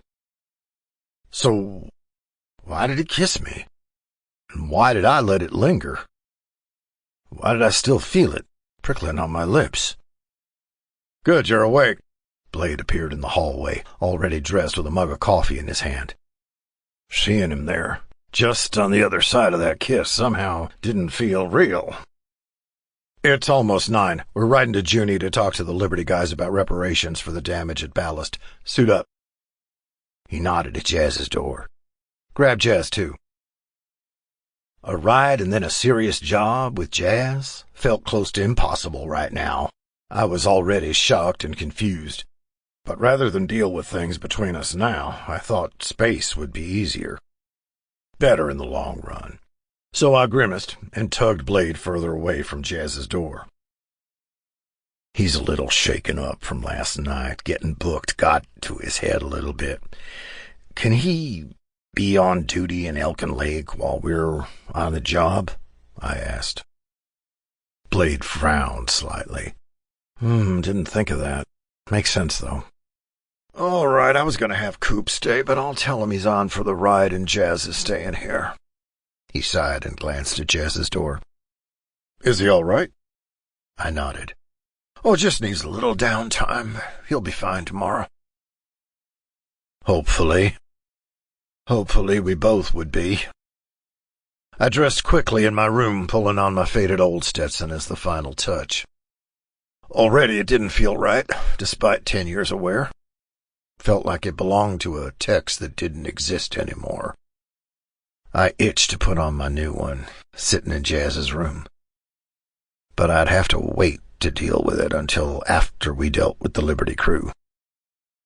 Outside the clubhouse, Priest and the rest of the enforcers were waiting for Blade and me. Heath was riding as well. He was getting more involved with club affairs daily. Even if he did harbor a crush on Jazz, which still annoyed me. Even if it was just Raven talking shit and wasn't actually true, and the fact that it annoyed me now set my heart racing. He didn't let it affect his duties as a prospect one bit. He'd do good on this ride. All right, Blade said as he mounted his bike and revved the engine. Liberty crew hasn't given us any trouble before this, so I'm giving them the benefit of the doubt, but be ready for anything. Junee was only a 20-minute ride south of Elkin Lake.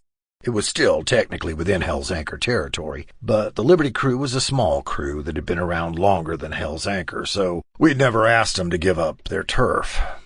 They generally kept to themselves and had no interest in expanding, so it had never been a problem before. The roar of our engines alerted the Liberty crew to our presence as we pulled up outside their clubhouse. It was an old converted motel, and the carport to the motel lobby repurposed into a patio. It was situated on the edge of Junee, just a few blocks from the bakery they ran on the town's main strip.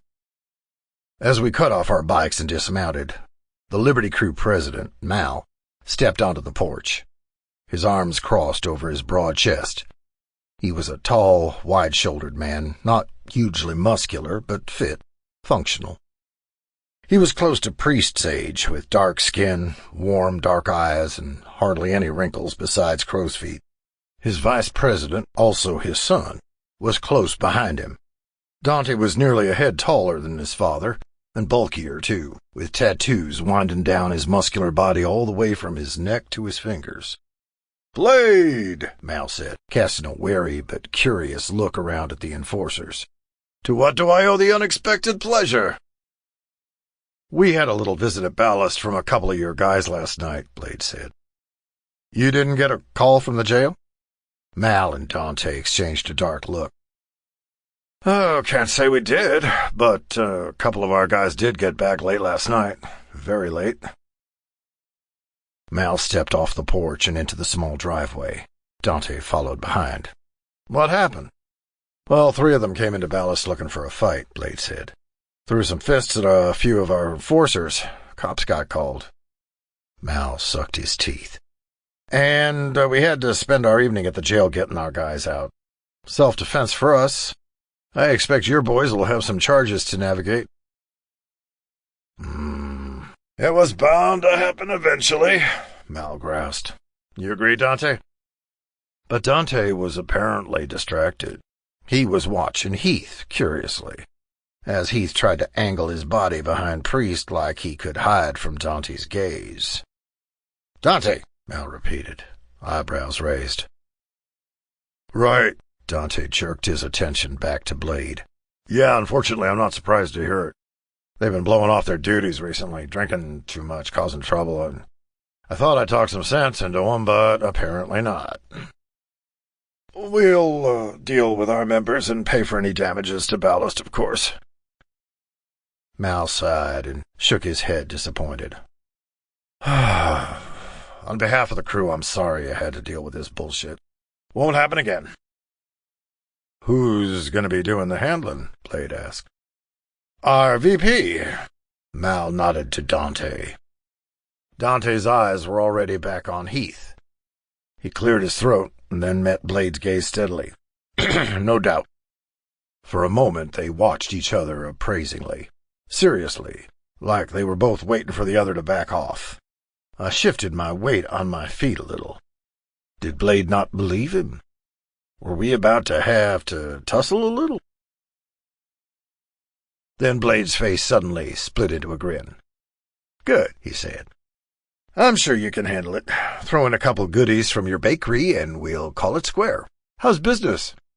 Dante laughed too, and the smile transformed his face, turning him from a tough enforcer to a big teddy bear.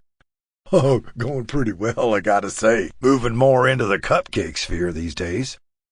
"His decorating skills are getting more impressive by the day," Mal added. Heath finally stepped out from behind Priest. There was a pink flush high on his cheeks when his and Dante's eyes met. I could see why. Dante looked like a different man when he smiled.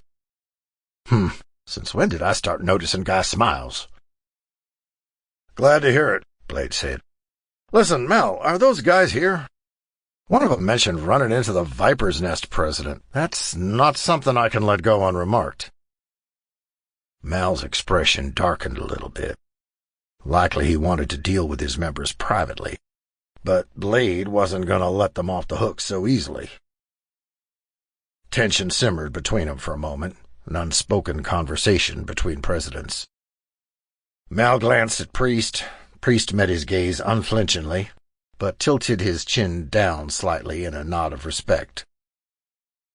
Blade took a small step backwards, acquiescing that he wouldn't step in without permission. Mal sighed. He seemed to know we wouldn't be leaving with just a promise of punishment. "Baxter," Mal called. "Get out here." The asshole from Custom Ankh stepped out onto the porch, with his two cronies behind him. His face immediately curled into a sneer. "Why are these jackasses here?" "Because apparently you fucked up their bar," Mal snapped. "And now the club has to pay reparations for it. Got anything you want to say?" "Yeah," Baxter said. "Get fucked, Blade." Mal narrowed his eyes. "These two are with him at Ballast?" he asked Blade. Blade nodded, chin tilted down, eyes blazing. "Last chance, Ryder. Tripp, you with the crew? Are you with Baxter?" Ryder and Tripp glanced at each other, then, at nearly the same time, leaped off the porch and took running. Dante was on him like a hound, exploding off the balls of his feet with a speed that was shocking for his size. Before the two cronies could get more than a few yards away, Dante was colliding into them like a linebacker, dragging them both to the ground in one powerful hit. Max was on Baxter just as fast, using Dante's distraction as a chance to drag Baxter off the porch and into a chokehold. "Want to tell your president why you were talking about Crave?" Mal asked. Baxter spit at his feet. "At least Crave has some fucking goals." God, I wanted to knock this asshole's head off. From Blade's expression, he was thinking the same thing. "Yeah?" Blade asked. "He offer you something interesting?" Baxter sneered at Blade. Mal tightened the chokehold. By the porch, Dante had wrangled Ryder and Tripp to the ground easily, pinning them with a knee on Tripp's back and a forearm across Ryder's throat. They'd stopped struggling and were cursing instead, calling Dante and Mal every name in the book. Dante looked bored as he added a little more pressure to Ryder's throat. Heath looked like he couldn't look away. "At a bar," Ryder choked. "Up north. He was there." "Oh?" Mal sneered and tightened his chokehold. "Want to tell us about Baxter?" Baxter sneered. "What's there to tell? He was just trying to recruit people to the Vipers to take down Hell's Anchor. I said no. But now I'm wondering if I made the wrong call." "Yeah, you made a bad call, all right. By not turning down Crave." Mal sighed and nodded at Blade. "We'll take care of this." It was a clear dismissal. We'd gotten what we came for. The confirmation that Mal wasn't going to let the guys off, and the promise of reparations. But since Junee was part of Hell's Anchor territory, it was still within our rights to step in and handle these assholes ourselves. If Blade wanted to. Blade glanced at Priest. Priest just raised his eyebrows. It was Blade's choice now. "All right," Blade said. "Back to the clubhouse, guys." He trusted the Liberty crew to make the right decision regarding their troubled members. I did too. But I wasn't sure what to think about Dante. He kept Ryder and Tripp pinned with barely any thought, and his gaze was fixed unashamedly on Heath. What the hell had caught Dante's interest like this? I was more than a little protective of the kid. Even with what Jazz had been teaching him, he couldn't hold his own against a guy of Dante's size. Violence clearly wasn't on Dante's mind, though. Not for Heath. I tried not to think about the way Jazz had looked at me right before he kissed me. "Come on, kid." I tugged at the collar of Heath's jacket like I was scruffing a dog. "Time to roll out." Chapter 13. Jazz. I sucked what felt like half the smoke from the cigarette into my lungs in one long, delicious, burning drag. The nicotine was a sweet rush from my head to my toes, though I knew I'd regret it tomorrow morning when I had a sore throat and a pounding headache. But right now, I needed to take the edge off my anxiety. I'd spent all day in Elkin Lake on enforcer duty, while most of the club was in Junee. As soon as they'd returned and relieved me from duty, I'd hopped on my bike without so much as a word to Tex and gunned it to Monterey. The ride typically took 90 minutes. I cut it to just over an hour. I always felt good on Monterey. Lighter, with the sea breeze cool and constant and the sounds of laughter echoing from the open bars.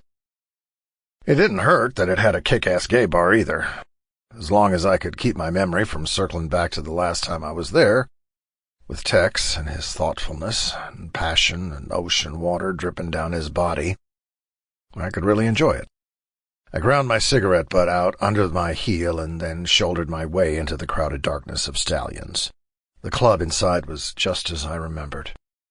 Dimly lit, sticky-floored, humid with sweat, and booming with bass. It was a place I could get lost in, a place I could feel anonymous. Find some guy to pull into the bathroom and suck off just to take the edge off. But first, I needed a drink. I worked my way through the crowd and made space for myself at the crowded bar. Shouting over the noise, I ordered a whiskey, straight, and took a long sip from the highball glass when the bartender pushed it over. The liquor burned scratchy down my throat. It certainly wasn't the expensive stuff. The sensation was sweet, familiar. How it warmed me from the inside out and began to push away the more painful thoughts circling my mind. Thoughts like the soft give of Tex's lips against mine, the barely there scratch of his beard. The moment time had stopped, my breath frozen in my lungs as I realized what I'd done in that loopy, half-asleep dream state. The moment I'd thought, however briefly, that he wasn't going to pull away. But of course he had. He practically shoved me off the bed, and then nearly fallen off himself in his hurry to get away from me. Then he'd rubbed at his face like he was disgusted, like he'd wanted to remove every trace of the kiss from his skin. I drained the whiskey and motioned for another. I chewed on my lower lip as I waited. If it was still tingling, it was from the booze, not the kiss. I had to let it go. I had to move on. But in that frozen moment, I'd briefly had everything I ever wanted. And I guessed the memory would have to sustain me, because it seemed like I'd as good as thrown away my friendship with Tex to get it. But I hadn't been thinking when I'd done it. I'd just woken up, and I'd been dreaming of him like I sometimes did. And part of me must have thought I was still in the dream, because I thought I saw desire on his face. Or more than desire. But I was wrong. And Tex hadn't hesitated to let me know it. So fuck it. "Can I buy you another round?" A pretty, unfamiliar voice purred in my ear. The speaker was young, dark-haired, with dramatic makeup and a shameless, hot gaze that dragged over my body with open desire. It'd be so easy to drag this guy into the bathroom and just lose myself in the sensation of sex for a while. It had been over 3 years since I'd properly gotten laid. Maybe I'd be able to focus on just the physical feeling of it. Wet, hot, slick, tight. That sounded good, right? The guy drew his plump lower lip in between his teeth. Fuck. I didn't want to kiss him at all. Not tonight. Thanks, though, I said, and winked at the guy, though there wasn't any feeling behind it. He shrugged and melted back into the crowd, and I knew he'd find a guy to oblige him in minutes. I still wasn't sure that I didn't need a quick rough fuck, but first I needed to get hammered. Time melted away as I threw back shots and beers and let the steady thrumming of the bass drill into my head and push away all other thoughts. Eventually, I made my way to the dance floor into the hot press of sweaty bodies. Muscled, trim, fat, short, tall, young, old. All looking for the same thing. It wasn't long until I was pressed against a stranger's body. He was tall, broad-shouldered, in a skin-tight tank top and a gold necklace, and I couldn't really make out his face. I didn't care about his face, though. Not tonight. His large hands found my hips. He pulled me close and shoved his thigh hard in between my legs, grinding slow to the beat of the music. I gripped his shoulder, his bicep, barely dancing to the beat, more like synchronized swaying. In my back pocket, my phone was buzzing incessantly. Fuck it, I was off duty. I ignored my phone and ran my hands down the guy's chest, over his big pecs and his washboard abs, clearly honed to perfection in the gym. His cock bulged against his tight jeans. And my cock wasn't fucking interested at all. This guy was objectively hot, but he didn't have that tapered waist, those long legs, the red beard, those green eyes glinting from beneath the brim of a black Stetson. My phone buzzed again. Fucking hell. Frustration burned through my veins, making me feel suddenly clear-headed despite the booze in my blood and the brain-numbing club atmosphere.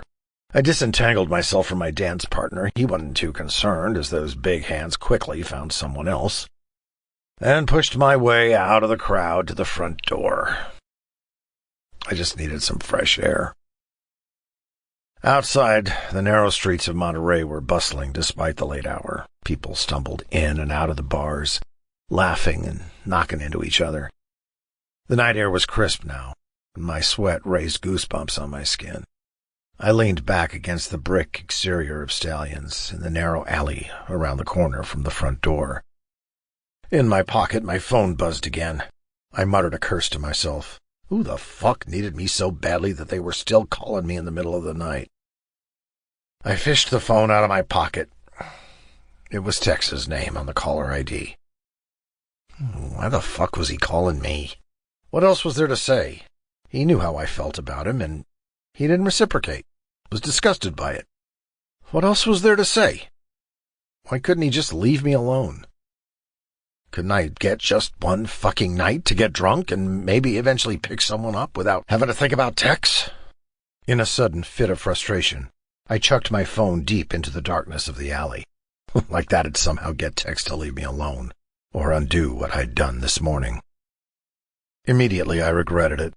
The booze churned in my gut, mixing with my regret, despair, and anger into one stomach-turning knot of nausea.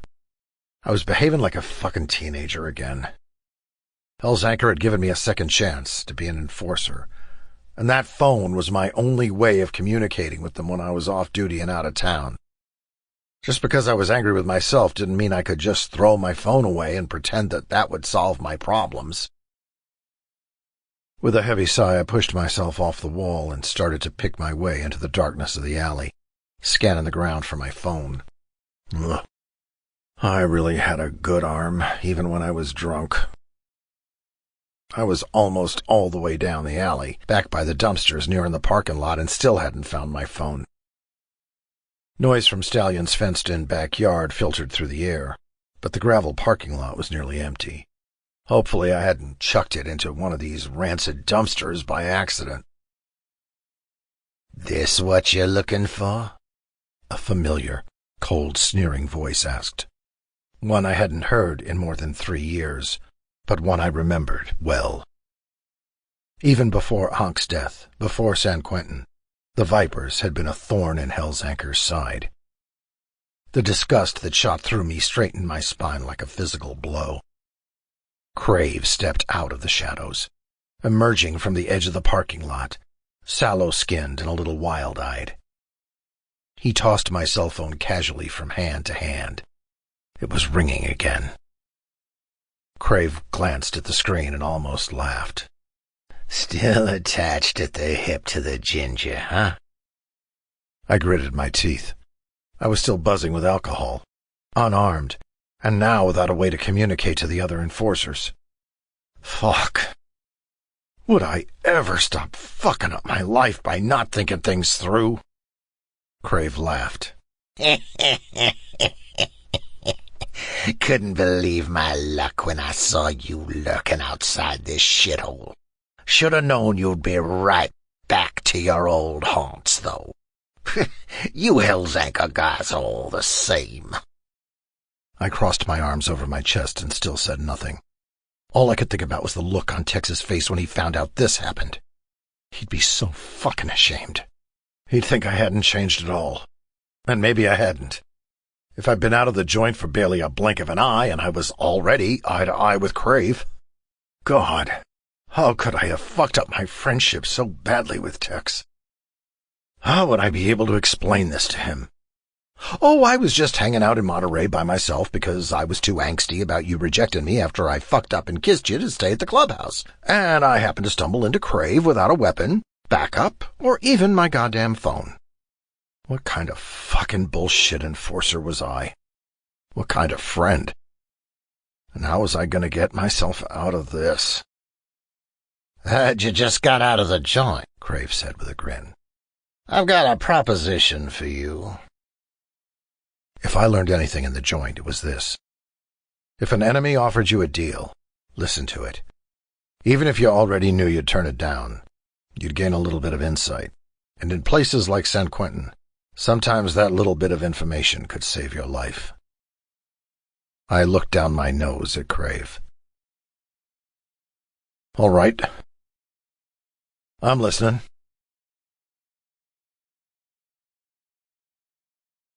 Chapter 14. Tex. I dreamed of the beach. I dreamed of Monterey in the early evening. It wasn't cold, but it was chilly enough that goosebumps pebbled the broad expanse of Jazz's shoulders when he emerged from beneath a slow-breaking wave. He smiled at me, one of those big, unself-conscious smiles he wore when it was just the two of us. He shook the salt water from his hair like a happy dog and nodded toward the beach. I nodded back and led the way, moving slowly through the water until we were in the shallows with the waves lapping at our feet. "Hey, Clint," Jazz said. I turned around. He was smiling still, and the dim evening light was sparkled in his amber eyes like it did on the dark surface of the water. Then, with a laugh, he barreled into me, tackling me into the water. It was shallow enough that the sand was hard-packed and wet, and the waves lapped at my ears but didn't cover my face. Jazz's hands framed my cheeks as he held himself up above me. His amber eyes searched my face hungrily, and then he lowered down, giving me ample time to push him off. But in the dream, I didn't reject him.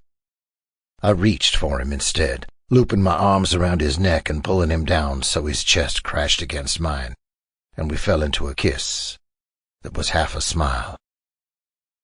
And this kiss wasn't like the kiss we'd briefly shared in his bed. This was...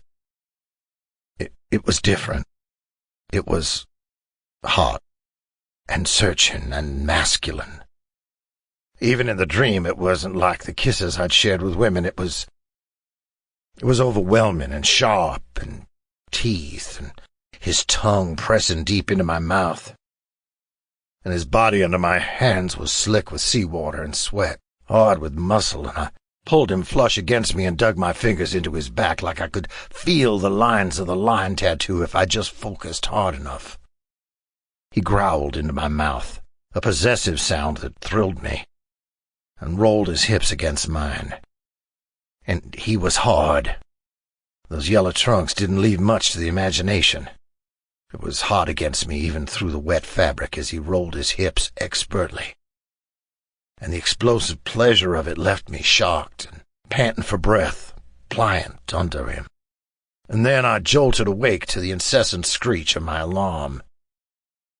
I stared at the ceiling, frozen in place by the vividness of the dream. It had seemed so real. I could almost feel the weight of Jazz's body pressing down into the sand. And I was hard in my shorts, distractingly so, like I was a teenager again. Fuck. I rolled over onto my stomach and pressed my face into the pillow. I'd never had a dream like that about a man before, and I hadn't had a dream that vivid in years. Was it the kiss? It made no sense. Jazz was my closest friend, well, not my brother, though. Not really. Things had changed between us since he'd been back, undeniably so. I'd been sensing that since the day I picked him up from the prison. But this I couldn't explain. I also know I couldn't start my day with a fucking raging hard-on. Even just the pressure of the mattress against my cock sent hot little spikes of pleasure up my spine. But I also couldn't get off to the dream. It just felt wrong. I shoved my hands down the front of my shorts and palmed myself roughly. I closed my eyes and tried to imagine one of my past hookups. Fuck, how long had it been? Had I really not hooked up with anyone since before Jazz was released? But every time I tried to grasp onto the memory, it slipped through my fingers and the dream rushed in. Jazz's lips on mine, his broad chest pressing against me and the hard line of his cock grinding against my hip like a promise. I inhaled hard as my abs clenched, my legs tense and shifting against the sheets. I came hard and fast, like a teenager desperate to get off. The suddenness of it shocked me, like my body was more riled up than my brain could comprehend, and the aftershocks left me gasping into the pillow to catch the breath I hadn't realized I was holding. What the fuck was happening to me?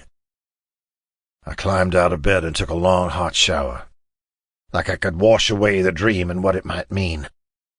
But the memory of it still lingered, floating around the edges of my thoughts as I dressed. The worst part was that I had no one to talk to about it, because the only person I'd feel comfortable talking about something like this with was Jazz, and he obviously didn't want to talk to me about anything. Why else would he have dodged my calls all night? Did he think that kiss yesterday morning was a mistake and he was off licking his wounds? Why suddenly did the thought of him regretting that kiss fill me with dread? I headed downstairs for a much-needed cup of coffee. The kitchen was already busy with members. Blade and Logan were there with Gunner and Rebel. Rebel had a tablet in his hand, and he was flipping through something on it with Gunner that made Gunner's face contort into an unhappy grimace. "Tex," Blade said in greeting. Gunner tore his eye from the tablet and looked at me. "Hey," he said, "have you seen Jazz recently in the past day and a half?" I blinked and froze in place, snapshots of Jazz from my dream flashing across my mind. "Not since we got back from Junee," I said. "Why?" Blade, Gunner, and Rebel shared a look. "What?" I asked, my heart rabbited in my chest. "Did something happen?" "He's not hurt as far as we know," Blade said immediately, reading the panic on my face. From Blade's dark expression, I had a gut-churning feeling that hurt might be better than whatever Blade was about to tell me. "Then what the fuck's going on? And what do you mean, as far as we know?" My sharp tone made Blade raise his eyebrows at me. He crossed his arms over his chest and leaned back a little in his chair. I deflated a little. At the end of the day, Blade was on my side. Whatever he had to tell me, lashing out at him because I was worried about Jazz would only make it harder. "Sorry," I said a little sheepishly. I'm a little on edge today." "Yeah, I can tell," Gunner muttered. Blade said nothing, just nodded at Rebel. With a sigh, Rebel slid the tablet across the kitchen island toward me. I picked it up. There was a grainy photo on screen, tinged green with night vision, clearly taken from a distance. It was Crave, and Crave was speaking to Jazz. I swiped across the screen, revealing more photos, zoomed in from slightly different angles. There was no denying it. That was Jazz, leaning to the left a little like he always did when he got drunk. "When were these taken?" I asked, staring blankly at the screen as I flipped back and forth through the photos. I couldn't fucking believe what I was seeing. After everything, the jail time, the second chance, the enforcer job, how scared he'd been after the fight at Ballast. He'd met up with Crave? Why? "Monterey," Rebel said. "Late last night." "So, what are they doing?" I asked, a little frantically. If we had photos, that meant Crave was in custody. It had to. Rebel sighed and scrubbed his palm over his forehead. "The FBI became aware of Crave's whereabouts about a week ago, and have been following him, surveilling." "Why? Crave was just out there? We knew where he was and weren't fucking doing anything about it. Why hasn't he been arrested?" "I've got an old buddy in the FBI," Rebel explained. "We're not supposed to have this information. The police, too, not just the club. It's not the force's jurisdiction, for one, and they don't want to arrest him yet. The FBI wants to know who his connections are, implicate as many people as possible, or See if they can tap him as an informant, to see if it's worth offering him a plea deal when they make the arrest. That's fucking bullshit, I said low. Anger simmered low in my gut. My buddy thinks so too, Rebel said. That's why he sent this over. He thought we should know that one of our own had contact with Crave. Blade nodded in agreement. This means the feds will be sniffing around our territory too. We need to keep an eye out for that as well as Crave and any Viper stragglers. He fixed me with a hard, stern look. Did you have any idea about this? No, I said, meeting Blade's eyes.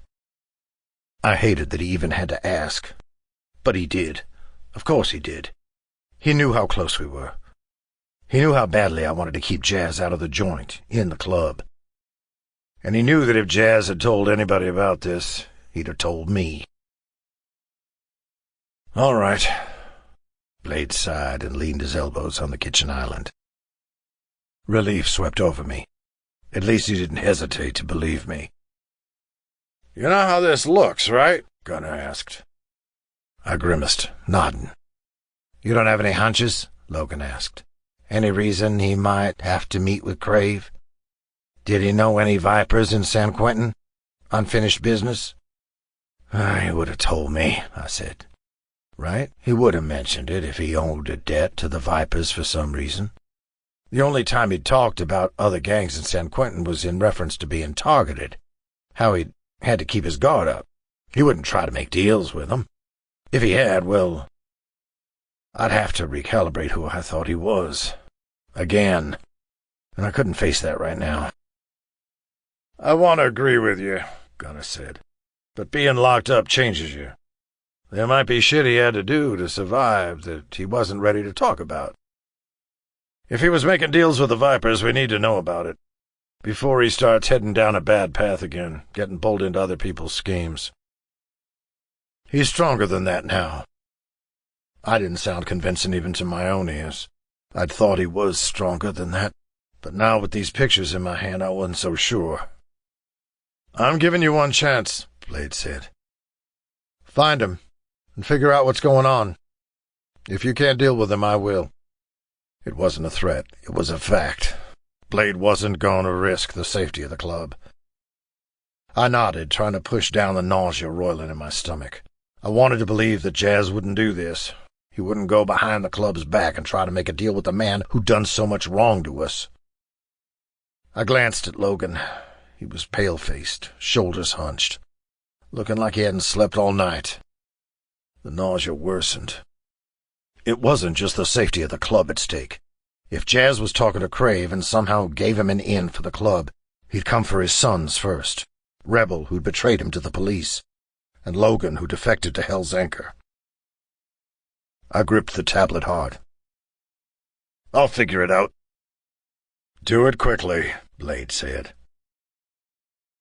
I headed back upstairs. If the pictures were accurate, Jazz was in Monterey. And if he'd been drunk, there was a chance he was still there. I'd ride to Monterey first. I had a plan now. I was focused. I'd find him. But as I passed his doorway, I saw it was open a crack, and I didn't think it had been earlier. I peeked in, and he was there. He looked terrible. He sat on the edge of the bed, his head in his hands, elbows on his knees. The room reeked of sweat and alcohol. He was wearing the clothes he'd worn last night. The bed was mussed but unmade, like he'd stumbled in and collapsed for a few hours. I stepped inside and closed the door behind me.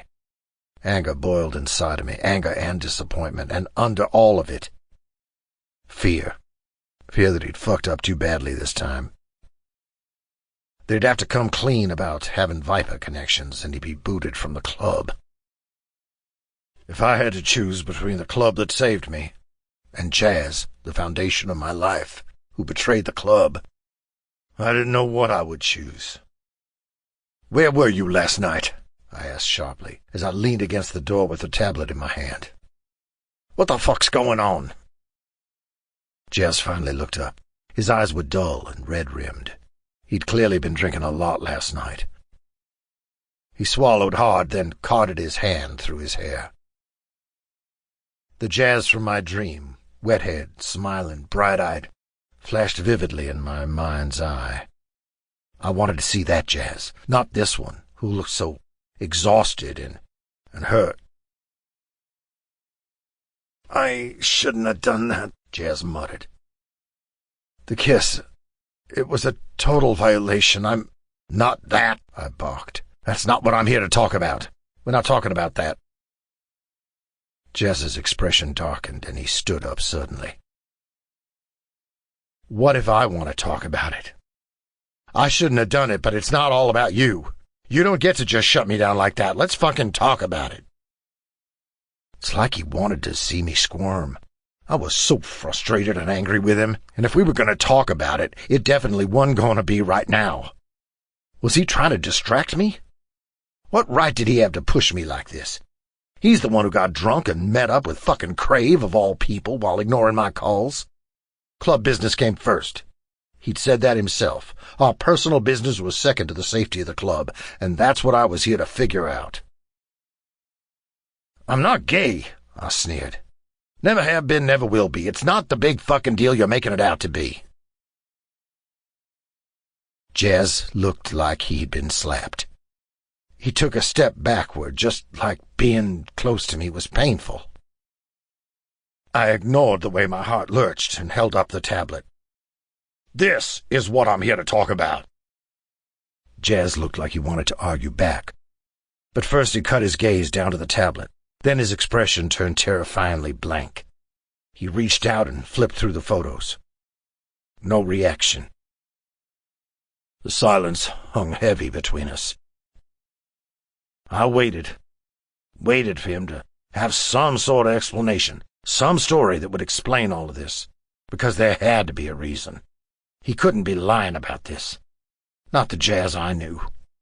Except nothing came. He didn't say anything, didn't try to defend himself, nothing. The disappointment in me boiled into rage. "What the fuck is wrong with you?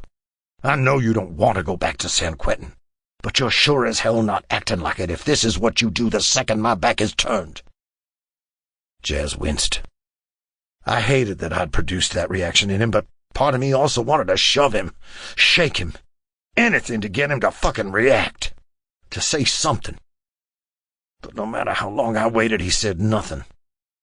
Like he didn't have anything to do to cover what he'd done.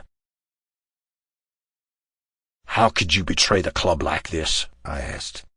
"Blade gave you a second chance, and now you turn around and pull something like this.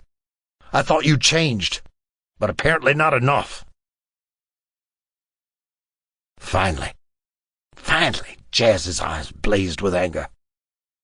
Quick as lightning, he gripped my shoulder and shoved me bodily out of the way. Enough to open his bedroom door and walk out without saying a goddamn word. Chapter 15. Jazz. I shoved Tex out of the way hard. It was easy now that I had some muscle on him. I'd barely been back in my room for 2 hours.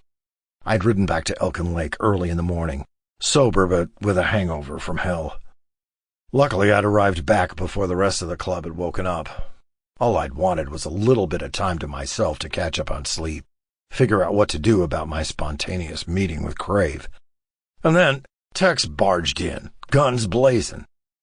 I thought he was pissed at me because I'd kissed him like an idiot and then spent the night blowing off his calls. Hell, I'd be pissed too. And I'd been ready to talk about it, try to salvage what I could of our friendship. But, of course, he'd apparently said all he needed to say when he'd run out the door after the kiss. Of course, I'd assumed that's what he wanted to talk about. How the hell would he have known that I'd seen Crave? I didn't notice any tails in Monterey, but I hadn't exactly been looking. How had he gotten those pictures? I was so caught off guard and confused and afraid, and the hangover had slowed my brain to a snail's pace, and Tex had taken my shocked silence as confirmation of what he was already suspecting, that I was working with Crave. I'd thought his rejection of the kiss hurt me, but that was nothing compared to this. Pain like an ice-cold knife cleaving into my sternum and dragging down. I could handle Tex turning me down when I kissed him. I could even handle him wanting to put distance between us because of it, as much as I'd hoped that wouldn't be the case. But I'd never imagined he thought so lowly of me that he really thought I'd work with Crave. And I didn't know how to handle that. What was the point of even talking to Tex if that's what he thought? My voice had been frozen with the lump in my throat anyway. I'd needed to get away from him, to go somewhere alone and lick my wounds before I could talk to him. So that's it? Tex called as I walked out the room. You're just going to walk away? You're going to avoid this? Pretend there's nothing wrong? The pain suddenly burned like frostbite spreading through me. I turned on my heel. Yeah, I said coldly. I am. That's what you've been doing to me all these years. Now you can see how it feels. Tex's angry expression faltered slightly as a line of confusion formed in between his eyebrows. Of course he didn't know what I was talking about. He'd been oblivious to my feelings for more than a decade. Why would a stupid half-away kiss change anything? He was probably willfully ignoring it, pretending that the kiss was just a spur-of-the-moment thing and didn't mean anything more than that. But that morning, in that moment of hesitation, I could have sworn he felt something too. It would have explained so many confusing parts of these past 2 months. The lingering looks I caught from him, the seesawing closeness and distance, his lack of hookups, the way he didn't call me his brother anymore. You're supposed to be my best friend, I said. You really think that little of me? You really think I'd work with Crave? The fire in Tex's eyes died down just a little. I swallowed. I could deal with you not wanting to be with me like that. I'm not gay. But that's not really why, is it? I cut in. It's because you don't trust me. You were just waiting for me to confirm what you really thought, right? That I'm still the dumb kid who can't do anything right. Couldn't get close because you'd already decided I'd fuck it up. Jazz, you've made it clear what you think of me. There's nothing else you need to say. I turned and headed downstairs, and Tex didn't follow me. My emotions warred inside me. Part of me desperately wanted him to follow me, grab me by the shoulder and tell me I was wrong about him, about us. Another part of me wanted to just get on my bike and ride, leave all this shit behind. Tex, the club, all of it. Go somewhere that I wouldn't disappoint anyone, where no one had the power to disappoint me. Start over. But just because Tex had disappointed me, broken my heart again, didn't mean I truly wanted to leave him behind, or abandon my duties as an enforcer, especially now, with what I'd learned from talking to Crave. So instead of running, I went directly to Blade's office. He was behind the desk, with Priest and Gunner in their chairs across from it, in the midst of a conversation. I closed the door behind me. All three of them stopped speaking and turned their gazes to me, their eyes wary. I'm here to talk about Crave, I said. Blade gave me a long, considering look, and then ducked his chin in a sharp nod. Say your piece. At least Blade and the enforcers were willing to listen to me instead of jumping immediately to the worst conclusion, even if they still looked fairly doubtful. It was a coincidence, I said. Blade didn't look convinced in the slightest, but he didn't interject. I just needed to blow off some steam, and I'd gotten drunker than I should have. Crave saw me outside and approached me with a proposition. He'd assumed I would have made some Viper alliances in the joint. It's the only way he'd imagined I could have gotten out intact, I guess. Did you? Gunner asked. I bit back a sarcastic reply. No, I said plainly. Had to learn to fight pretty well because of it, too. Why didn't you call for backup? Blade asked. I winced. He had my phone. I was drunk and angry, so I chucked it into an alley, and he found it before I did. Gunner unsuccessfully tried not to roll his eyes. Priest was listening intently, no obvious reaction on his face. I was unarmed and he had my phone, so I decided to hear him out to buy myself some time. I pressed my lips together. Even just the memory of that snide asshole sent a jolt of anger through me. He was trying to cut a deal with me. Wanted me to somehow get Rebel and Logan away from Elkin Lake, outside the territory. Crave had been close to ranting as he'd explained this plan, his beady eyes glinting with rage and excitement. He blames them for the destruction of the Viper's Nest, and for putting the butler behind bars and drying up his revenue stream. So his first priority is killing them. Killing? Blade's eyes narrowed.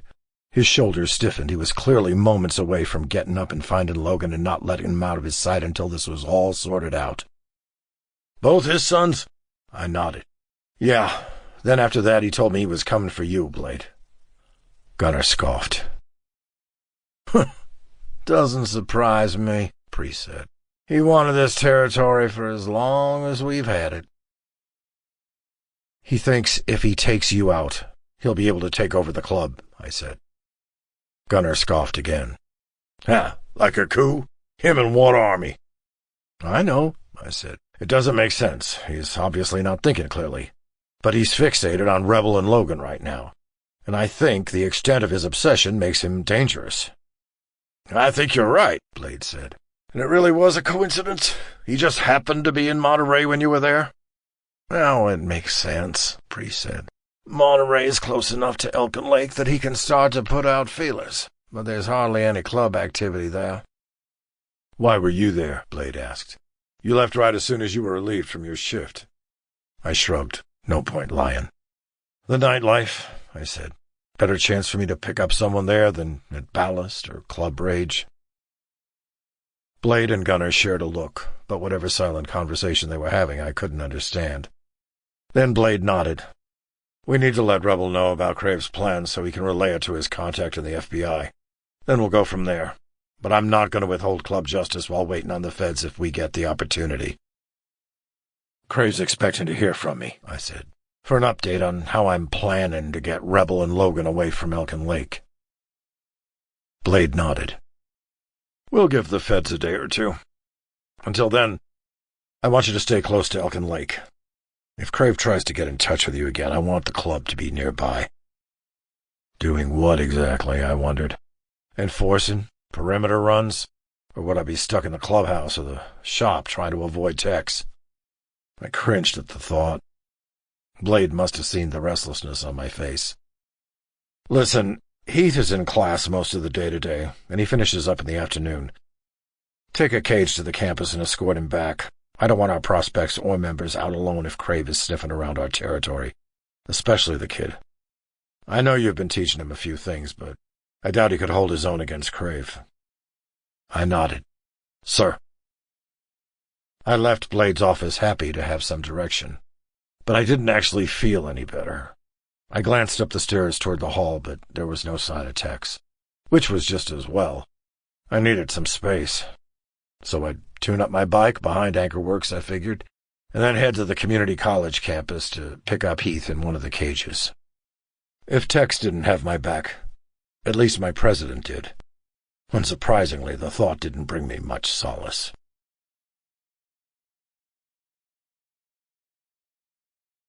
Chapter 16. Tex. As Jazz descended the stairs, I stormed into my bedroom and slammed the door behind me. Anger roiled hot and overwhelming in my chest, and I slammed the meat of my fist hard against the cheap wood of the door, so hard it threatened to crack under the force of it, like a fucking angry teenager. I paced the room. What the hell had just happened? I was furious and disappointed and somehow confused. It had felt like Jazz and I had been having two different conversations at the same time, and I managed to fuck up both of them. Jazz's face had been blank when he'd seen the pictures, but when I'd spit out what I'd feared, that he was working with Crave, he hadn't looked regretful or caught. He'd looked hurt. I'd let my temper get the better of me. I'd just been so afraid that he'd fuck up again that I'd seen what my fear had expected me to see. Another mistake. Another way for Jazz to leave me. And in doing so, I'd driven him away. I slammed my fist against the door again. After the kiss, the dream, I'd worried things wouldn't be able to go back to normal. But what if I'd been the one to irrevocably fuck up our friendship? I told him I trusted him, and then turned around and accused him of betraying the club to the core. God, I was such a fucking asshole. I needed to fix this before it could get any more fucked up. I left my room and stormed down the stairs, determined to catch Jazz. I didn't have a plan for what I was going to say when I found him. All I knew was that I couldn't let him leave, with this hanging unresolved between us. Blade stepped out of his office with Gunner and Priest on his heels. "Tex," he said. I stopped with my hand already on the front door of the clubhouse. I cursed internally. I had no time to lose. "Where are you off to in such a hurry?" he asked. "Jazz ran off," I said shortly. "Gotta catch up with him." "Ran off?" Blade asked. "We were just talking. He hasn't run off anywhere." I faltered. My hand slipped off the doorknob. He hadn't bolted? He spoken to Blade? The reality washed over me like an ice-cold wave. He'd spoken to Blade because I hadn't listened. I was supposed to figure out what had happened, give Jazz a chance, and I'd just gone in guns blazing, yelling at him, telling him what I'd assumed had happened instead of listening. "He's on club business," Blade said. "Errands. Then he is escorting Heath back to the campus tonight." "What?" I asked. Blade was weirdly calm. He was looking at me like I was the crazy one, like he knew something I didn't. "But the pictures." "He didn't tell you?" Blade took a seat at the kitchen island. Priest did too, as Gunner started making a fresh pot of coffee. I balked and walked back into the kitchen. "Tell me what?" "Huh," Gunner said. "I'd assumed he'd talk to you before us." Frustration rose like bile in my throat. "Can someone please tell me what the fuck I'm missing?" Blade sighed and caught his hand through his long hair. "Yeah, Jazz told us it was a coincidental meeting. Crave approached him with a deal. Crave figured Jazz would have gotten wrapped up with the Vipers in San Quentin, so he thought he could rope him into being a mole." My heart dropped to my shoes. A coincidental meeting. Had it really just been a stroke of bad luck? "He got some good info out of Crave," Priest added. "Led Crave to believe he was interested. Apparently Crave's fixated on Rebel and Logan first. He wants them gone. Then he'll come for Blade. Crave thinks Jazz will give him some insight into how to get Rebel and Logan away from the club long enough to get at him." "But he came back here and told us everything instead," Blade said. "And now we've got some good insight into what Crave's plans are, so we can be prepared." "Why the fuck were the FBI just watching then?" I asked. I felt a little wild, out of control. It didn't make sense. If this really was a chance meeting and Jez had actually helped the club, I'd made a huge fucking mistake. A bigger one than I'd thought.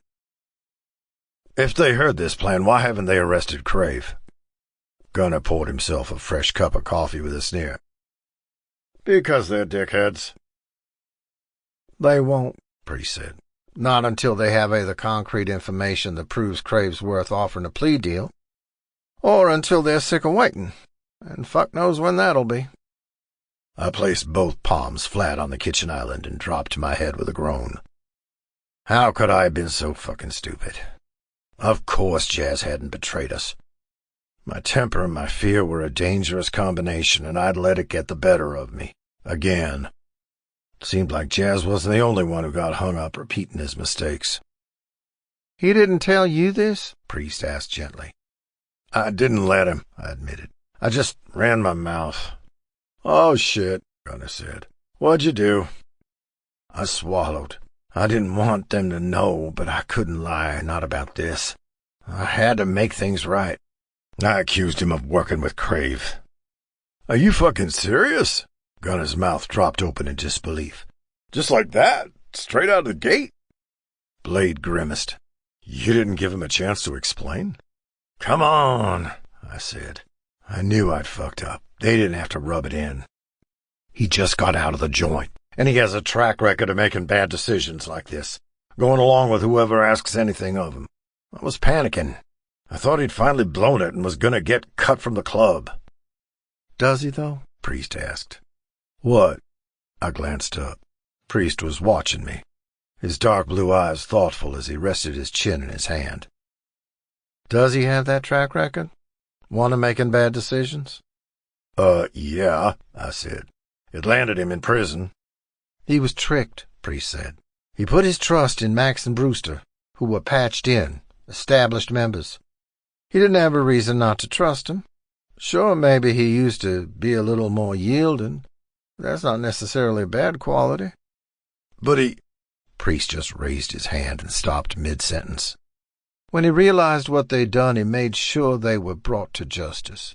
I'd say that's a hell of a good decision, actually. I pressed my lips together as my heart beat hard in my chest. I knew that. I knew that. Doing that protected the club, Priest said. He took the responsibility for his role in the crime, and the club wasn't implicated.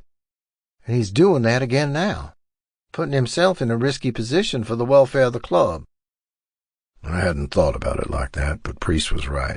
Jazz had fallen on the sword for the rest of us then, and even though he knew it was risky, even though he had so much more to lose now, it sounded like he was doing it again, putting the safety of the club first, even if he went about it in a roundabout way that didn't always make sense to me at first.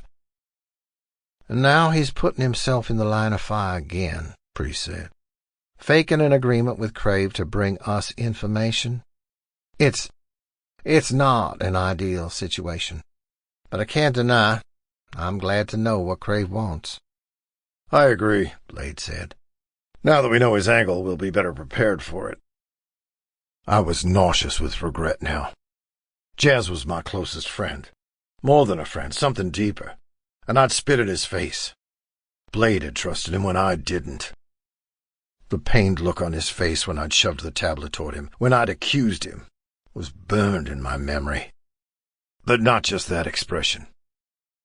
I thought unexpectedly of the way he looked at me when we were lying face to face in his bed the other morning. The soft, lazy expression in his eyes and corner of his mouth slightly upturned. The look on his face right before he kissed me. Suddenly, powerfully, I wanted to see that expression again. And now that was impossible. How could he trust me again when I'd treated him like a stupid kid? I'd claimed to trust him, but as soon as he did something I didn't understand, I fell back on my old perceptions and threw that in his face. He's done nothing but prove himself since he got back, Priest said gently. Hell of an enforcer, Gunna said. Hard-working, fearless, but doesn't overstep. Priest nodded. I'm surprised by you, Tex. I thought you knew your brother better than that. He ain't my brother, I fired back without thinking. He was my brother in arms in the club, sure, but not my brother in the way I used to think. Not with the way he felt for me, and not with the way I felt for him. I didn't know exactly what it was yet, but I knew it was deeper than brotherhood. Murkier. 3 pairs of eyes stared back at me, confused. I turned away from the kitchen and headed to the door. We grew up together, but he's not my brother, and I have to go find him. No one tried to stop me as I walked out of the clubhouse. My bike was parked out front, and I took a moment to brace my hands on the saddle and take a deep breath. The dream bubbled up in my memory again. It had felt so real. Not like a dream at all, like a glimpse that could have been, if those days at the beach had gone differently. In the dream I hadn't panicked or pushed him away. It had felt right. Like everything had been leading up to that. Like it was just the natural growth of our relationship. And I never could keep a relationship together otherwise. I was always pushing women away, or losing interest, or just not making time. I couldn't connect with anyone. Couldn't connect with anyone but Jazz. I'd been so afraid to lose him again. And I'd let that turn into anger because I understood anger. I knew how to lash out, how to demand explanations, how to tussle with Jazz until we came to some sort of agreement or truce. I didn't know how to tell him how scared I was, because then I'd have to admit it to myself. I'd have to look at my fear, really look at it, and see what it was rooted in. Wanting to be with Jazz like that was a soul-level recalibration. I wasn't the man I thought I was, the lone wolf, the enforcer whose lifestyle was too busy and rough to let a woman in. But it wasn't that I didn't have space for anyone else. It's that Jazz already owned that space. It was always Jazz. Jazz who occupied my thoughts, my dreams, every breath for the 3 years he was gone. But he wouldn't leave again, not unless I was the one who drove him away. I could only hope he'd give me another chance. He'd taken his second chance by the horns and had become a better man. I'd do the same if he'd let me. I let myself think about it just a little. What I'd do differently, if I could redo that morning over. The morning where he'd kissed me half awake, like he'd done it 1,000 times before.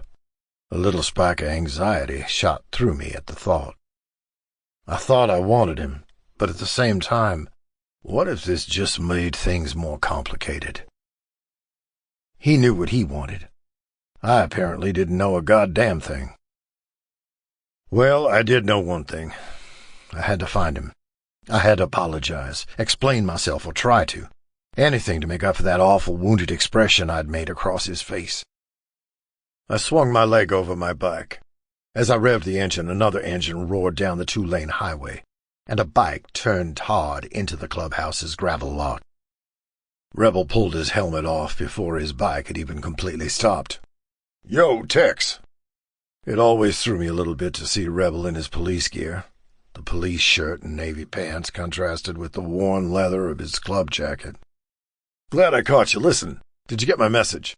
"What?" I asked. "What message?" "No one's checking their damn phones," Rebel groused.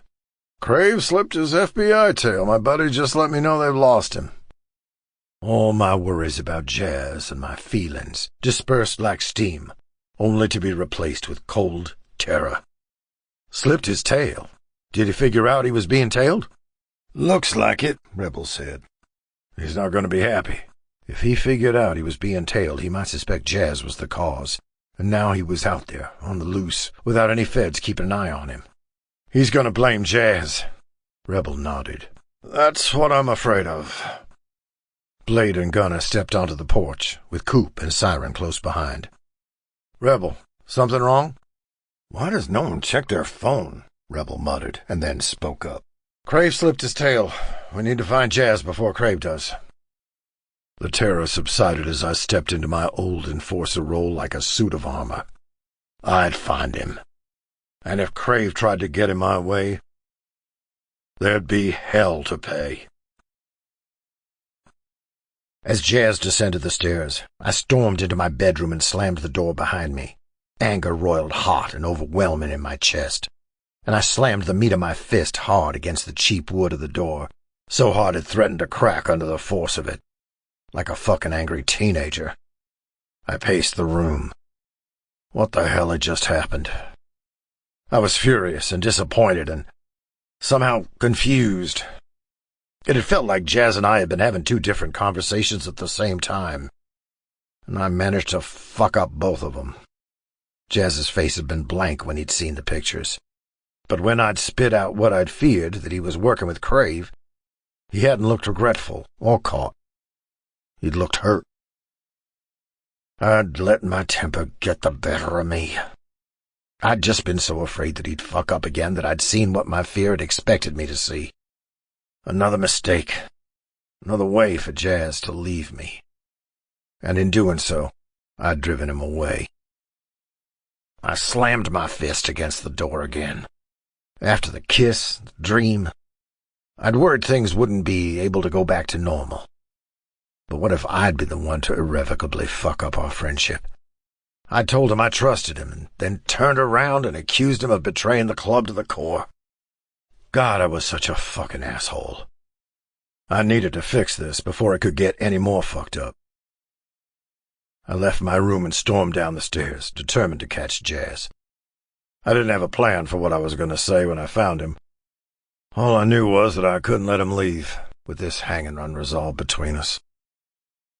Blade stepped out of his office with Gunner and Priest on his heels. "Tex," he said. I stopped with my hand already on the front door of the clubhouse. I cursed internally. I had no time to lose. "Where are you off to in such a hurry?" he asked. "Jazz ran off," I said shortly. "Gotta catch up with him." "Ran off?" Blade asked. "We were just talking. He hasn't run off anywhere." I faltered. My hand slipped off the doorknob. He hadn't bolted? He spoken to Blade? The reality washed over me like an ice-cold wave. He'd spoken to Blade because I hadn't listened. I was supposed to figure out what had happened, give Jazz a chance, and I'd just gone in guns blazing, yelling at him, telling him what I'd assumed had happened instead of listening. "He's on club business," Blade said. "Errands. Then he is escorting Heath back to the campus tonight." "What?" I asked. Blade was weirdly calm. He was looking at me like I was the crazy one, like he knew something I didn't. "But the pictures." "He didn't tell you?" Blade took a seat at the kitchen island. Priest did too, as Gunner started making a fresh pot of coffee. I balked and walked back into the kitchen. "Tell me what?" "Huh," Gunner said. "I'd assumed he'd talked to you before us." Frustration rose like bile in my throat. "Can someone please tell me what the fuck I'm missing?" Blade sighed and caught his hand through his long hair. "Yeah, Jazz told us it was a coincidental meeting. Crave approached him with a deal. Crave figured Jazz would have gotten wrapped up with the Vipers in San Quentin, so he thought he could rope him into being a mole." My heart dropped to my shoes. A coincidental meeting. Had it really just been a stroke of bad luck? "He got some good info out of Crave," Priest added. "Led Crave to believe he was interested. Apparently Crave's fixated on Rebel and Logan first. He wants them gone. Then he'll come for Blade. Crave thinks Jazz will give him some insight into how to get Rebel and Logan away from the club long enough to get at him." "But he came back here and told us everything instead," Blade said. "And now we've got some good insight into what Crave's plans are, so we can be prepared." "Why the fuck were the FBI just watching then?" I asked. I felt a little wild, out of control. It didn't make sense. If this really was a chance meeting and Jez had actually helped the club, I'd made a huge fucking mistake. A bigger one than I'd thought. If they heard this plan, why haven't they arrested Crave? Gunner poured himself a fresh cup of coffee with a sneer. "Because they're dickheads." "They won't," Priest said. "Not until they have either concrete information that proves Crave's worth offering a plea deal, or until they're sick of waiting, and fuck knows when that'll be." I placed both palms flat on the kitchen island and dropped my head with a groan. How could I have been so fucking stupid? Of course Jazz hadn't betrayed us. My temper and my fear were a dangerous combination, and I'd let it get the better of me. Again. Seemed like Jazz wasn't the only one who got hung up repeating his mistakes. "He didn't tell you this?" Priest asked gently. "I didn't let him," I admitted. "I just ran my mouth." "Oh, shit," Gunner said. "What'd you do?" I swallowed. I didn't want them to know, but I couldn't lie, not about this. I had to make things right. I accused him of working with Crave. "Are you fucking serious?" Gunner's mouth dropped open in disbelief. "Just like that? Straight out of the gate?" Blade grimaced. "You didn't give him a chance to explain?" "Come on," I said. I knew I'd fucked up. They didn't have to rub it in. He just got out of the joint, and he has a track record of making bad decisions like this, going along with whoever asks anything of him. I was panicking. I thought he'd finally blown it and was going to get cut from the club. "Does he, though?" Priest asked. "What?" I glanced up. Priest was watching me, his dark blue eyes thoughtful as he rested his chin in his hand. "Does he have that track record? One of making bad decisions?" Yeah," I said. "It landed him in prison." "He was tricked," Priest said. "He put his trust in Max and Brewster, who were patched in, established members. He didn't have a reason not to trust him. Sure, maybe he used to be a little more yielding. That's not necessarily a bad quality." "But he—" Priest just raised his hand and stopped mid-sentence. "When he realized what they'd done, he made sure they were brought to justice. I'd say that's a hell of a good decision, actually. I pressed my lips together as my heart beat hard in my chest. I knew that. I knew that. Doing that protected the club, Priest said. He took the responsibility for his role in the crime, and the club wasn't implicated. And he's doing that again now, putting himself in a risky position for the welfare of the club. I hadn't thought about it like that, but Priest was right. Jazz had fallen on the sword for the rest of us then, and even though he knew it was risky, even though he had so much more to lose now, it sounded like he was doing it again, putting the safety of the club first, even if he went about it in a roundabout way that didn't always make sense to me at first. And now he's putting himself in the line of fire again, Priest said. Faking an agreement with Crave to bring us information. It's not an ideal situation, but I can't deny I'm glad to know what Crave wants. I agree, Blade said. Now that we know his angle, we'll be better prepared for it. I was nauseous with regret now. Jazz was my closest friend. More than a friend, something deeper. And I'd spit in his face. Blade had trusted him when I didn't. The pained look on his face when I'd shoved the tablet toward him, when I'd accused him, was burned in my memory. But not just that expression. I thought unexpectedly of the way he looked at me when we were lying face to face in his bed the other morning. The soft, lazy expression in his eyes and corner of his mouth slightly upturned.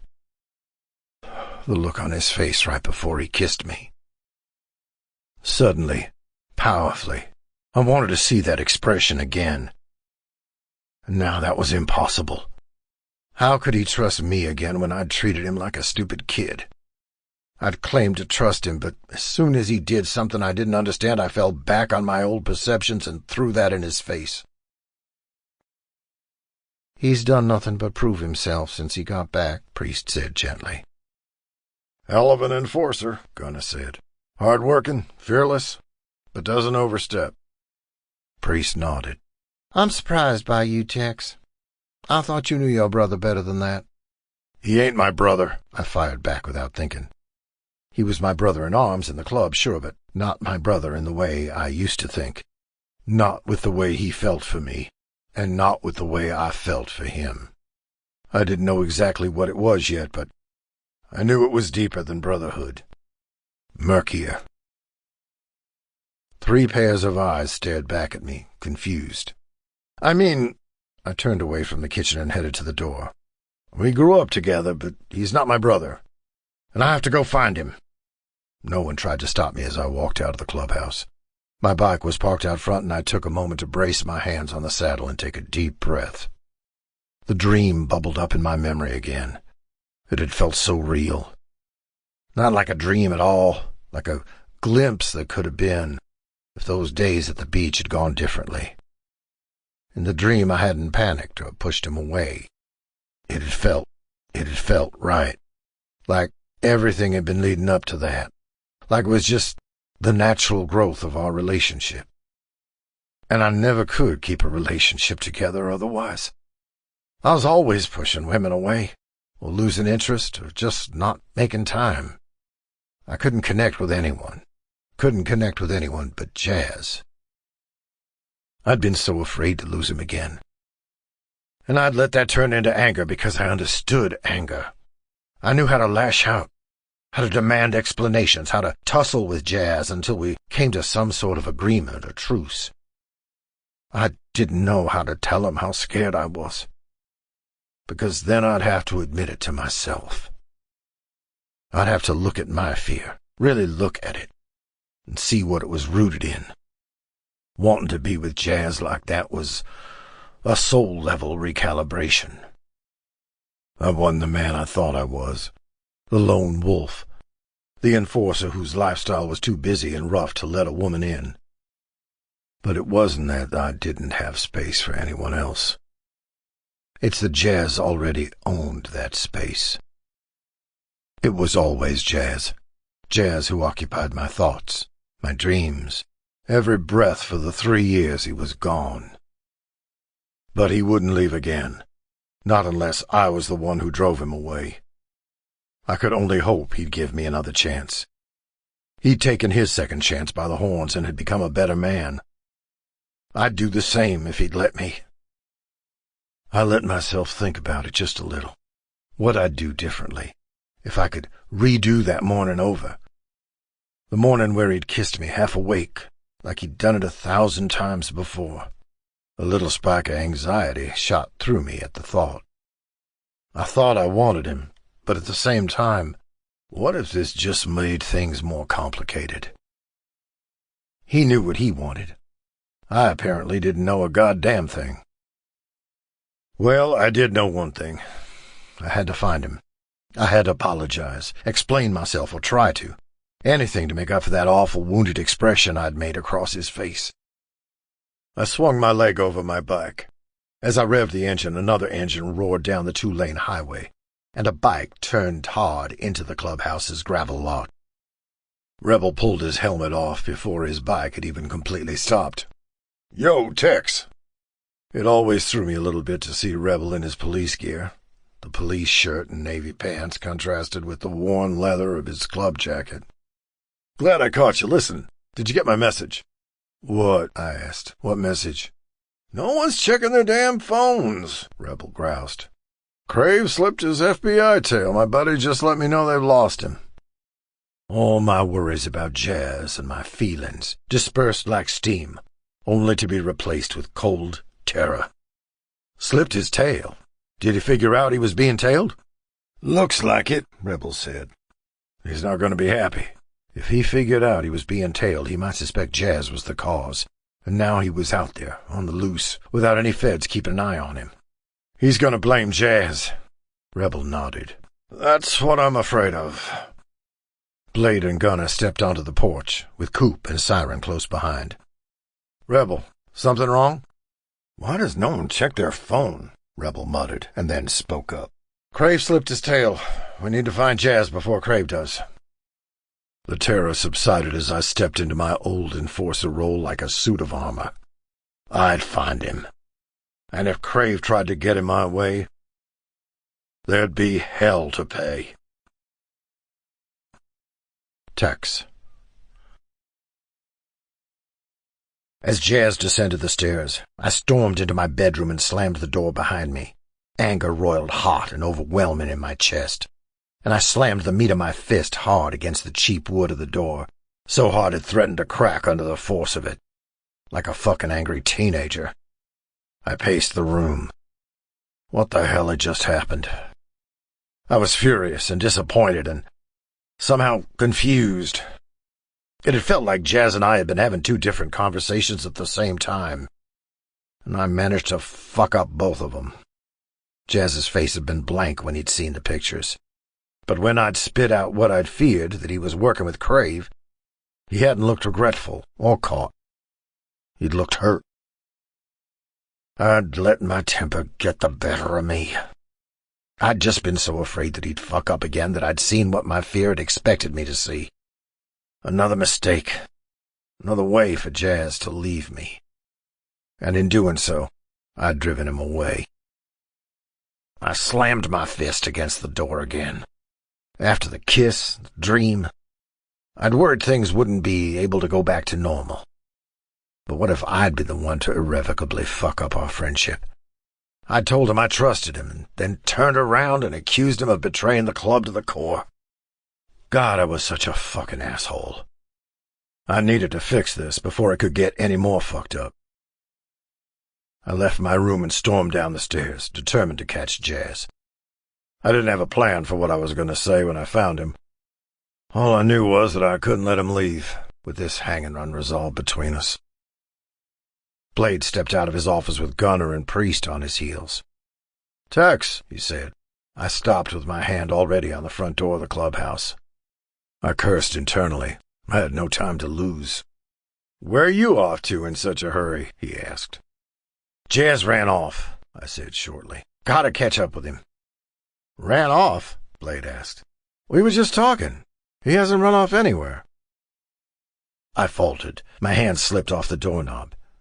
He hadn't bolted? He spoken to Blade? The reality washed over me like an ice-cold wave.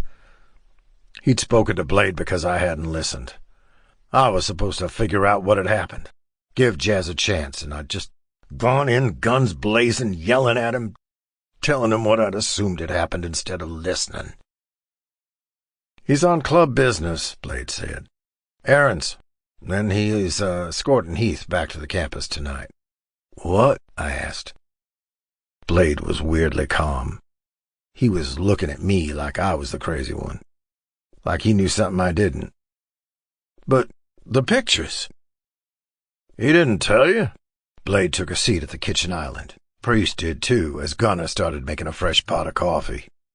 I balked and walked back into the kitchen. "Tell me what?" "Huh," Gunner said. "I'd assumed he'd talk to you before us." Frustration rose like bile in my throat. "Can someone please tell me what the fuck I'm missing?" Blade sighed and caught his hand through his long hair. "Yeah, Jazz told us it was a coincidental meeting. Crave approached him with a deal. Crave figured Jazz would have gotten wrapped up with the Vipers in San Quentin, so he thought he could rope him into being a mole." My heart dropped to my shoes. A coincidental meeting. Had it really just been a stroke of bad luck? "He got some good info out of Crave," Priest added. "Led Crave to believe he was interested. Apparently Crave's fixated on Rebel and Logan first. He wants them gone. Then he'll come for Blade. Crave thinks Jazz will give him some insight into how to get Rebel and Logan away from the club long enough to get at him." "But he came back here and told us everything instead," Blade said. "And now we've got some good insight into what Crave's plans are, so we can be prepared." "Why the fuck were the FBI just watching then?" I asked. I felt a little wild, out of control. It didn't make sense. If this really was a chance meeting and Jez had actually helped the club, I'd made a huge fucking mistake. A bigger one than I'd thought. If they heard this plan, why haven't they arrested Crave? Gunner poured himself a fresh cup of coffee with a sneer. "Because they're dickheads." "They won't," Priest said. "Not until they have either concrete information that proves Crave's worth offering a plea deal, or until they're sick of waiting, and fuck knows when that'll be." I placed both palms flat on the kitchen island and dropped my head with a groan. How could I have been so fucking stupid? Of course Jazz hadn't betrayed us. My temper and my fear were a dangerous combination, and I'd let it get the better of me. Again. Seemed like Jazz wasn't the only one who got hung up repeating his mistakes. "He didn't tell you this?" Priest asked gently. "I didn't let him," I admitted. "I just ran my mouth." "Oh, shit," Gunner said. "What'd you do?" I swallowed. I didn't want them to know, but I couldn't lie, not about this. I had to make things right. I accused him of working with Crave. "Are you fucking serious?" Gunner's mouth dropped open in disbelief. "Just like that? Straight out of the gate?" Blade grimaced. "You didn't give him a chance to explain?" "Come on," I said. I knew I'd fucked up. They didn't have to rub it in. He just got out of the joint, and he has a track record of making bad decisions like this, going along with whoever asks anything of him. I was panicking. I thought he'd finally blown it and was going to get cut from the club. "Does he, though?" Priest asked. "What?" I glanced up. Priest was watching me, his dark blue eyes thoughtful as he rested his chin in his hand. "Does he have that track record? One of making bad decisions?" Yeah," I said. "It landed him in prison." "He was tricked," Priest said. "He put his trust in Max and Brewster, who were patched in, established members. He didn't have a reason not to trust him. Sure, maybe he used to be a little more yielding. That's not necessarily a bad quality." "But he—" Priest just raised his hand and stopped mid-sentence. "When he realized what they'd done, he made sure they were brought to justice. I'd say that's a hell of a good decision, actually." I pressed my lips together as my heart beat hard in my chest. I knew that. "Doing that protected the club," Priest said. "He took the responsibility for his role in the crime, and the club wasn't implicated. And he's doing that again now. putting himself in a risky position for the welfare of the club. I hadn't thought about it like that, but Priest was right. Jazz had fallen on the sword for the rest of us then, and even though he knew it was risky, even though he had so much more to lose now, it sounded like he was doing it again, putting the safety of the club first, even if he went about it in a roundabout way that didn't always make sense to me at first. And now he's putting himself in the line of fire again, Priest said, faking an agreement with Crave to bring us information. It's not an ideal situation, but I can't deny I'm glad to know what Crave wants. I agree, Blade said. Now that we know his angle, we'll be better prepared for it. I was nauseous with regret now. Jazz was my closest friend. More than a friend, something deeper. And I'd spit in his face. Blade had trusted him when I didn't. The pained look on his face when I'd shoved the tablet toward him, when I'd accused him, was burned in my memory. But not just that expression. I thought unexpectedly of the way he looked at me when we were lying face to face in his bed the other morning. The soft, lazy expression in his eyes and corner of his mouth slightly upturned. The look on his face right before he kissed me. Suddenly, powerfully, I wanted to see that expression again. And now that was impossible. How could he trust me again when I'd treated him like a stupid kid? I'd claimed to trust him, but as soon as he did something I didn't understand, I fell back on my old perceptions and threw that in his face. He's done nothing but prove himself since he got back, Priest said gently. Hell of an enforcer, Gunna said. Hard-working, fearless, but doesn't overstep. Priest nodded. I'm surprised by you, Tex. I thought you knew your brother better than that. He ain't my brother, I fired back without thinking. He was my brother in arms in the club, sure, but not my brother in the way I used to think. Not with the way he felt for me, and not with the way I felt for him. I didn't know exactly what it was yet, but I knew it was deeper than brotherhood. Murkier. 3 pairs of eyes stared back at me, confused. I turned away from the kitchen and headed to the door. We grew up together, but he's not my brother, and I have to go find him. No one tried to stop me as I walked out of the clubhouse. My bike was parked out front, and I took a moment to brace my hands on the saddle and take a deep breath. The dream bubbled up in my memory again. It had felt so real. Not like a dream at all, like a glimpse that could have been, if those days at the beach had gone differently. In the dream I hadn't panicked or pushed him away. It had felt right. Like everything had been leading up to that. Like it was just the natural growth of our relationship. And I never could keep a relationship together otherwise. I was always pushing women away, or losing interest, or just not making time. I couldn't connect with anyone. Couldn't connect with anyone but Jazz. I'd been so afraid to lose him again. And I'd let that turn into anger because I understood anger. I knew how to lash out, how to demand explanations, how to tussle with Jazz until we came to some sort of agreement or truce. I didn't know how to tell him how scared I was, because then I'd have to admit it to myself.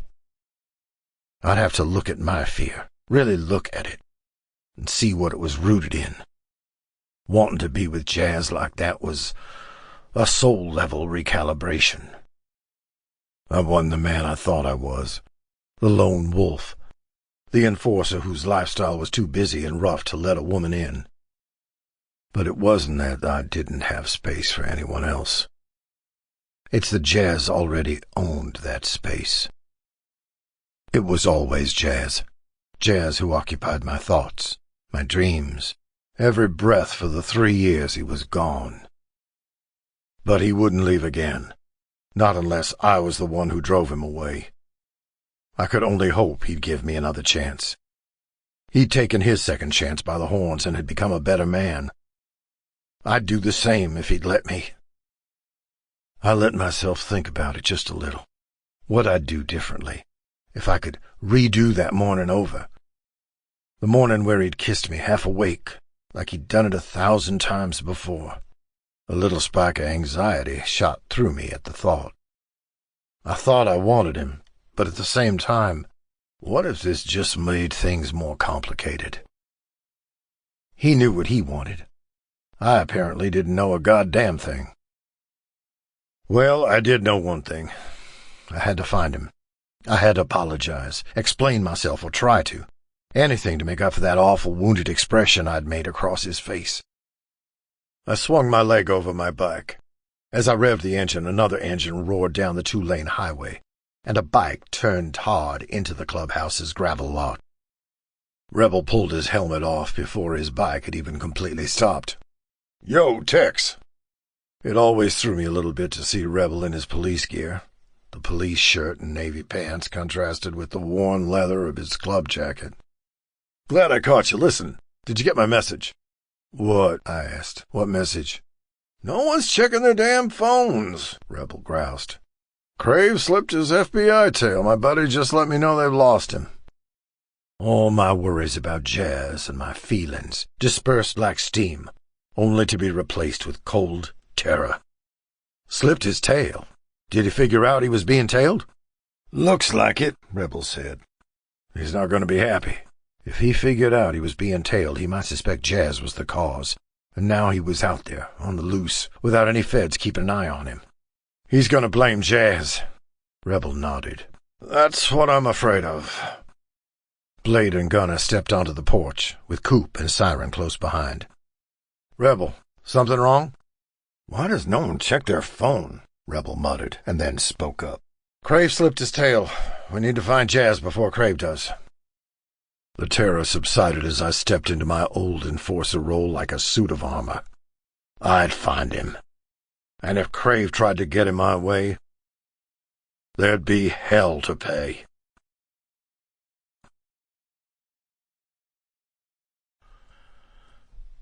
Chapter 16. Tex. As Jazz descended the stairs, I stormed into my bedroom and slammed the door behind me. Anger roiled hot and overwhelming in my chest, and I slammed the meat of my fist hard against the cheap wood of the door, so hard it threatened to crack under the force of it. Like a fucking angry teenager, I paced the room. What the hell had just happened? I was furious and disappointed and somehow confused. It had felt like Jazz and I had been having two different conversations at the same time, and I managed to fuck up both of them. Jazz's face had been blank when he'd seen the pictures, but when I'd spit out what I'd feared, that he was working with Crave, he hadn't looked regretful or caught. He'd looked hurt. I'd let my temper get the better of me. I'd just been so afraid that he'd fuck up again that I'd seen what my fear had expected me to see. Another mistake. Another way for Jazz to leave me. And in doing so, I'd driven him away. I slammed my fist against the door again. After the kiss, the dream, I'd worried things wouldn't be able to go back to normal. But what if I'd been the one to irrevocably fuck up our friendship? I'd told him I trusted him, and then turned around and accused him of betraying the club to the core. God, I was such a fucking asshole. I needed to fix this before it could get any more fucked up. I left my room and stormed down the stairs, determined to catch Jazz. I didn't have a plan for what I was going to say when I found him. All I knew was that I couldn't let him leave, with this hanging unresolved between us. Blade stepped out of his office with Gunner and Priest on his heels. "Tex," he said. I stopped with my hand already on the front door of the clubhouse. I cursed internally. I had no time to lose. "Where are you off to in such a hurry?" he asked. "Jazz ran off," I said shortly. "Gotta catch up with him." "Ran off?" Blade asked. "We were just talking. He hasn't run off anywhere." I faltered. My hand slipped off the doorknob.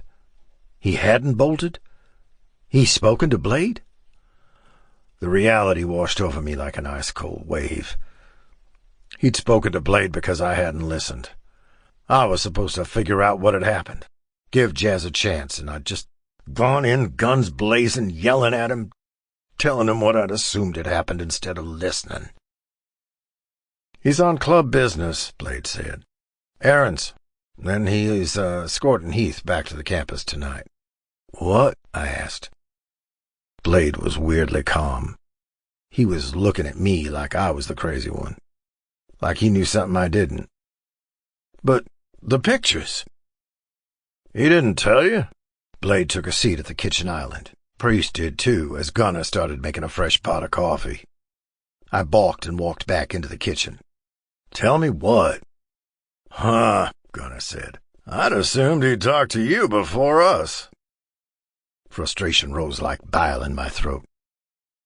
Can someone please tell me what the fuck I'm missing? Blade sighed and caught at his hand through his long hair. Yeah, Jazz told us it was a coincidental meeting. Crave approached him with a deal. Crave figured Jazz would have gotten wrapped up with the Vipers in San Quentin, so he thought he could rope him into being a mole. My heart dropped to my shoes. A coincidental meeting. Had it really just been a stroke of bad luck? He got some good info out of Crave, Priest added. Led Crave to believe he was interested. Apparently Crave's fixated on Rebel and Logan first. He wants them gone. Then he'll come for Blade.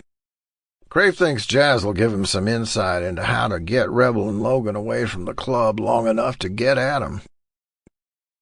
But he came back here and told us everything instead, Blade said. And now we've got some good insight into what Crave's plans are so we can be prepared. Why the fuck were the FBI just watching then? I asked. I felt a little wild, out of control. It didn't make sense. If this really was a chance meeting and Jez had actually helped the club, I'd made a huge fucking mistake. A bigger one than I'd thought. If they heard this plan, why haven't they arrested Crave? Gunnar poured himself a fresh cup of coffee with a sneer. Because they're dickheads. They won't, Priest said. Not until they have either concrete information that proves Crave's worth offering a plea deal, or until they're sick of waiting, and fuck knows when that'll be. I placed both palms flat on the kitchen island and dropped my head with a groan. How could I have been so fucking stupid? Of course Jazz hadn't betrayed us. My temper and my fear were a dangerous combination, and I'd let it get the better of me. Again. It seemed like Jazz wasn't the only one who got hung up repeating his mistakes. He didn't tell you this? Priest asked gently. I didn't let him, I admitted. I just ran my mouth. Oh, shit, Gunnar said. What'd you do? I swallowed. I didn't want them to know, but I couldn't lie, not about this. I had to make things right. I accused him of working with Crave. Are you fucking serious? Gunnar's mouth dropped open in disbelief. Just like that? Straight out of the gate? Blade grimaced. You didn't give him a chance to explain? Come on, I said. I knew I'd fucked up. They didn't have to rub it in. He just got out of the joint, and he has a track record of making bad decisions like this, going along with whoever asks anything of him. I was panicking. I thought he'd finally blown it and was going to get cut from the club. Does he, though? Priest asked. What? I glanced up. Priest was watching me, his dark blue eyes thoughtful as he rested his chin in his hand. Does he have that track record? One of making bad decisions? Yeah, I said. It landed him in prison. He was tricked, Priest said. He put his trust in Max and Brewster, who were patched in, established members. He didn't have a reason not to trust him. Sure, maybe he used to be a little more yielding. That's not necessarily a bad quality. But he... Priest just raised his hand and stopped mid-sentence. When he realized what they'd done, he made sure they were brought to justice. I'd say that's a hell of a good decision, actually. I pressed my lips together as my heart beat hard in my chest. I knew that. I knew that. Doing that protected the club, Priest said. He took the responsibility for his role in the crime, and the club wasn't implicated. And he's doing that again now, putting himself in a risky position for the welfare of the club. I hadn't thought about it like that, but Priest was right. Jazz had fallen on the sword for the rest of us then, and even though he knew it was risky, even though he had so much more to lose now. sounded like he was doing it again, putting the safety of the club first, even if he went about it in a roundabout way that didn't always make sense to me at first. And now he's putting himself in the line of fire again, Priest said, faking an agreement with Crave to bring us information. It's not an ideal situation, but I can't deny I'm glad to know what Crave wants. I agree, Blade said. Now that we know his angle, we'll be better prepared for it. I was nauseous with regret now. Jazz was my closest friend. More than a friend, something deeper. And I'd spit at his face. Blade had trusted him when I didn't. The pained look on his face when I'd shoved the tablet toward him, when I'd accused him, was burned in my memory. But not just that expression. I thought unexpectedly of the way he looked at me when we were lying face to face in his bed the other morning. The soft, lazy expression in his eyes and corner of his mouth slightly upturned. The look on his face right before he kissed me. Suddenly, powerfully, I wanted to see that expression again. And now that was impossible. How could he trust me again when I'd treated him like a stupid kid? I'd claimed to trust him, but as soon as he did something I didn't understand, I fell back on my old perceptions and threw that in his face. He's done nothing but prove himself since he got back, Priest said gently. Hell of an enforcer, Gunner said. Hard-working, fearless, but doesn't overstep. Priest nodded. I'm surprised by you, Tex. I thought you knew your brother better than that. He ain't my brother, I fired back without thinking. He was my brother-in-arms in the club, sure, but not my brother in the way I used to think. Not with the way he felt for me, and not with the way I felt for him. I didn't know exactly what it was yet, but I knew it was deeper than brotherhood. Murkier. 3 pairs of eyes stared back at me, confused. I turned away from the kitchen and headed to the door. We grew up together, but he's not my brother, and I have to go find him. No one tried to stop me as I walked out of the clubhouse.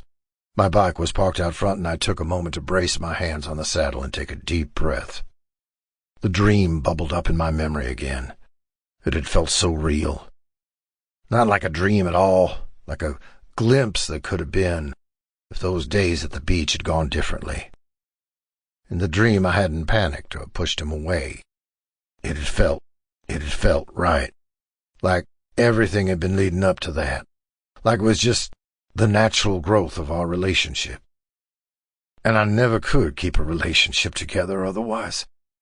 I was always pushing women away, or losing interest, or just not making time. I couldn't connect with anyone. Couldn't connect with anyone but Jazz. I'd been so afraid to lose him again. And I'd let that turn into anger because I understood anger. I knew how to lash out, how to demand explanations, how to tussle with Jazz until we came to some sort of agreement or truce. I didn't know how to tell him how scared I was, because then I'd have to admit it to myself. I'd have to look at my fear, really look at it, and see what it was rooted in. Wanting to be with Jazz like that was a soul-level recalibration. I wasn't the man I thought I was, the lone wolf, the enforcer whose lifestyle was too busy and rough to let a woman in. But it wasn't that I didn't have space for anyone else. It's that Jazz already owned that space. It was always Jazz. Jazz who occupied my thoughts, my dreams, every breath for the 3 years he was gone. But he wouldn't leave again, not unless I was the one who drove him away. I could only hope he'd give me another chance. He'd taken his second chance by the horns and had become a better man. I'd do the same if he'd let me. I let myself think about it just a little. What I'd do differently, if I could redo that morning over. The morning where he'd kissed me half awake, like he'd done it 1,000 times before. A little spark of anxiety shot through me at the thought. I thought I wanted him, but at the same time, what if this just made things more complicated? He knew what he wanted. I apparently didn't know a goddamn thing. Well, I did know one thing. I had to find him. I had to apologize, explain myself, or try to. Anything to make up for that awful wounded expression I'd made across his face. I swung my leg over my bike. As I revved the engine, another engine roared down the 2-lane highway, and a bike turned hard into the clubhouse's gravel lot. Rebel pulled his helmet off before his bike had even completely stopped. "Yo, Tex!" It always threw me a little bit to see Rebel in his police gear. The police shirt and navy pants contrasted with the worn leather of his club jacket. "Glad I caught you. Listen, did you get my message?" "What?" I asked. "What message?" "No one's checking their damn phones," Rebel groused. "Crave slipped his FBI tail. My buddy just let me know they've lost him." All my worries about Jazz and my feelings dispersed like steam, only to be replaced with cold terror. Slipped his tail? Did he figure out he was being tailed? "Looks like it," Rebel said. "He's not going to be happy. If he figured out he was being tailed, he might suspect Jazz was the cause, and now he was out there, on the loose, without any feds keeping an eye on him. He's going to blame Jazz." Rebel nodded. "That's what I'm afraid of." Blade and Gunner stepped onto the porch, with Coop and Siren close behind. "Rebel, something wrong?" "Why does no one check their phone?" Rebel muttered, and then spoke up. "Crave slipped his tail. We need to find Jazz before Crave does." The terror subsided as I stepped into my old enforcer role like a suit of armor. I'd find him. And if Crave tried to get in my way, there'd be hell to pay.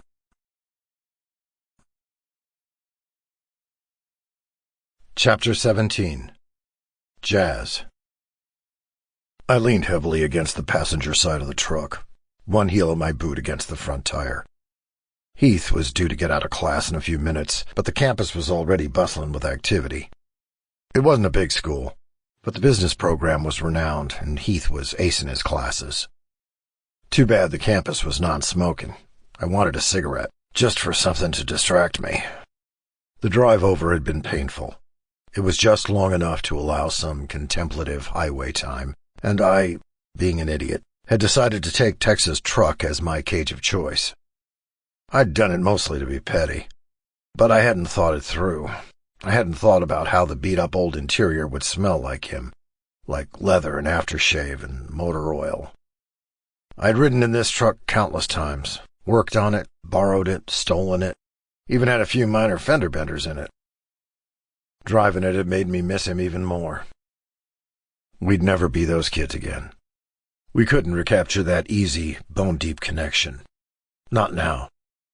I'd gone and fucked it up first by kissing him, and then he had to admit he still thought of me as a spineless kid. We were both different people now. I had to accept that. Even if I lost the friendship we still had, at least I knew we'd never be together. Full stop. In a way, it was a weight off my shoulders. There were no more what-ifs. No more trying to read into the lingering looks he gave me. No more daydreams about the kind of life we'd have together if. It was better to know, even if it hurt. And we'd still have the club, still be in each other's lives. I wouldn't let this drive me away from Hell's Anchor. "Hey, Jazz!" Heath jogged over. His backpack swung carelessly over one shoulder. His platinum hair was pushed back under a bright red beanie, and he wasn't wearing his leather. It made him look even younger. He was a sweet, smart kid, and funny once he finally opened up. Something in my expression made his face fall as he approached. "What's wrong? Did something happen?" I chewed on my lower lip. I didn't want to scare him, but... "Is it Tex?" I huffed a surprised laugh. With how quiet he could be, it was easy to underestimate how observant Heath was. "No, well, sort of. Not really. Come on, get in the truck. I'll tell you on the way back to Elkin Lake."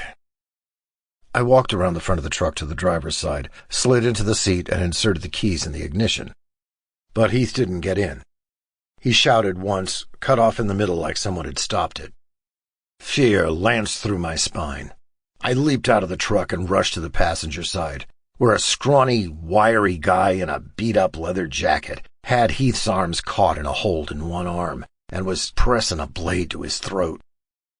Heath was pale, his eyes wide in terror as he stared at me, his breath coming in shallow gasps as he tried to breathe without disturbing the sharp edge of the blade.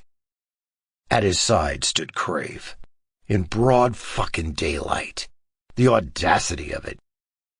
Around us, students fled the scene, some already with their phones out. Where were the fucking feds? "Hi, Jasper," Crave said. "Been looking for you." Heath stared at me, wide-eyed. Fuck. I had to buy a little time. Someone had to have called the cops already. I just had to stall Crave until they got here. Thought our rendezvous was scheduled a little later, I said casually, and crossed my arms over my chest. Couldn't wait to see me? Crave looked down his nose. "Do you think I'm a fucking idiot?" I bit back my affirmative answer and said nothing. I wasn't going to make him angrier, not with the scrawny guy's knife against Heath's jugular. "I had a fucking tail," Crave said. "The feds. Just happened to pop up after our little conversation. You really thought I wouldn't put the pieces together?" In my back pocket, my phone began to buzz. I didn't risk going for it because it'd look like I was going for a weapon, even though my knife was in the inner pocket of my jacket. Crave was clearly losing his grasp on reality more than I'd thought if he was willing to draw weapons in broad daylight. And my handgun was in the truck's glove compartment. Fuck! I met Heath's wide, terrified eyes. I ducked my chin down slightly and then carefully, intentionally, stepped my right foot forward and then dragged my heel back in an arc. Heath tracked the motion, and, to my immense relief, understood it. He set his jaw, and his gaze turned from scared to determined. I clenched my fist and shifted my weight the barest amount onto the balls of my feet, too subtle for Crave to notice, but Heath did. He swept his foot backward hard, rocked backward, and shoved his hand in between his throat and the blade. He hissed in pain as the knife bit deep into his hand in an explosion of blood, but it didn't knock him off balance. He got the scrawny guy's feet out from under him, shifted his bloodied hand from the knife to his attacker's wrist, and then wrenched his arm behind him. The guy barked in shock. The knife clattered to the ground. I sprung forward and charged at Crave. He barely had a chance to breathe before I barreled bodily into him and slammed my shoulder into his solar plexus. The force of it drove both of us to the ground. I braced my forearm against Crave's neck and glanced over at Heath, who was still scuffling with the scrawny guy, holding his own pretty well. Crave used my momentary distraction against me and socked me hard in the ribs. The sudden pain weakened my grip, and Crave wrestled my arm off his neck. "Fucking shit for brains!" he cursed as he drove his knee up and into my gut, forcing me off him. He tried to pin me, and I slammed my head up into his chin. The sound of his teeth clacking together was viciously satisfying. He hissed in pain, showing bloody red teeth, and then ripped a gun from the holster under his jacket. He was wild-eyed with rage. He'd kill me in cold blood, in broad daylight. I knew it. He wasn't thinking about the Vipers or his future or even his desire to take down Hell's Anchor. He was fixated totally on me and how I'd gotten in his way. It didn't matter that he'd get sent to jail. Killing me was all he was thinking about now. I could tell. The barrel of the gun was cold against my forehead. So this was it. At least Crave would finally be caught. At least I wouldn't die with any what-ifs. I wished I didn't have to stare up at Crave's ugly face while it happened, though. Then suddenly, his bulldog face disappeared from view, along with the cold press of the gun. Heath had tackled him off me with a shout that was half anger and half terror. Crave's gun skidded across the asphalt, and his skull hit the pavement with a thunk.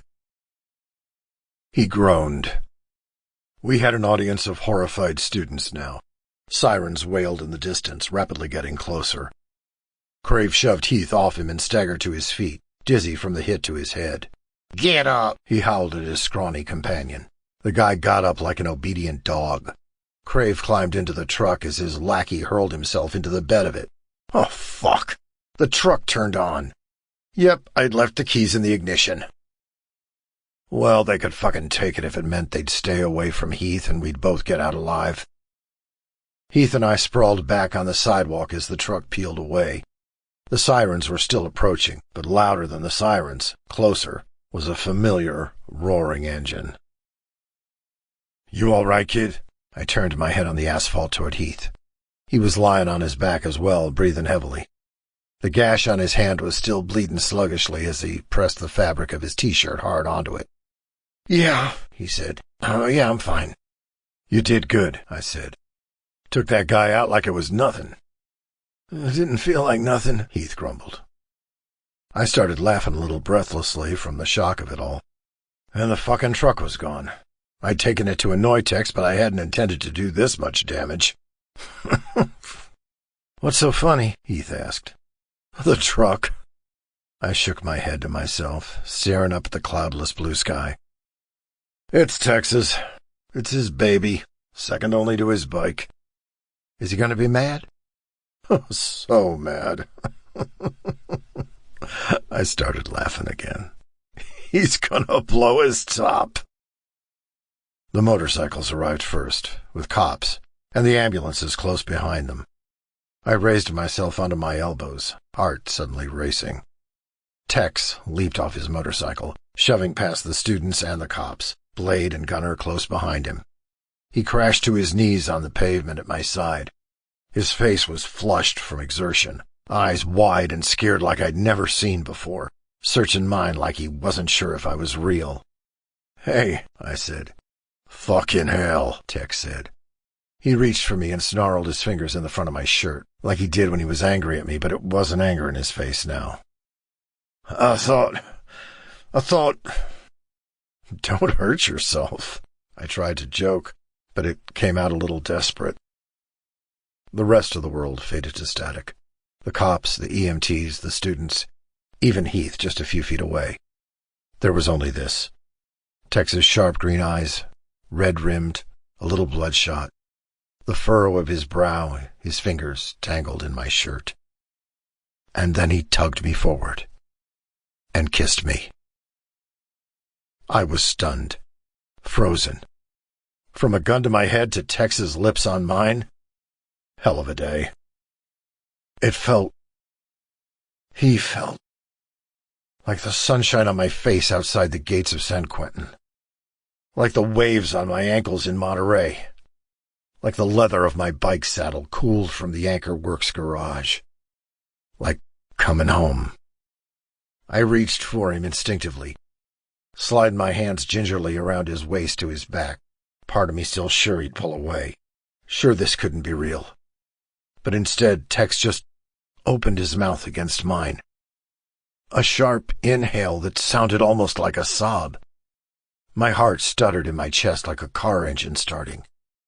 It felt so right, firm and careful, like a promise. Tex pulled away and tipped his forehead against mine. His grip on my shirt kept me upright. I must be concussed," I muttered. That surprised a laugh out of Tex, some of the fear melting from his face. I was safe. The knowledge swept over me like a wave, and my adrenaline crash immediately followed. The fear, the fighting, the brush with death had set my nervous system on fire. Now that it was all over, I couldn't fight off the exhaustion. And the last thing I saw before I succumbed to the crash was Tex's terrified face. Chapter 18. Tex. Jazz. I paced the hallway for what felt like the 100th time. Jazz had been released from the hospital after just a few hours. He had a few scrapes and bruises, but no concussion, no broken bones. Heath had a gnarly gash on his hand and a minor concussion, so he was staying overnight with Coop and Rebel keeping watch. The doctors had said the fainting was just a stress reaction, but it had terrified me when it happened. One moment he'd been blinking at me, dazed and smiling, and then the next he'd slumped forward against me, dead weight in my arms. On the frantic ride to the campus, I'd known deep in my bones that Jazz was in trouble. It was as if we had some soul-level connection.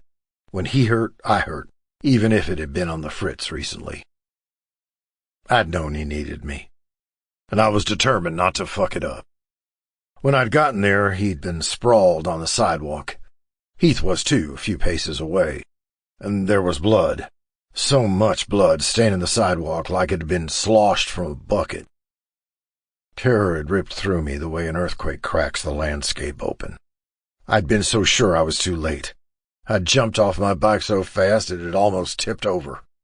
And then Jazz had raised himself up, propped on his elbows, conscious and breathing and fine. He looked a little beat up, but no worse than a bar brawl, with a bruise on his cheek and his hairline damp with sweat, but his amber eyes as bright as ever. I hadn't planned on kissing him.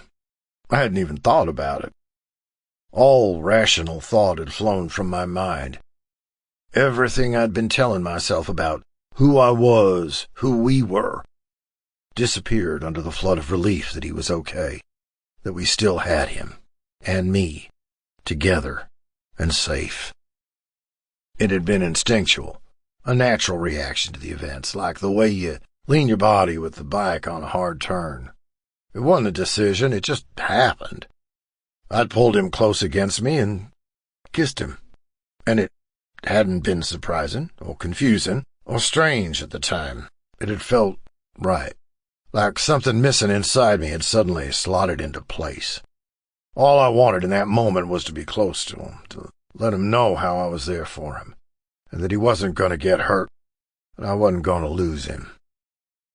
What did this mean for our relationship, though? And how would the club react? I'd done it out in the open, which meant that, suddenly, our personal business was club business. Was Jazz going to be okay with that? Just hours ago, I'd rejected him. I told him it would never happen, but now, after coming so close to losing him, I wanted a second chance. Needed it. The sound of Jazz's bedroom door opening ripped me out of my thoughts. Logan stepped out and closed the door behind him. "He's all right," Logan said immediately. The tension I hadn't realized I was holding in my shoulders eased. I trusted the doctors, but honestly, I trusted Logan's assessment more. "You sure?" Logan patted my shoulder companionably. "Yeah, he just needs to take it easy for a few days. What about you? Are you okay?" After the brawl, Logan had met us at the hospital. He hadn't asked me about what had happened. I'd been too anxious to talk. But Gunnar had told him, and now he was watching me with a concerned look in his eyes. "I'm fine," I said. "Just need to see him." "All right," Logan said. "If you need to talk through anything, just let me know." Maybe at some point reality would come crashing down around me, but right now, the only person I wanted to talk to was Jazz. "Thanks, Logan." He seemed to recognize my harried expression, so he just nodded and slipped down the stairs. I stood in the front of the door, fingertips on the knob, and took a breath. Regardless of what I wanted, Jazz had every right to turn me away after how I'd treated him. Besides, what if my feelings had changed? What if the kiss was a fluke, and once I saw him I'd realize I'd made another mistake? I opened the door. Jazz was sitting up in his bed, propped on what was basically a throne of pillows. There was no IV, thank God. The bruise on his cheek was darker in color, but not too big. More than anything, he looked exhausted. He watched me carefully with an unreadable expression in his amber eyes. That was happening more and more, it seemed like. I used to be able to see every change of mood in those eyes. Now there were a lot more moods I had to learn, and I wanted to learn them. The change wasn't scary anymore, finally. It was enticing. We both had new depths, apparently. I closed the door behind me and sat on the edge of his bed. I took my hat off, set it on his nightstand, and then scrubbed my hand over my hair. There were things I should say. Things we needed to talk about. But sitting so close to him, so close I could feel the strong muscle of his leg under the blanket. The words slipped my mind. I couldn't stop looking at him. His lips parted and his tongue appeared and traced his lower lip. like he was nervous. There was so much I could say, and suddenly I could only think of one way to say it. So I leaned forward and kissed him again. Our third kiss. This one wasn't a shock, or a half-crazed act of fear and desperation on a sidewalk. It was intentional, slow, more like a first kiss than our other two. Jazz's lips parted against mine, just enough for me to slip my tongue in his mouth, and he made a soft sound like he was hurt. It was electric, and at the same time familiar, because it was still Jazz. My Jazz. Then Jazz pressed both hands into my chest, breaking the kiss, pushing me away. I was lightheaded like I'd just spent an hour going 90 on the highway. I wanted to kiss him until we were both dizzy with it. The scowl on Jazz's face indicated he did not feel the same. Tex, what the fuck is going on? I blinked. I'm kissing you. Jazz swallowed and cut his gaze away. You said it wouldn't happen. Ever. Just this morning you said you were straight. That you didn't think of me that way. And I was okay with that. Because I've known that forever. But now... Why now? Having to talk about it was a lot harder than just doing it. But I knew I had to make the effort. When I saw you lying on the sidewalk like that, something just snapped. I scrubbed my hand over my hair. I didn't even think about it. I was just so relieved you were okay. It was instinct. Instinct, Jazz repeated in disbelief. Come on. I shrugged. I mean, I've never been interested in guys. Yeah, I know. You made that pretty clear. I winced, but I couldn't deny he was right. I'm still not. Jazz blinked at me, eyebrows raised like he was moments away from calling me the stupidest person he'd ever met. I had the crazy urge to take his hand, so I did, and he didn't pull away. It's only you. I've never wanted to be with another man before, but I've also never had what we have with a woman. What do you mean, what we have? Jazz asked carefully. What did I mean? I meant our closeness, the way we knew each other, rotten histories and all, the texture of our shared lives, the way we bickered but always came through for each other, the loyalty, the love. I don't fit with anyone else, I said, because I already fit with you. Jazz withdrew his hand. His face was dynamic, changing from hope to pain and back to hope again, endlessly, like he couldn't figure out how to feel. Why now? He asked, with an edge of desperation in his voice. What changed? Losing you to San Quentin was hard, I said. But I always had someone to blame, you know. I was blaming the guys who roped you into that job, the feds for locking you up. Hell, I blamed you. Damn right you did, Jazz muttered. And then when I accused you of working with Crave... So, you found out that's not what happened? I grimaced. Yeah, I talked to Blade. Jazz swatted my shoulder, but there wasn't much heat behind it. You're an asshole. I know, I said. I know. It's just, I was so fucking scared of losing you again. And I lashed out like I was a kid again. I wanted us to be together. Together always. And if we weren't, I had to have someone to blame. Somewhere to direct my anger until I got you back. Jazz listened closely, his amber eyes wide. And then, when I showed up on campus, I saw you lying there, and there was so much blood. Jazz nodded. Heath's hand bled like crazy. I realized if I lost you there, I wasn't getting you back. I put things into perspective in a fucked up way. It was like suddenly all the bullshit I was hanging on to dropped away. Because all that mattered was that you were okay, and you were looking at me. Jazz cleared his throat hard and squinted, a pinched, endearingly ugly expression that only appeared when he was trying not to cry. "And the things I said to you earlier." I blinked hard myself, willing away the prickle of tears behind my eyes. "I know that's not who you are.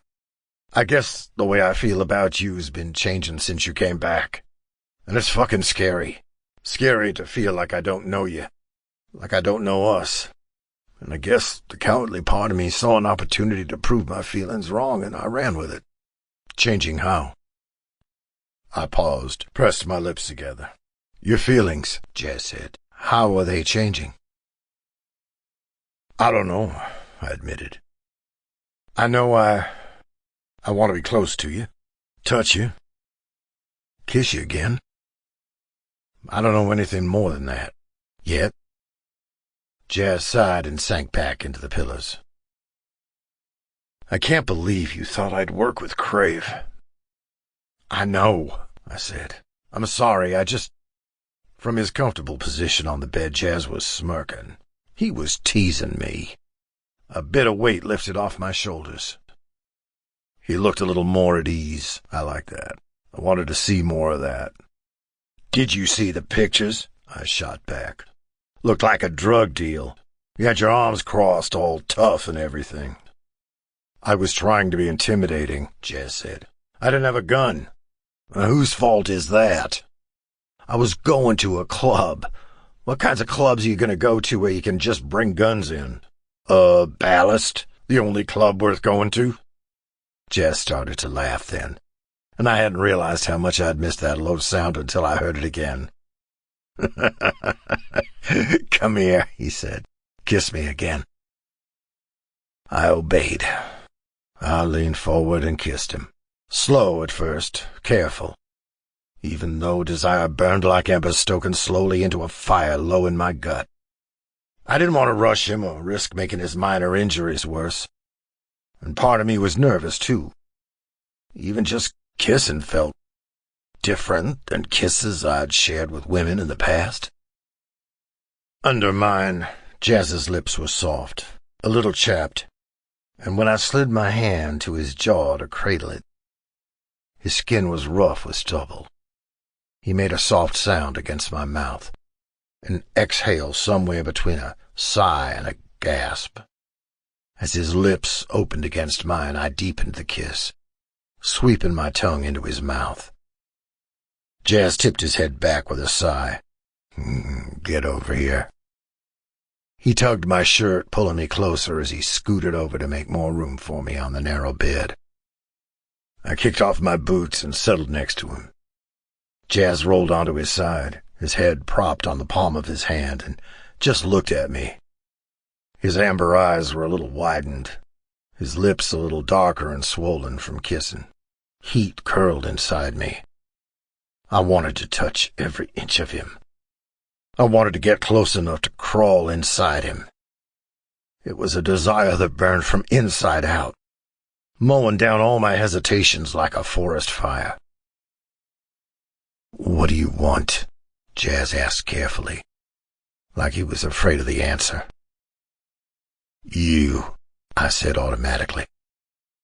He rolled his eyes. "Well, I figured that part out. I meant more like—" I silenced him with another kiss. The fact that he was nervous too made me feel less so, because regardless of the desire burning within me and the inherent newness but rightness of kissing Jazz, it was still Jazz. We used to read each other and communicate with a look or a shrug from across the room. That's how I wanted to communicate now. Talking about it felt impossible because I didn't know what it was. All I knew was that I wanted him, wanted to learn his familiar body in this new way, to know he was home safe, with me. And Jazz seemed to understand. He sighed and kissed me back, shifting closer so he was halfway on top of me. His hand slid tentatively across my chest, like he wasn't sure how much he could touch. I didn't want him to be tentative. If he wanted me, I wanted to know. So I suddenly reached for him and pulled him on top of me so we were flush together, chest to chest. He gasped into my mouth at the sudden full contact, but quickly figured out what I wanted. His touch was more confident as he slid his hands under the hem of my shirt and up my sides, rucking up the fabric as he went. He kissed me with intention, hot and a little dirty, a little forceful, fucking his tongue into my mouth before drawing it back to trace the shape of my lips. I followed his lead and slid my hands under his shirt and up the broad plane of his back, muscled and smooth and everything I'd ever dreamed of without even knowing I was dreaming of it. I dug my fingertips in hard as if to assure myself it was real. Jazz shuddered and huffed an exhale into my mouth, breaking the kiss to tip his forehead against my shoulder. I felt almost dizzy with the closeness, a little overwhelmed, and from the stutter in Jazz's breath, he felt something similar. "You all right?" I nosed in his temple and drove a kiss there. "Yeah, just thought about this," Jazz murmured, low and quiet. Heat shot through my gut at his admission. He'd thought about this? For how long, I wondered. But that was a conversation for another time. Right now, I just wanted him to believe me when I said I wanted him the same way. I slotted our legs together and pulled him tight against me and kissed him again. I shifted my hips just a little, and the pressure of his thigh against my cock was enough to take me from half-hard to fully hard against him. God, it felt good. His muscular leg pressing hard, but still a little unsure. "Take this off," I said, against his mouth, tugging at his shirt. Jazz pulled back just enough to look into my eyes. "Yeah?" "Yeah." I met his gaze steadily. Jazz's amber eyes searched my face for a long moment. But he must have seen what he was looking for, because suddenly he broke out into a grin, a dangerous grin, the grin that said he was about to do something crazy, a grin I found I was excited to see. He shifted on top of me so his knees bracketed my hips, and then sat up and pulled his shirt off over his head. All that tan skin suddenly visible made my mouth fucking water. I wanted to touch every inch of him. Wanted to pin him down beneath me and drag my tongue over his dusky peaked nipples, the jut of his ribs, the defined lines of his abs. I'd seen his body plenty. We grew up together, and we weren't shy. But like this, with him above me, grinning a little devilishly, it was so different. Like I was seeing him, really seeing him, for the first time.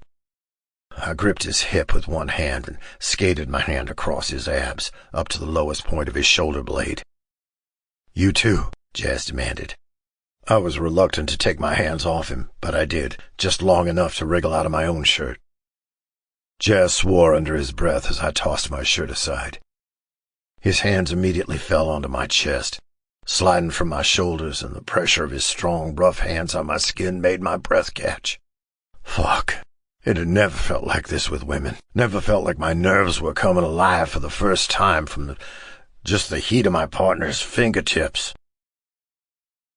Jazz shifted as he touched me, and my cock pressed hard into the swell of his ass. I gripped his hips with both hands and shifted my hips under, suddenly desperate for more friction. "You're injured," I complained. "You should be lying down." It was an excuse, though, really. I thought I was going to come embarrassingly hard, and embarrassingly soon, if he didn't get off of me. "Oh, should I?" Jazz raised his eyebrows, but acquiesced. He lay flat on his back next to me and folded his arms behind his head, still grinning at me. The position drew my eyes to the muscular curve of his biceps and the long, lean muscle of his abs. "You have something planned?" I felt like I was fucking coming apart at the seams. How was he so calm? It sparked something competitive in me. I wanted him, all of him, and I wanted him to want it as badly as I did. I leaned over and kissed him hard, halfway on top of him so our bare chests touched. The contact was electric. Jazz gasped into the kiss, and I carted my fingers through his hair, directing the kiss, then skated my other hand down his chest, lower, lower until my fingertips dipped into the waistband of his sweatpants. Jazz shivered under my touch, and his abs jumped and tensed under my hand. "Tex, you don't have to." "I know," I said. I kissed his jaw, then his neck, then the hollow of his throat. "I want to."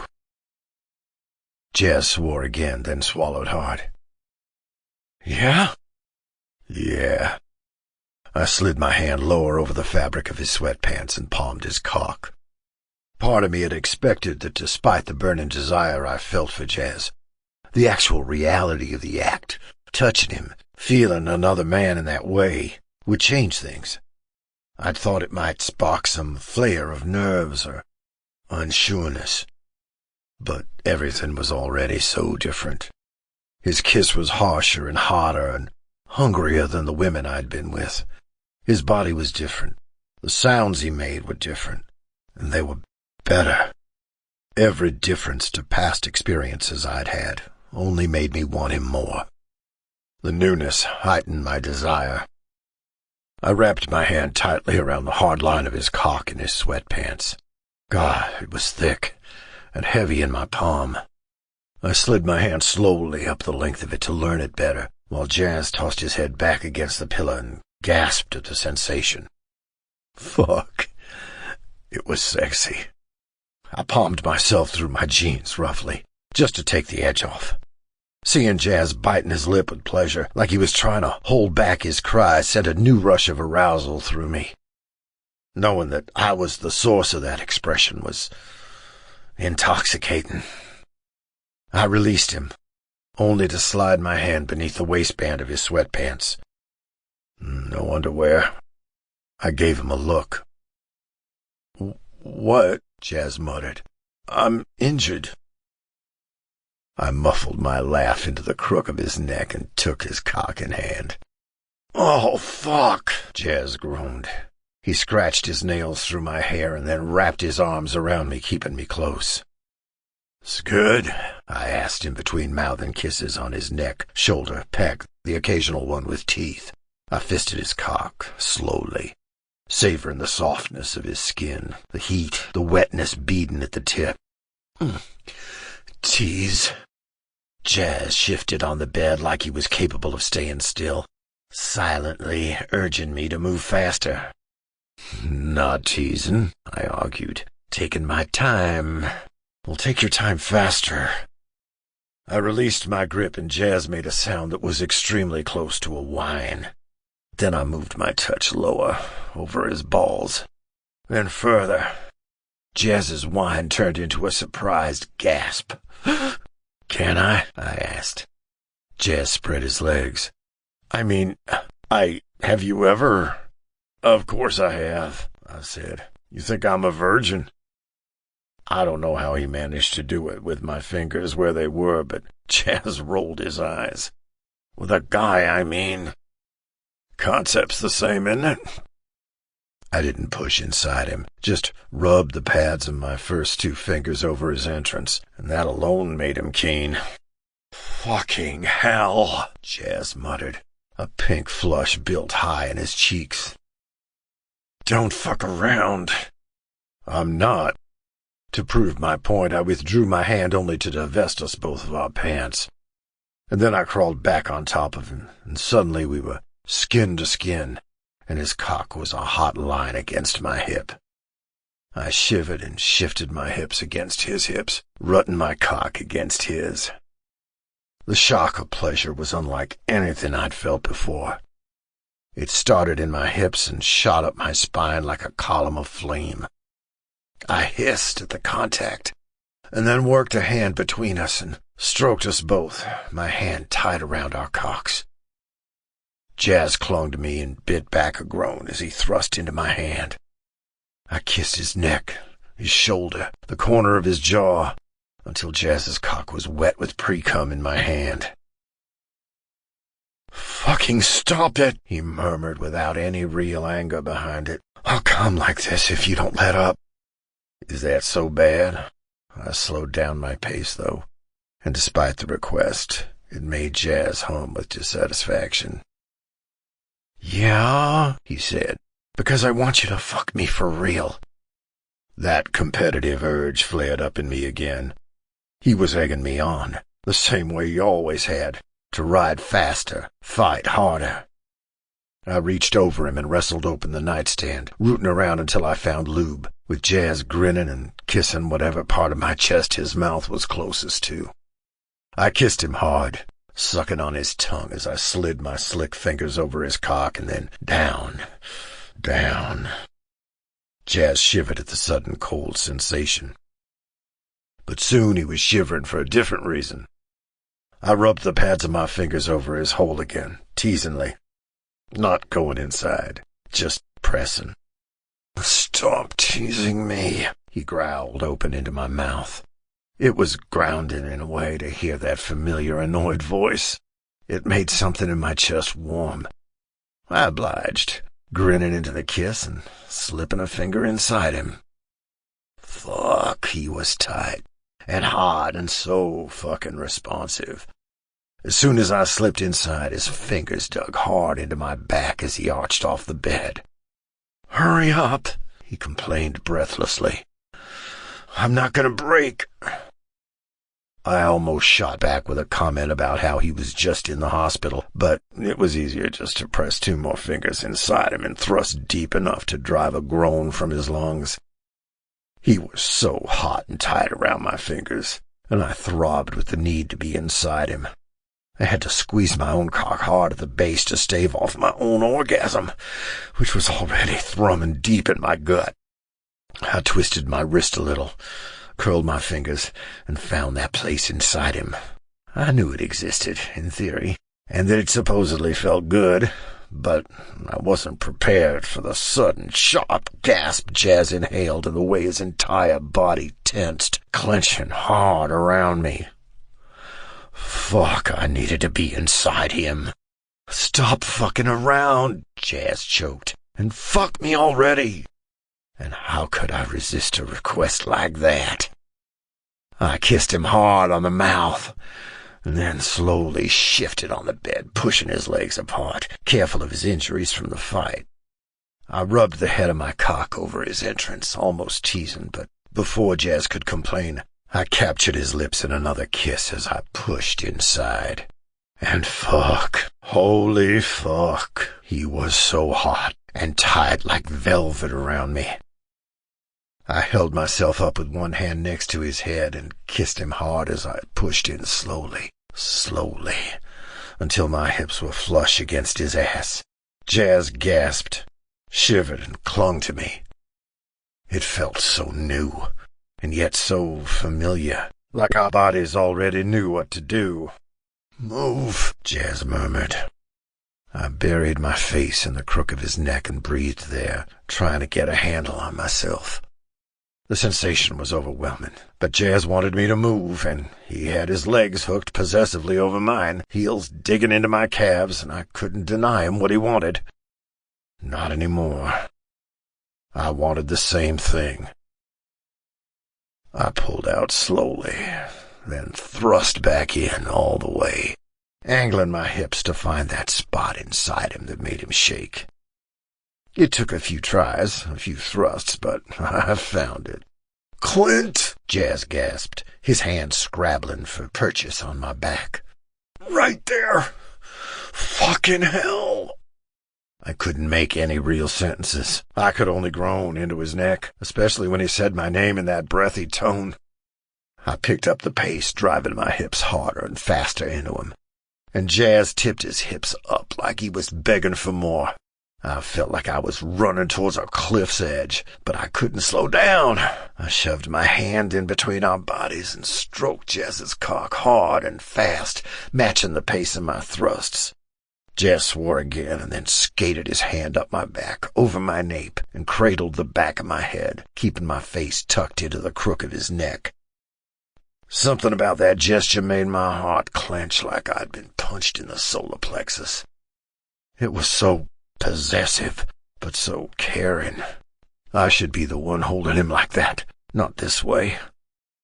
I kissed his neck again, savoring the salty taste of his sweat, and thrust into him harder.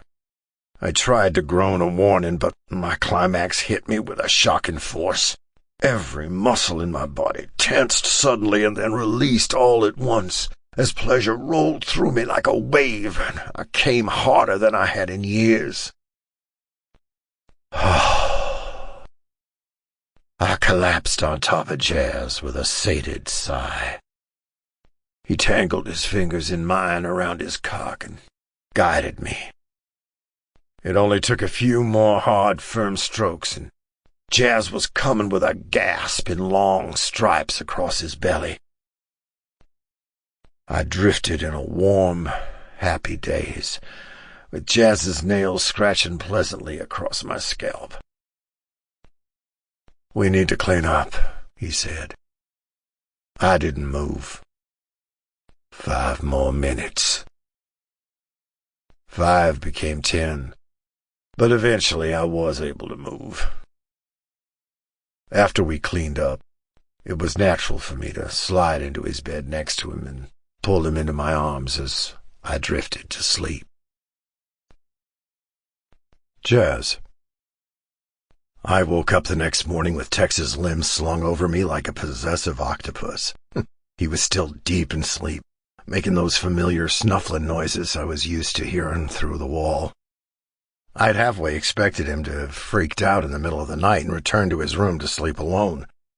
But he was still here, sprawled over me like we did this all the time. I slipped out from beneath his arms, careful not to wake him. He hummed in his sleep and rolled into the warm spot I'd left behind. He looked calmer in sleep, younger, and my heart clenched with fondness. In a way, it still didn't feel real, even as I watched him drool onto my pillow.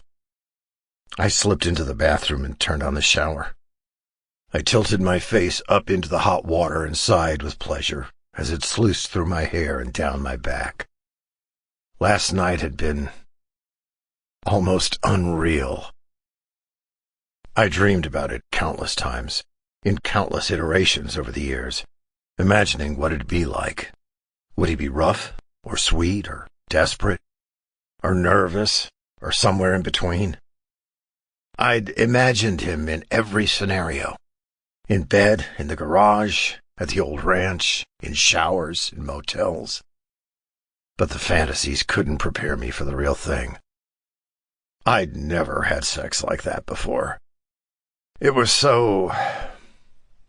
Well, I was used to sex with guys I didn't know well. Sex was hot, athletic, all about getting each other off quick and hard. Sex with Tex had been different. It was slow, because he was worried about my injuries, but it was familiar. For all that, we'd never done it together before, and it was fun. We knew each other so well. Sex didn't change that. The familiarity made sex easier. He knew my body, my limits, even if it wasn't in that way yet, and it was so easy to tell him what I wanted. I hadn't expected Tex to make such a dramatic shift, and certainly not so quickly. I was almost afraid to believe it would stick. What if he woke up and realized what he'd done and decided he didn't want it again? I knew what my feelings were. I'd known for years. I was completely in love with Tex. I'd accepted that long ago. But he was just beginning to face his own feelings.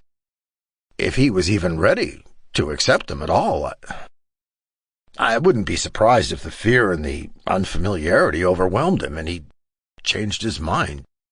I was almost too afraid to believe otherwise. But now that I'd had Tex in that way, how could I let it go? The shower door slid open behind me, jolting me out of my reverie. "You didn't wake me up," Tex murmured grumpily as he slipped his arms around my waist.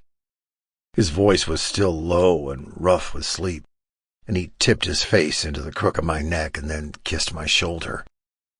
I folded my hands over his where they were interlaced on my belly. "You look too comfortable."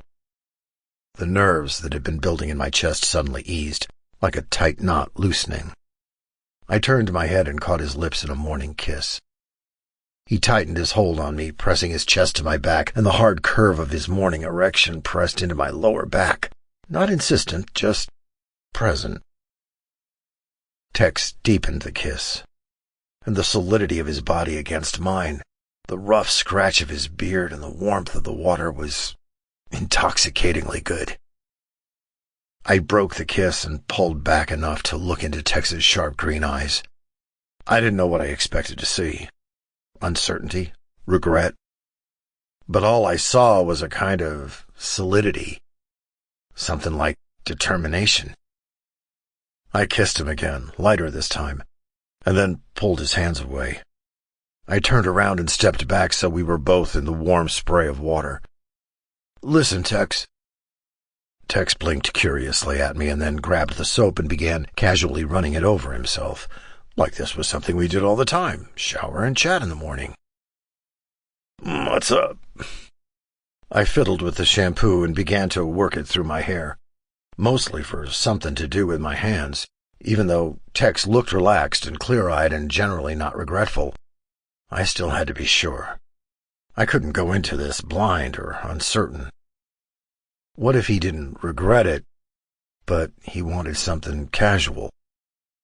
Because this wasn't casual for me. It never had been, and it never could be. Are you okay?" He furrowed his brow. "Should I not be?" I prodded him in the chest. "Well, you kinda made a big deal about being straight, and what we did last night was not so straight." Tex grinned a little sheepishly as he ran the soap over his chest. "Right. I mean, I was surprised with what I felt." He paused. "What I feel? I wasn't lying that I've never been interested in men before." I nodded in what I hoped was an encouraging way, trying not to hope or panic too much. "And honestly," Tex said, as a flush spread from his cheeks down to his freckled chest, though it could have been the heat from the water, "I'm still not. I don't see other guys and think, 'Ah, damn, look at that piece,' you know?" I rolled my eyes. "You think I do?" Yeah, I've seen you do it." Okay, so maybe he'd seen me check out dudes at bars or on the beach a time or two. I snatched the bar of soap from his hand in retribution. Tex snatched it back with a grin and then gripped my shoulders and turned me around and began to run the bar over the width of my shoulders. "It's just you," he admitted quietly. "I only feel that way about you." I closed my eyes and tried to focus only on the sensation of his hands on my shoulders, so I didn't blurt out something stupid that Tex wasn't ready to hear. I took a deep breath. "You don't have to label yourself," I said instead. "You can just be what you want. As long as you're sure about that part, that's all that matters." Tex hummed thoughtfully behind me. His hands paused and he shifted a little closer. Maybe I was imagining it, but something about him seemed a little more relaxed, a little more open. He set the bar of soap aside and worked his hands over the tense muscles in my shoulders as the water rinsed away the suds. He kissed my neck. "This is all still new for me," he admitted, his voice close to my ear. "What do you want?" I asked, trying to tamp down the flare of anxiety in my chest as I asked, "from this?" After a long pause, Tex said, "I want to see where it goes." "Oh, that's nice and vague." He flicked my shoulder affectionately. "I mean, I want this. I want to be with you." "A relationship," I clarified tentatively, as the anxiety inside me unwound into something that felt a little like hope. "Right," Tex said. "A relationship." "All right," I said. "We can do that." "Well, don't sound too excited," Tex muttered. Affection flooded me, and I couldn't suppress my surprised bark of laughter. "What? You need me to throw myself at you?" "What if I do?" Tex teased back. I turned my head enough to capture his lips in a kiss again. This one was deeper, hotter than the previous one, with a sharp-edged teeth. Tex walked me forward, out of the spray, and pushed me up against the tile. I shivered at the sudden coolness against my wet skin, but Tex's body against my back quickly warmed me up again. He kissed my neck again, and then dragged his lips down to the curve of my shoulder, then to the center of my back. He fit his hands at my waist and gripped tightly, keeping me pinned to the wall. God, it felt good being manhandled a little. I loved feeling the easy strength in Tex's hands as he maneuvered me, and his mouth was white-hot, dragging across my skin. "Love this fucking tattoo," he said, between kisses. I reached back to grab his hip and tug him closer to me. His cock was burning hot and hard where it pressed into my lower back. The sensation sparked a hot curl of arousal in my gut, and I was quickly just as hard, my cock hanging hot and neglected between my legs. "Got it because of you," I admitted a little wildly. The sensation of his hands on me, his mouth, his cock, was sending my brain into overdrive and removing my brain-to-mouth filter. "You were always joking about my hair and my eyes." Tex dragged his tongue across my back, and I knew he was tracing the lines of my tattoo. "Yeah," he said. "Yeah, said you looked like a lion." I tipped my forehead forward against the cool tile and nodded. My knees felt weak, like it was only his grip that kept me standing. I liked that," I admitted. "Couldn't stop looking at it at the beach," Tex said. He dug his thumbs into my lower back, massaging the muscle there. "Couldn't stop looking at you." I gasped at the sensation of his hands on my lower back, pain and pleasure combining as I shifted my hips back toward him. God, he'd been watching me since then. Had he wanted me without realizing he wanted me? The thought of that made my cock drip pre-cum desperately. "Touch me." "Can't believe you got this tattoo because of me," Tex said in a low tone that was almost awed. "I haven't called you that in years." I almost said it then. Luckily, the words caught in my throat as Tex's hands shifted lower, as his fingers dug into the muscles of my ass cheeks to spread me apart. But I almost said, "I've loved you for that long." Then Tex slid his cock in between my cheeks. He didn't slide inside me, just thrust the hot, hard line of his cock in between my cheeks and moved slowly, riding back and forth across the sensitive skin there, the head of his cock catching on the edge of my hole like a promise. I cursed low under my breath instead, reaching back to pin him close against me. He slid his arms around me, so his chest was flush to my back as he rutted slow and hot against me. His big hands moved restlessly on my chest, my abs, like he wanted to touch every part of me at once, except where I really wanted his hands. "Fucking touch me," I said in a tone I meant to be frustrated, but came out closer to begging. Tex kissed the back of my neck and then slid his hand slowly down, too far down, to my annoyance, running over my hip and then my thigh. I cursed again and thrust my hips back to meet his slow rutting, and the sudden pressure around Tex's cock made him gasp. It worked, though, and he took my cock in his hand and began to stroke me in time with his thrusts. I kept one hand grounded on his hip. With the other, I reached up and behind me, moving to cup the back of his head. But to my surprise, Tex swatted my hand away. Instead, he slid his free hand to my nape and gripped it firmly, pushing my face into the cold tile.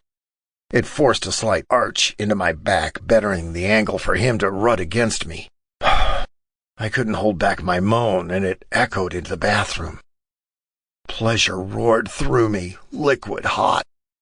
The familiarity of his hand on the nape of my neck was nearly overwhelming. The same motion he'd done what felt like thousands of times suddenly meant so much more. I'd never be able to divorce it from this moment, and I loved that. Loved that it was permanently changed. That maybe all those gestures had been leading to this the whole time. Tex seemed to think the same thing, his groan echoing mine as he rutted against me faster, his hand moving hard and fast over my cock. He came first with a low moan in my ear as he squeezed the nape of my neck. His cum spilled hot across my lower back, and the sensation pushed me closer to my own climax. My toes curled against the shower floor as I came with Tex's name in my mouth, spilling over the shower wall. Tex slowly gathered me in his arms, turning me so we were face to face, and then guided me back under the now tepid spray of the shower to rinse us off. I looped my arms around his neck and kissed him, slow, wet and dirty, relaxed but thrumming with the aftershocks of my orgasm. "Nice way to wake up," I murmured into his mouth. "No complaints here," Tex agreed. We stayed under the spray, sharing kisses, until it finally went from tepid to cold. Chapter 19. Tex. It was only the requirement of church attendance that convinced me to leave Jazz's bedroom and venture out into the real world. I felt lucid, hyper-aware of everything around me, like I'd been living with my senses dulled, and now suddenly everything was in vivid color. I'd had a storied sexual history, to say the least. I'd fucked more women than I could remember, across ages and body types, occupations and temperaments. I'd had sex in beds, cars, floors, bathrooms, quickies, and marathon sessions. Passionate, angry, slow. I thought I'd experienced everything I could get out of sleeping with someone. But I'd never felt like I felt with Jazz. It was so different from encounters I'd had in the past that it was barely recognizable as sex. It was so much more. It wasn't the fact that Jazz was a man, though. I knew in my gut it wouldn't feel like this if I just picked up a guy the way I used to pick up women. It was different with Jazz, because it was Jazz, even if I still wasn't sure what the details of that meant. Jazz sat on the edge of the bed in jeans and a t-shirt. A towel still flopped over his damp hair. He thumbed through his phone. "Shit, we gotta hurry. Church is starting like now." Sharing space with Jazz like this was so easy. It was comfortable, like it had always been. But looking back, I couldn't see the careful distance we'd kept from each other, like there'd been a pane of glass placed so we couldn't get too close. And now that it was gone, my hands itched to touch him again and again and again, making up for lost time. I tugged my shirt on and then stepped closer to stand in between his knees. "They won't start without you. You're basically the reason for the meeting." "I still don't want to be late." He tilted his head up to scowl at me, and the towel slid off his head and onto the bed. He was cute. I raked my fingers through his damp hair, and his eyes flickered closed at the touch. It felt right, natural to touch Jazz like this. Even if I didn't fully understand what it meant for us going forward, he was still my best friend. That foundation of love was there and would never change. Whatever this new desire was, I wasn't going to run from it. Having him at my side was enough. "Let's go, then." I slid my hand to his nape and squeezed once, encouragingly, and Jazz let his head tip forward with a huffed sigh. I laughed. "You used to hate this." "Not really," Jazz admitted. "Always kind of liked it." I kneaded the tense muscle at the back of his neck for a long moment. Then Jazz seemed to remember we had somewhere to go and swatted my hand away. "This is why I stopped you," he groused. "It's distracting." I went to open the door. "Wait," Jazz said. He tossed my jacket at me. "We're not leaving?" I asked, confused. "There's, He tugged the neckline of my shirt over just a little. "Yep, a pretty visible hickey." I felt my cheeks grow a little pink. "What?" I asked. "You don't want anyone else to see it?" Jazz paused. "Do you?" "Honestly, not really," I said as I tugged my jacket on. Something like disappointment flickered over Jazz's face. "Because I don't want him to tease us too hard," I clarified. I don't want to hide anything." Jazz looked a little surprised, but not like he doubted me. He just nodded and followed me downstairs. The inner circle was gathered around the kitchen island with beers and coffee. Everyone's eyes fell on us as we stepped out of the stairwell and into the room, like we were a high school couple descending to leave for the prom. I slid my hand across Jazz's lower back, a possessive touch, keeping him close to my side. The room was silent save for the gurgling of the coffee maker. "What?" I asked. "Something to say?" Jazz shifted like he was considering pulling away, and I slid my hand to his hip and tightened my hold. "Yes!" Raven stood up from the island with both hands in the air triumphantly. "I win! Pony up!" Gunner, Siren, and Logan fished out their wallets. Siren crumbled a bill into a ball and chucked it at Raven's head.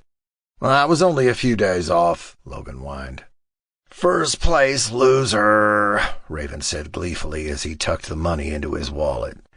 "He thought you would have sorted everything out 2 weeks ago." "You were making bets?" I asked, astonished. "On what?" Jazz barked a laugh. A flush rose in his cheeks, and I could feel mine heating as well. "On when you'd get your head out of your ass," Raven said. Gunner was really optimistic.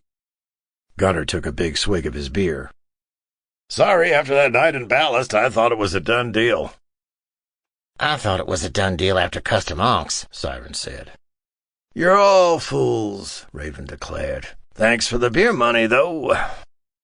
All right, that's enough," Blade said with an indulgent smile. "I'm calling this meeting to order." Jazz took a seat at the island. Despite being on the receiving end of a serious ribbon, that old instinctive urge to deny didn't rise in my gut. I grabbed a Pilsner out of the fridge for Jazz and a light beer for me and took my seat by his side. Our feet knocked together, and under the island Jazz rested his hand on my knee. The contact was comfortable, grounding. "First of all, just so everyone's updated, Heath's all right," Blade said. "He's got a broken rib and a concussion, but he's otherwise okay.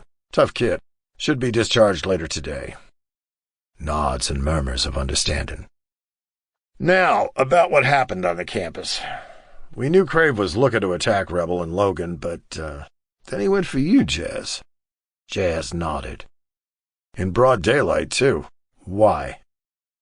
"He caught wind of his tail and thought I was the cause," Jazz said.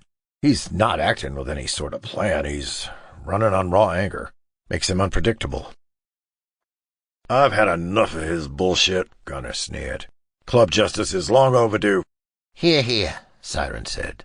"We've waited for the feds," Priest said. "Given him ample time to deal with this. And now he's actively threatening our club. Again." "Rebel," Blade asked, "what do you think?" Rebel drummed his fingers against the neck of his beer bottle. "I've been trying for years to get Crave behind bars. The feds aren't going to find any valuable information by tracking him that they don't already have. He's lost it. My guy on the inside knows that too, and I'm pretty sure he agrees with me when I say that club justice might be the only justice Crave gets. Plus, he almost killed Jazz," Coop noted. The memory, too recent for comfort, made me wince. "Yeah, my vote's for club justice as well." "Raven," Blade said, "you got your program running?" Raven nodded. "I've plugged in the number he gave Jazz in order to track it. It won't get a hit until he actually uses the phone, but once he does, we'll know where he is." "Good," Blade said. "As soon as we do, it's all hands on. We're taking the bastard out." Cheers of approval rang around the table as we all raised our drinks in a toast.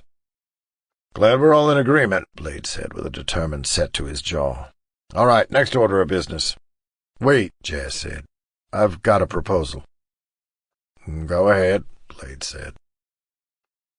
"Heath saved my life," Jazz said. "Crave had a gun to my head, and he wasn't bluffing.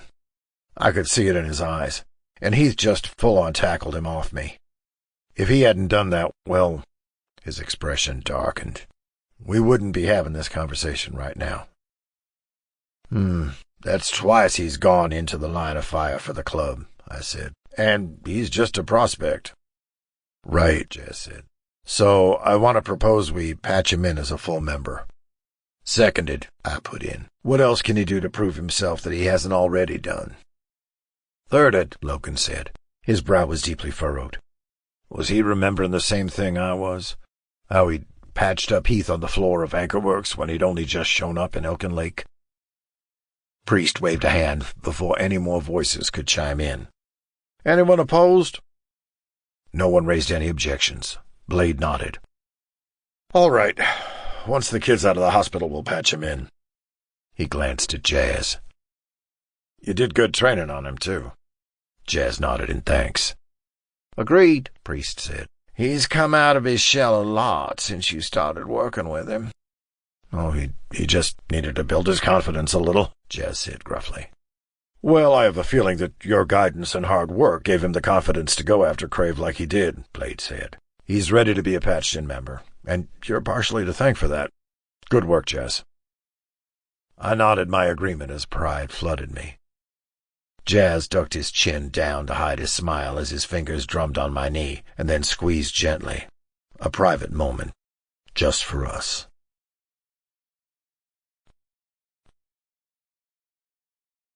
Chapter 20. Jazz. The next day, I lingered in the clubhouse until mid-morning. I hadn't gotten a lot of sleep. I'd been on watch duty overnight, ending my shift around 4. I'd grabbed a few hours of shut-eye, but didn't want to sleep away the day, especially with Crave unaccounted for. So I'd gotten up at the same time as Tex. I'd crashed in his bed, still addicted to the closeness, and followed him downstairs. He had the early shift, patrolling the clubhouse perimeter. Before he'd left, though, he'd taken his Stetson off and given me an easy goodbye kiss in front of most of the inner circle. The openness of the gesture had warmed me and settled something anxious that still rattled in my chest. I poured myself a cup of coffee and joined the guys on the back porch. There wasn't a lot on the schedule today. Maverick and Jonah were in the shop, but the rest of the inner circle who weren't on shift were still kicking around the clubhouse. Even Rebel had crashed in one of the upstairs rooms, unwilling to return to the police station until we had a better idea of where Crave was.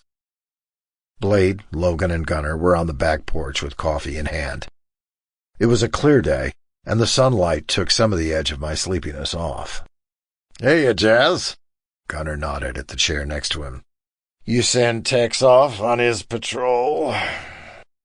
I nodded. He got a little more sleep than me. Logan grinned.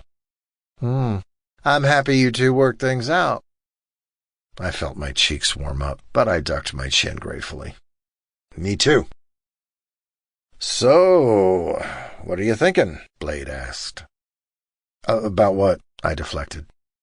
About Tex, Blade said. He narrowed his eyes. It seems new for him. Doesn't seem new to you. In hindsight, I was sure it had been obvious to the other members of the club since we'd shown up in their territory. I'd never had a relationship during the 5 years I was a member before I got locked up. I picked guys up here and there, sure, but nothing ever lasted more than a night. And Tex was straight, but we were attached at the hip. It didn't take a genius to notice that I might have been carrying a torch. I sighed, set my coffee at my feet, and carded my fingers through my hair.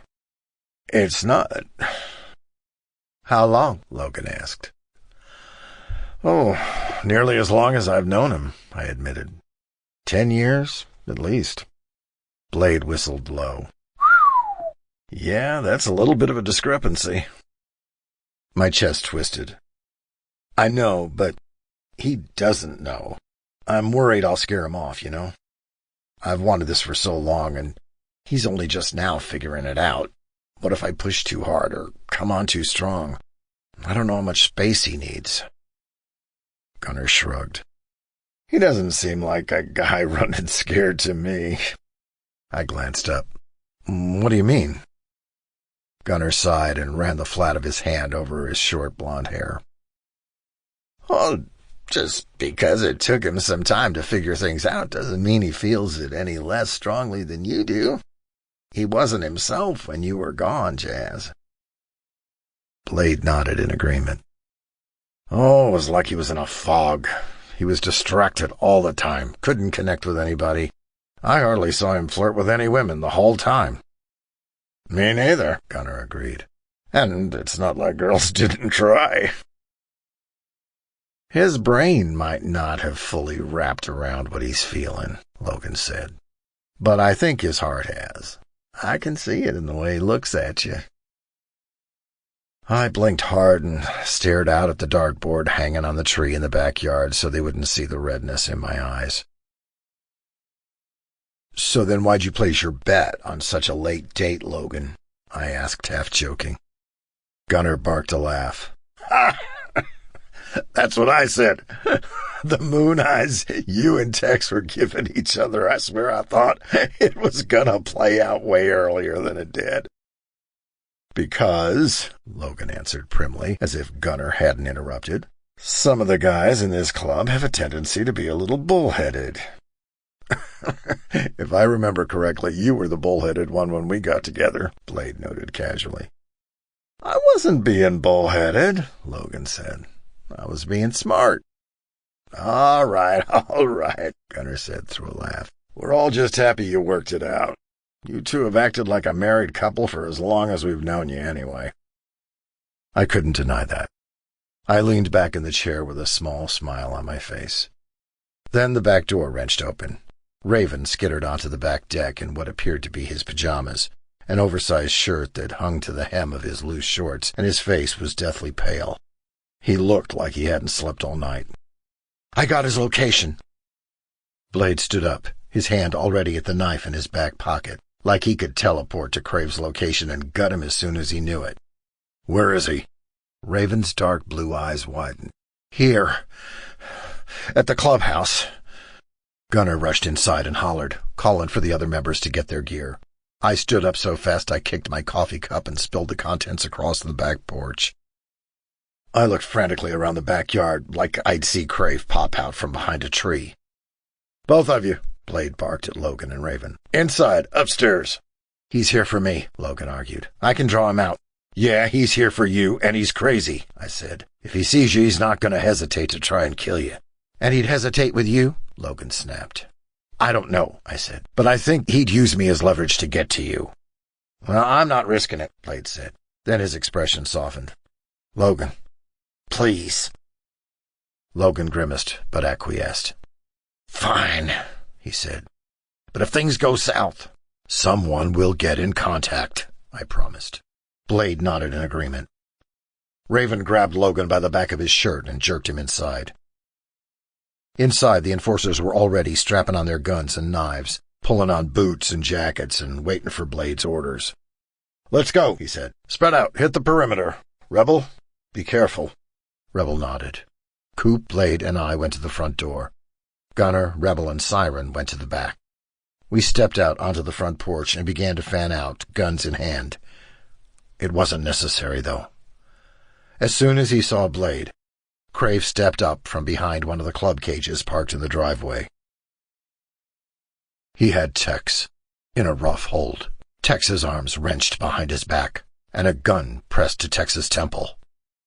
At his side, the same scrawny guy from the campus brandished a handgun wildly at the three of us, like he wasn't sure where to aim. Cold fear shot through me. Fear and rage. I remembered viscerally the cold metal of the gun pressed to my forehead and the wild look in Crave's eyes when we fought at the campus. Blade shook his head slightly and shot me a look I understood to mean, wait. Blade, Crave drawled, like the name tasted bad in his mouth. I think you know why I'm here. Coop and I glanced at each other. We both had our guns drawn, pointed low. Blade looked unarmed, but I knew he had a knife tucked in his sleeve, ready to fly. Let him go, Blade said, low and dangerous. Don't think so, Crave said. Send my boys out and then we'll see. We have some family business to figure out. Logan and Rebel aren't your family, Blade said. They're mine, and all of Hell's Anchors. If you want to get to them, you'll have to go through all of us. I'm well on my way to doing that, Crave snarled. He pushed the barrel of the gun harder into Tex's temple. If you want your little cowboy back safe, you'll give me Logan. Who's little? Tex snarked. He did have a few inches on Crave. Crave drew the gun back and rammed the butt of it hard across Tex's face, hard enough that it knocked his Stetson to the ground, and blood ran from the corner of his mouth. Tex grimaced. Not at the pain, though, I didn't think, but at the sight of the gravel dust now covering the brim of his inky black hat. I had to bite back a grin. Of course Tex was more worried about his hat than the literal gun to his head. His faith in Blade was so steadfast, the risk of death hardly registered. I'm sick of you and your pansy-ass club, Crave sneered. First, I'm gonna punish those two wastes of a load I once called my sons. Then I'm gonna get rid of this club once and for all, Blade, starting with you. A real club deserves this territory, a club with ambition. Movement at the side of the house caught my attention. Rebel was pressed flat to the exterior, gun drawn, carefully out of Crave's eyeline. He gave me a short nod of acknowledgement. The front door opened and Logan stepped onto the porch. "You really think that, Crave? You think you're still able to run a club? Is Melvin the only viper you have left?" Crave's eyes flashed at the sight of his youngest son. The vipers are strong, he hissed. Once they're out of the joint, we'll be stronger than ever. "They're never getting out," Logan said, almost bored. "You're delusional." "Logan," Blade said through gritted teeth, "go inside." "Trust me," Logan said in barely a whisper. Blade looked furious, but didn't push. I kept my gun trained low to the ground, near Tex's feet, as Crave walked him closer to the porch. "You ready to atone for what you did, son? Give yourself up for your enforcer, buddy." Tex rolled his eyes like this was all way too much drama. Rebel caught my eye. He cut his eyes to Tex and raised his chin. Suddenly, I understood the plan. I nodded at Rebel and then caught Tex's eye and glanced down at my hand. He followed my gaze. I motioned down, a gesture so subtle no one but Tex could have caught it. But when he met my eyes again, they were sharp with acknowledgement. Words weren't necessary with us. Without warning or preamble, Tex reared his head backward hard, slamming his skull into Crave's nose. The shock of it loosened Crave's hold, and Tex dropped to the ground just as Crave's gun went off wildly askance. Rebel pivoted from the side of the house and fired his gun once. Stillness fell over the clubhouse. Even the birdsong disappeared as the gunshot sent the singers spiraling into the sky. Crave wavered, and then crumpled, wordlessly to the ground.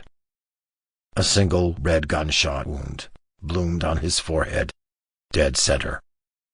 All that police academy training paid off for Rebel. Crave's scrawny crony shouted wordlessly in fear and scrambled backwards. Blade slipped the knife from his sleeve and threw it in a clean, straight line, and it buried itself in the guy's throat. For a long, darkly satisfying moment, the only sound was the gurgling of the crony's final wet breaths as he hemorrhaged into his mouth.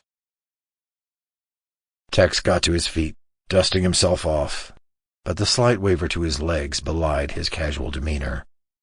He picked up his hat from the gravel just as the dark pool of blood began to threaten it.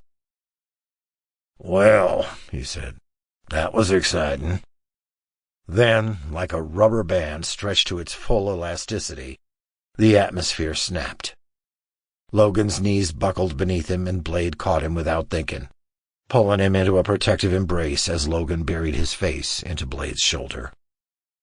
Rebel lowered his gun, a stunned expression on his face, like he couldn't believe it had happened, that he'd done it, that it was suddenly all over. Coop leaped over the front porch rail and barreled into Rebel so hard he nearly knocked him off his feet, wrapped his arms around Rebel's waist and swung him around like he weighed nothing. "Great fucking shot!" Coop set Rebel back on his feet and kissed him then, slow and sweet, pushing him back against the exterior of the house like Rebel wasn't quite able to hold himself up. Likely he wasn't. I couldn't imagine how the two brothers felt, to finally be free of the shadow that had been hanging over them for so long. But right now, that wasn't my main concern. Tex and I moved toward each other like magnets, meeting in the gravel lot between the front porch and the corpses. Relief flooded me at the sight of him, okay, smiling, his green eyes happy, even if his face was pale with the remnants of fear, and a bruise bloomed on his cheek where Crave had struck him with the butt of the gun. "Jesus," I said. "You're okay." "Hell of a morning shift," Tex said. We stood in front of each other, face to face, but not yet touching. Tex held his hat in his hand. Love and fear and relief all warred inside me, beating against my ribs like a drumbeat, so overwhelming and powerful I didn't know if I wanted to kiss him or shove him or hold on to him and never let go. "Don't make that face," Tex said low. "I'm not making a face," I shot back automatically. "You are." "It's your kicked puppy, distract Tex look. The face you use when you're about to try to convince me to do something stupid." "Well, maybe that's just the way I look at you," I said. Tex softened. He reached out and touched my waist. It was grounding, and settled some of the rioting emotions inside me. I reached up and framed his face with my hands, turning his head this way and that. I just had to see it. See his temple, the place where the gun had been. I pulled him down and kissed the red mark there, where the barrel had pressed. And then the bruise on his cheek, too. "I'm fine," he protested weakly. His hand flattened on my waist and then slid around to my back, pulling me closer. "I know," I said. "Just confirming." Tex slid his hand up the line of my spine before releasing me just long enough to shift his grip to the back of my neck. I sighed at the contact and tipped our foreheads together. "I'd kiss you, but I bit my cheek when you pistol-whipped me." "Kiss me anyway." "No, it's gross." "Shut up." I kissed him softly. It wasn't a deep, searching kiss. It was just his lips against mine. His mouth opened just enough to fit my lower lip in between his, and I tasted a sharp edge of copper. I wrapped my arms around his waist and pressed my fingers into the hard muscle of his back. He was okay. We broke apart barely, and with my eyes still closed, the words came out as easy and naturally as a breath. "I love you." Tex kissed me again, sweetly, and squeezed the back of my neck so hard it sent a shudder down my spine. He didn't say it back, but to my surprise, I wasn't bothered by it. I'd had a lot of time to come to terms with the way I loved Tex. But I thought of what Logan said earlier on the back porch. Even if his brain couldn't formulate the words yet, his touch on my neck, his lips on mine, made it clear what he felt in his heart. Coop hauled Rebel onto the porch and toward the front door. Rebel was leaning heavily against him, like his legs couldn't quite hold him up. But there was a dazed expression on his face, somehow halfway between a smile and a grimace, as they approached Blade and Logan. Logan reached out for his brother and squeezed his hand. "Luke." "It's over," Rebel said. "It's really fucking over." "Yeah," Coop said, low and steady. "It's over, Luke. Come on. Let's let the guys take care of this part." "Cleanup crew's here," Siren called as she came around from behind the house. "Jesus, Blade, really? You're gonna have to pull that knife out yourself. Disgusting." "Oh, so I'm the cleanup crew?" Blade asked as he helped Logan to his feet, ready to follow Coop and Rebel inside. "Well, yeah, since our favorite prospect's in the hospital," Siren said. She kicked at Crave's body. "Good riddance, fuckhead." "Goddamn right," Tex said as he slung his arm around my shoulder and tugged me close to his body. "Good fucking riddance."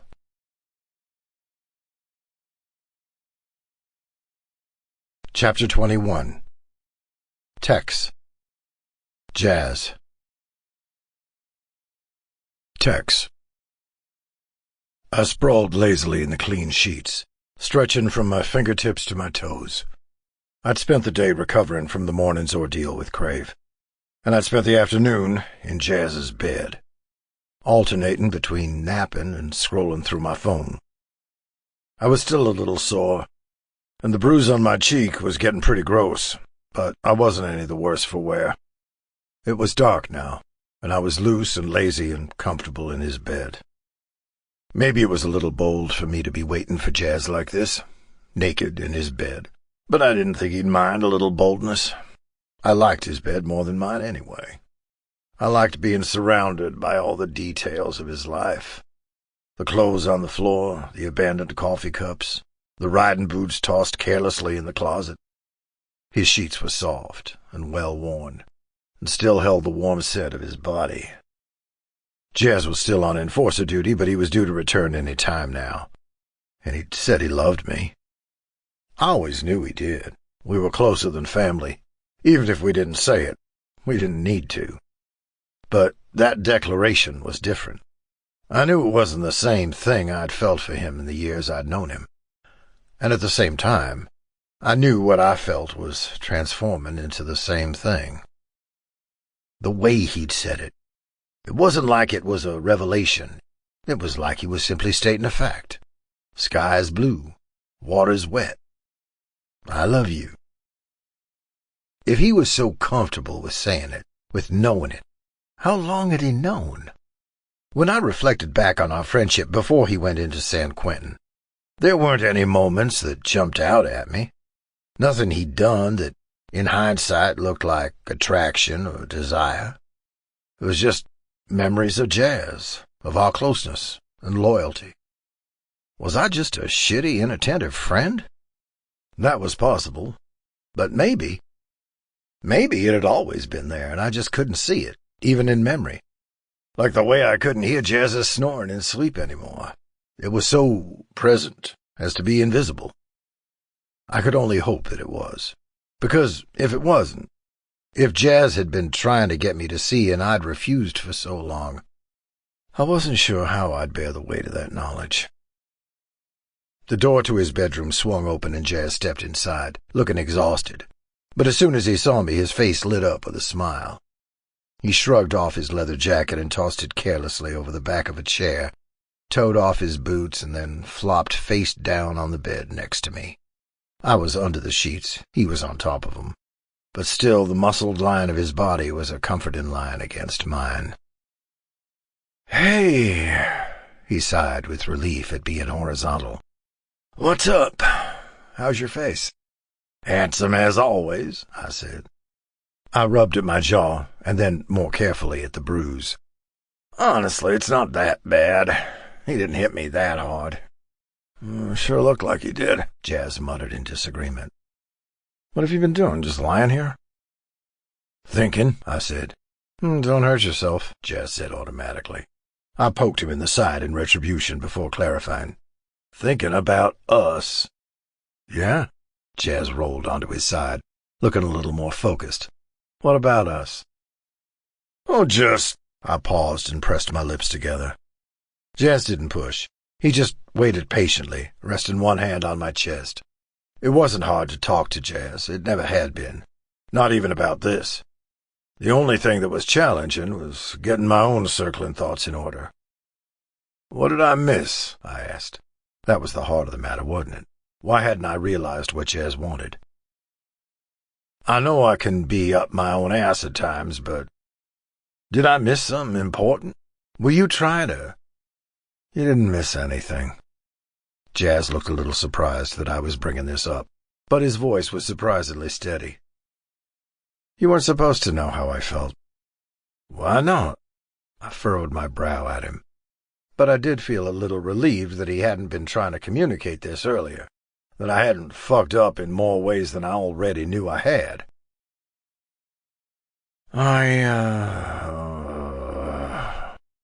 Jazz rolled onto his back and stared at the ceiling. "I feel like I shouldn't tell you this." "You can tell me anything," I said. "I'm not going anywhere." That had always been true, and it was even more true now. I didn't think there was anything Jazz could do to convince me to turn my back on him now. Not after everything we've been through together, and all the ways we've grown. Jazz scrubbed his hands over his face and then took a steadying breath. I got really good at hiding it, he said. Really, really good. I would have been amazed if you figured it out. So little faith in me, I said. Jazz swatted me. I mean, I knew I wanted you since we were teenagers. I started and turned, wide-eyed, to stare at him. Really? That long? Jazz shrugged, his cheeks flushing with embarrassment.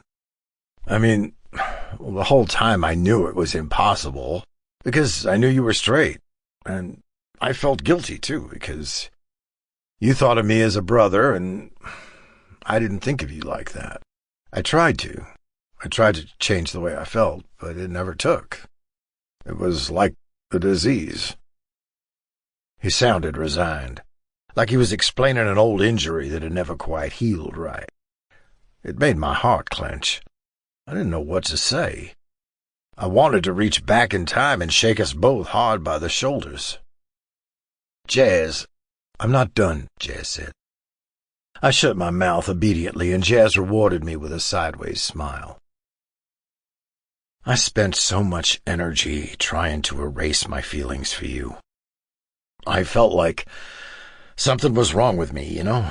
Like something deep inside me was broken, that I couldn't shake what I felt.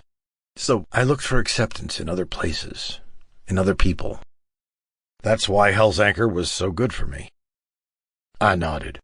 It was all starting to make sense, even if hearing it made my heart hurt. I didn't trust my own judgment, and I guess other people could sense that too. It's how Max and Brewster knew I was an easy target for the convenience store job. They knew I wouldn't ask any questions. He sighed again. I did a lot of work in San Quentin, though, like I told you. Was lucky enough to have a good therapist. It took a while, but I finally figured out that just because my feelings for you weren't reciprocated didn't mean they were wrong. I learned to trust myself, and also I started to accept that I could move on with my life. I could feel the way I felt for you and still be happy, even if you never felt the same way. But I do, I said, throwing my arm over his middle and tugging him close. That's not the point, Jazz said with a grin. I'm trying to explain myself. I get it, I said. You seem different since you got back, more settled in yourself. Yeah, that's a good way of putting it, Jazz said. More settled. I kissed his shoulder. You do, though? Jazz asked very quietly. Feel the same way? I always thought there was something wrong with me, too, I said. I wondered if something was broken inside me. You know, that I couldn't fall in love. Never felt anything real for any of the women I was with. I know it's not the same as what you went through, Jazz hummed thoughtfully. But I've never felt the way I feel now. Jazz bit his lower lip like he wanted to say something but was stopping himself. Somehow I knew what he wanted to ask. I trust you, I said. I tugged at his waist until he rolled over so he was halfway on top of me. It was easier to say it with my face tucked into the crook of his neck as I inhaled his familiar warm scent. I love you. Jazz tensed against me, and then swallowed. He tipped his head down and brushed his mouth against the crown of my head. You don't have to say it just because I did, he said. We don't need to rush. Come here, I said. Jazz made a confused noise but went along with me as I tugged at him until he was fully on top of me, sitting up and straddling my hips. He was still dressed in jeans and a t-shirt, and I suddenly wanted him to be wearing a lot fewer clothes.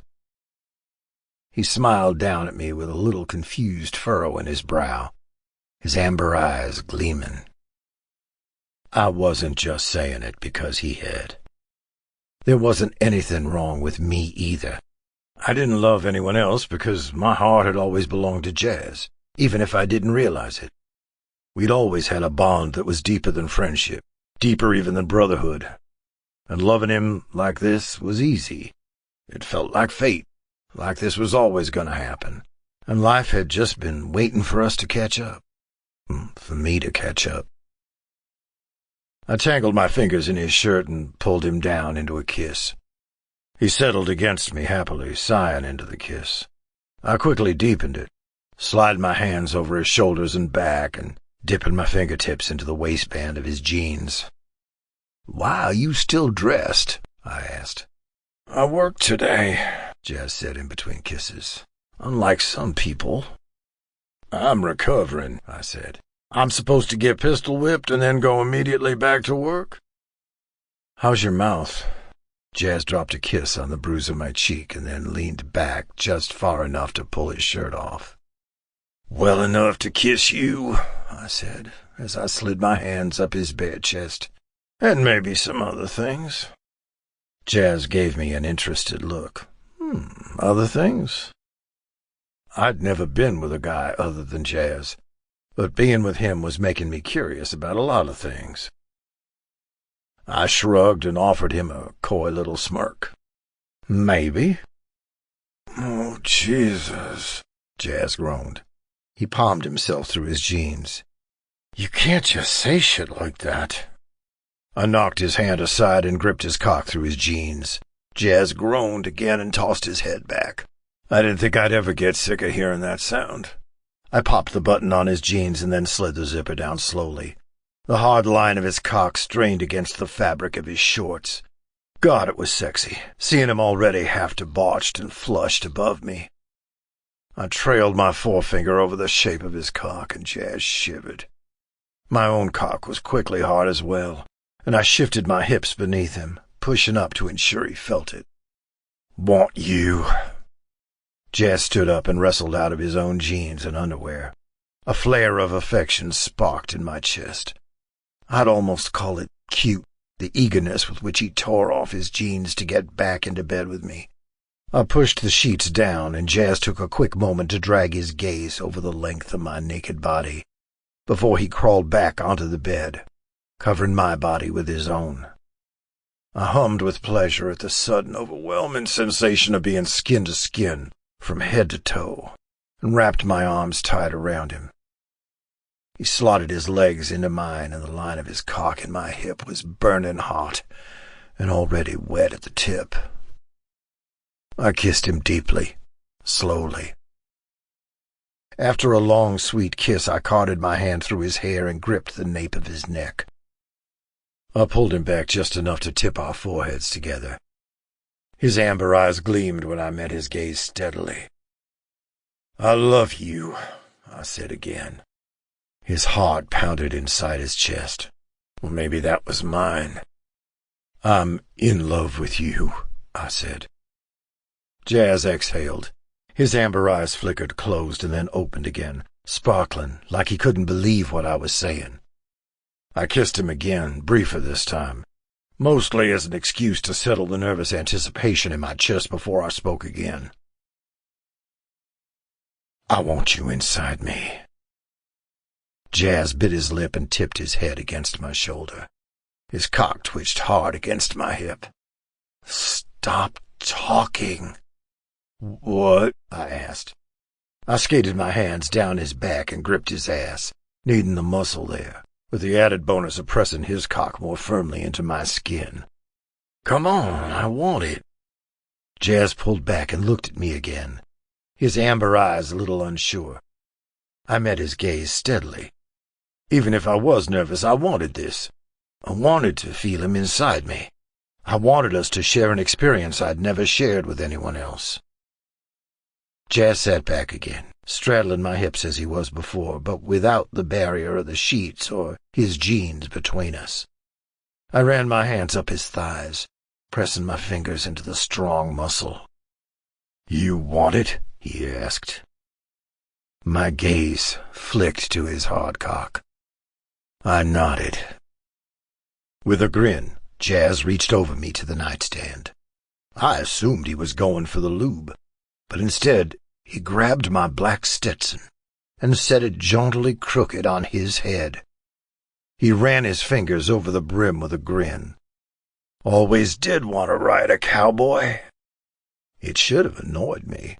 He was doing it to be a tease, but instead The sight of Jazz in my hat sent a curl of arousal through me. His amber eyes went half-lidded with desire as I gripped his hips. "Any cowboy?" I asked. "Well, maybe not any cowboy," he admitted. He took the hat off with a flourish, only to lean down and kiss me. "Maybe just you." That's what I wanted. Just him. Just us. Jazz. There was still a little twinge of nervousness in Tex's expression, but it was outweighed by the arousal sending a pink flush from his cheeks to his chest. I still couldn't believe it, that it was Tex, my Tex, spread out under me, in my bed, looking up at me like that. He'd asked me to fuck him, and the heat that shot down my spine had brought me embarrassingly close to climax. I reined in my own desires. Tex said he loved me, said he was in love with me. It felt like a dream, but it meant I had time, all the time in the world to get to know Tex's gorgeous body in all the ways I'd imagined, to map every freckle on his skin with my hands and my mouth. But right now, all that mattered to me was making Tex feel good. He wanted me inside him, and I wanted him to enjoy every fucking second of it. I wanted to smooth the nervous furrow from his brow and fuck him so he couldn't see straight. We shifted on the bed until I was lying on my side, with Tex stretched out next to me.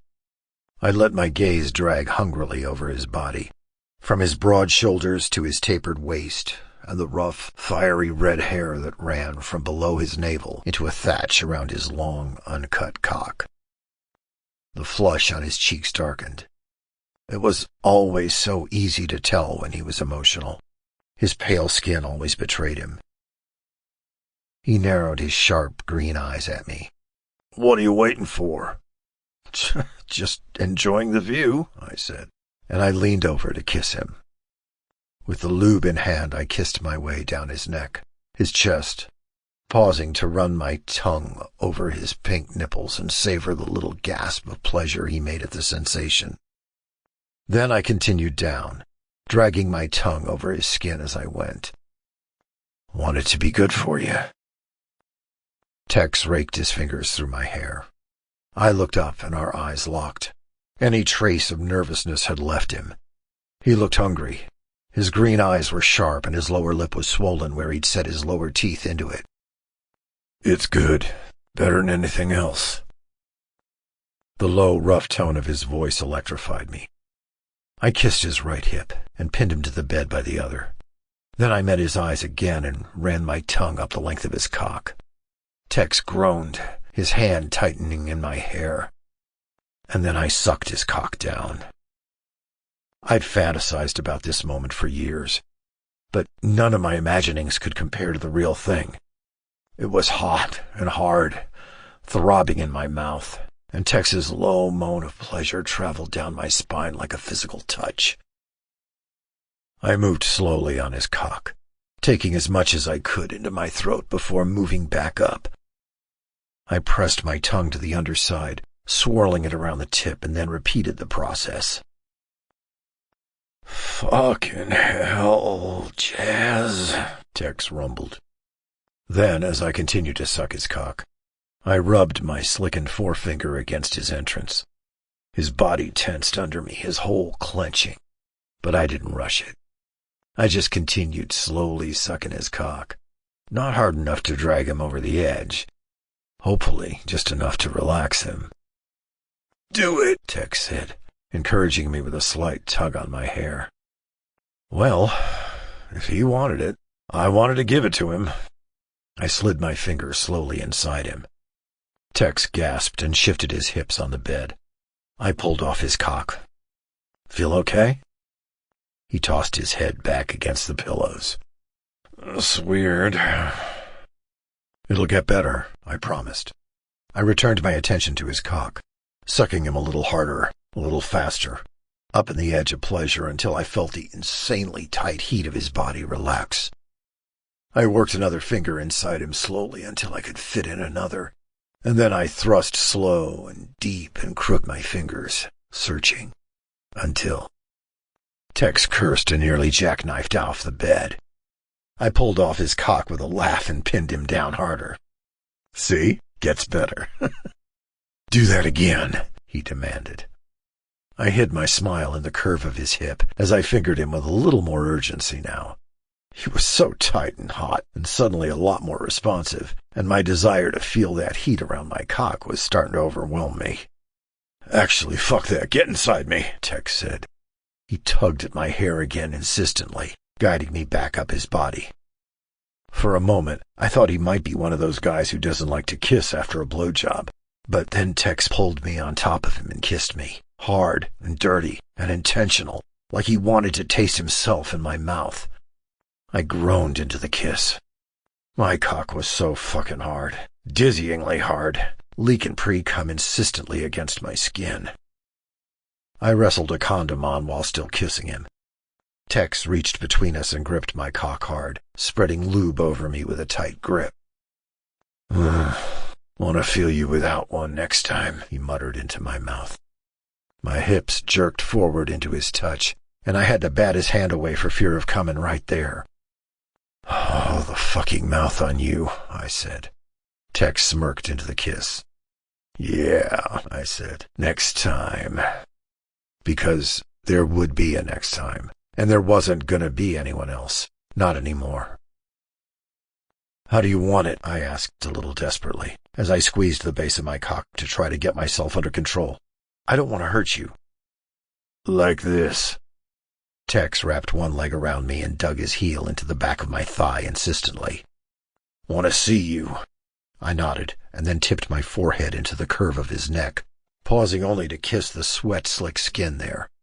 Then I nudged his legs apart and dragged the head of my cock against his hole. Fuck, I said. I already felt unspooled, teetering on the edge. This is going to be a fucking embarrassing performance. Tex shook with a sudden, quiet laugh. I don't care. He wrapped his arms around me. Just want you. Something tense I hadn't even realized was there released in my chest, because Tex was right, wasn't he? I had nothing to prove. We were together. He wasn't going anywhere. We had all the time in the world. I pushed into him slowly. My entire awareness narrowed to the sensation. It was tight. So fucking tight. Burning hot. Wet. Tex panted in my ear. Beneath me, his body was slick with sweat, his heart pounding. He was muttering encouragement, legs wrapped around me, so I kept slowly sinking in until my cock was buried inside him. You feel good, I choked. Amazing. He gripped my name. Come on, honey. Move. The pet name, said low and a little slurred like he hadn't meant to say it, sent me reeling.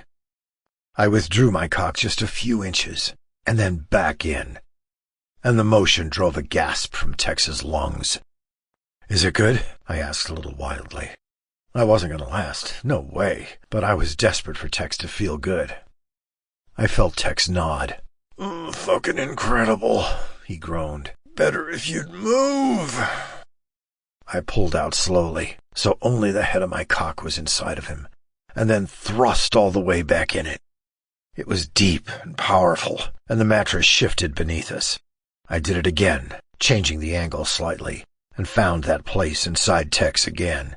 He couldn't arch off the bed this time, not with my weight pinning him down, but he cried out and clung to me hard. I did it again, and again, and the sensation of being inside him and feeling him lose himself in pleasure beneath me was overwhelming. Gonna come, I warned Tex as my orgasm built tense and hot in my gut. Do it, Tex held me impossibly closer. Want to feel it. That was really all it took, hearing him tell me he wanted it. I thrust into him hard and deep, once, twice, 3 times, and then I set my teeth firmly against his shoulder and came so hard I saw fireworks beneath my eyelids. When I came to, still buried deep inside him, Tex was scrabbling at my back. Please, he said. Touch me, Jazz. I'm so fucking close. I moved faster than I've ever moved after an orgasm, sliding a hand between us to grip his cock. I jerked him hard, and it only took a few strokes before Tex was coming as well, tensing hard and then releasing long, hot stripes of cum across my hand and his chest. I pulled out with a long, low groan, and then collapsed halfway on top of him. I felt like I was floating, like my entire body had let out a sigh of relief. Tex looked like he felt the same. He appeared to melt into the mattress. His eyes were already closed, but from the smile on his face, he wasn't sleeping. I reached up and scratched my fingers through the beard along his jaw, then ran my fingers down the plate. "Don't pull it," Tex murmured without opening his eyes. Of course I tugged it lightly. "You're in trouble." "Am I?" I dropped a kiss on his chest in apology. "I'll make it up to you." I did so by cleaning us up with a washcloth from the bathroom, so Tex didn't have to get up. Once I was finished, I flopped back onto the bed and settled against him. Tex kissed me slowly, almost luxuriously. Once we broke apart, he settled onto his back and pulled me onto his chest. "Hey, Jazz." I already felt sleep tugging at me, especially with the beat of Tex's heart slow and steady in my ear. "Love you, Jasper." My own heart did a cartwheel. "Love you, too." "Glad we figured this out," Tex said. "No more guns to heads, though, all right?" I muffled my laugh into his chest. "Agreed." He stroked his hand down my back. "Sorry it took me so long to catch up." I laid my cheek on his chest so I could see him. "I thought I was pretty lucky just to have you as my friend, as my family. And now I get to have you like this as well." I kissed his chest again. "It's more than worth the wait." It was easy to fall asleep to the steady rhythm of Tex's heart. Chapter 22. Tex. A week had passed in a blur. A weight had been lifted off the club's shoulders with Crave's death, and everyone was celebrating, not just at club events, but in their own private ways as well. Siren, for one, was sleeping 12 hours a day, finally relieved from the long enforcement shift she'd picked up as we'd waited for Crave to show his face. Rebel had a lot of paperwork to do at the station regarding Crave's death, and when he could make it to the clubhouse, he and Coop rarely left their room. Gunner had a lot of his own paperwork to do as well, filing away the details of the conflict and its resolution for the club history. He and Raven worked side by side, nestled on the couch, as Raven methodically deconstructed the surveillance net he'd built around Elkin Lake, turning it off until we needed it again. Maverick and Jonah kept things running at the shop, but they'd spent a lot more time at the clubhouse than usual, keeping Heath company as he recovered from his injuries. Heath was still a little worn out from the healing process, but bright-eyed and with a badass scar across his palm. As for Logan, it seemed like a weight he'd been carrying around was suddenly lifted from his shoulders. He'd never been gloomy, per se, but suddenly he was lighter, smiling wider, laughing louder. But Logan and Rebel had also spent a few quiet moments together, mourning for their dad the way only sons could, and the way no one would for Crave. Blade was even lighter than Logan, if that was possible, prone to breaking into easy smiles in a way I wasn't used to seeing from him.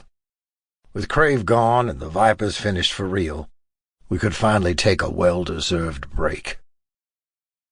Well, we could take a break after we fixed up ballast, at least. Honestly, a club's work was never really done. All the members of the inner circle were present, sweeping the floors, repairing the furniture, changing the lights, touching up the painting. We were repairing some damage done during the first bar fight with the ex-Liberty Crew guys, but also knocking out some long-overdue sprucing up. All the little projects we'd been delaying were getting done at once, and the place was going to look brand new when we were done. Jazz and I had fallen into an easy rhythm. Being with him like this, romantically, Honestly, wasn't too different from the relationship we had before. Except now I could touch him whenever I wanted to, kiss him, learn every line of that tattoo on his gorgeous back. When Crave had had his gun to my head, I'd had to push down the fear that threatened to paralyze me. All I could think of was that if Crave had shot me then, I'd never have a chance to tell Jazz how I felt. Pretty stupid that it took both of us getting guns held to our heads to get our feelings in order. But sometimes a brush with death is just what you need to cut through the bullshit. And right now I was distracted. Jazz was kneeling on the ballast floor, carefully reattaching a repaired leg to one of the tables damaged in the fight with the Liberty Crew guys. He was focused on his task, and his tongue was sticking out of the corner of his mouth as he worked, and the muscles in his forearms shifted with each movement. I couldn't help but think of the strength on those arms when he held himself up over me, kissing me deeply as he pushed inside me. "Earth to Tex," Jonah said at my side. "Might want to watch your work there." I jerked my attention back to the wall I was supposed to be repainting. My section was a little mismatched. I'd done one layer of blue paint in some sections and 3 in others, and it was all patchwork. Of course, I had to get stuck working with Jonah, and his was pristine. I cringed at the difference. Jonah laughed. "Gives it character," he said. "Take a break, Jazz," Maverick said. He had Grace cradled in the crook of his arm, in the football carry she preferred so she could see everything going on. "Because I need a break." Jazz laughed and stood up, and then took Grace from Maverick's arms. He raised her over his head and spun her around, and she shrieked with glee, kicking her arms and legs. Warmth flared in my chest at the sight. He played with Grace with so much ease and attentiveness, and it came so naturally to him.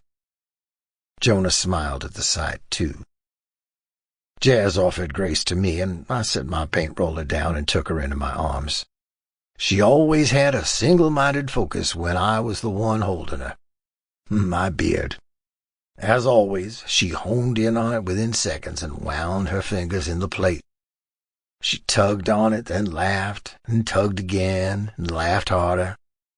I was happy to oblige her, just to hear her bright, cute laugh again. "Everyone, hey, listen up." Blade rapped his knuckles against the bar. "Since you're all distracted anyway." Jazz laughed unapologetically. Jonah set down his paint bucket and untangled Grace's hands from my beard. She pouted a little, but she was always happy to be back in her dad's arms. "It's been a hell of a couple years," Blade said. Members murmured in agreement around the room.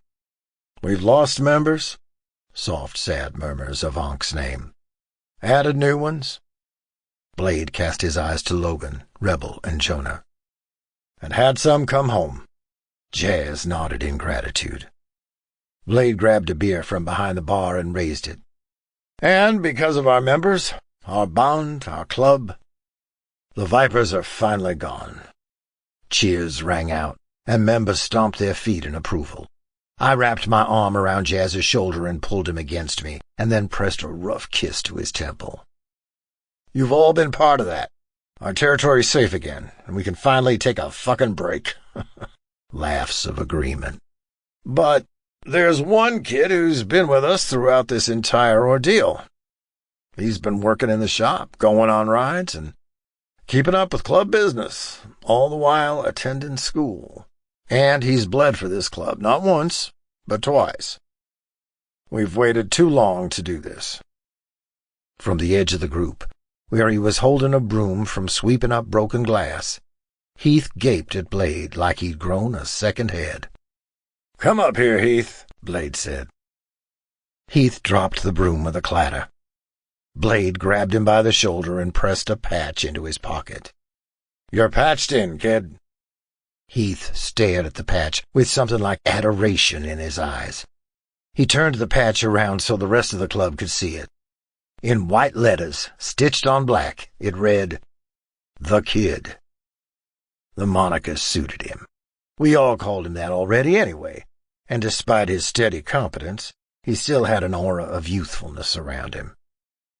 He was courageous and smart, and his training sessions with Jazz had been good for both of them. I was proud to officially call him a brother in arms. "All right, gang." Blade moved behind the bar and started pouring pints.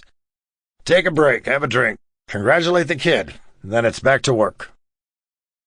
While everyone was distracted grabbing beers, I pulled Jazz close to me, leaning back against the unpainted section of the wall. I kept my hands at his hips. Jazz smiled. "You're doing a bad job painting." "You're distracting me." "I'm just fixing the table." "Yeah, but you're doing it while being you." Jazz's cheeks flushed pink. "That doesn't mean anything." "It means you look fucking good doing it," I said. "And it means you're patient and kind, and you put up with my bullshit." "Damn right I do," Jazz said. He leaned closer and pressed a kiss at my jaw, beneath my ear, right at the edge of my beard. "I'm lucky you let me." I was so settled and comfortable with him. It felt right. I knew this was it for me. The Jazz was it. Without a doubt, I was the one who was lucky. I carted my hand through his hair gently and then rested my hand at his nape the way he liked it. I loved knowing what he liked. I couldn't wait to spend all the time I had finding out everything else. I loved him softly at first, and then deeply. "I love you." Jazz's lips curved into a smile against mine. "Love you too, cowboy."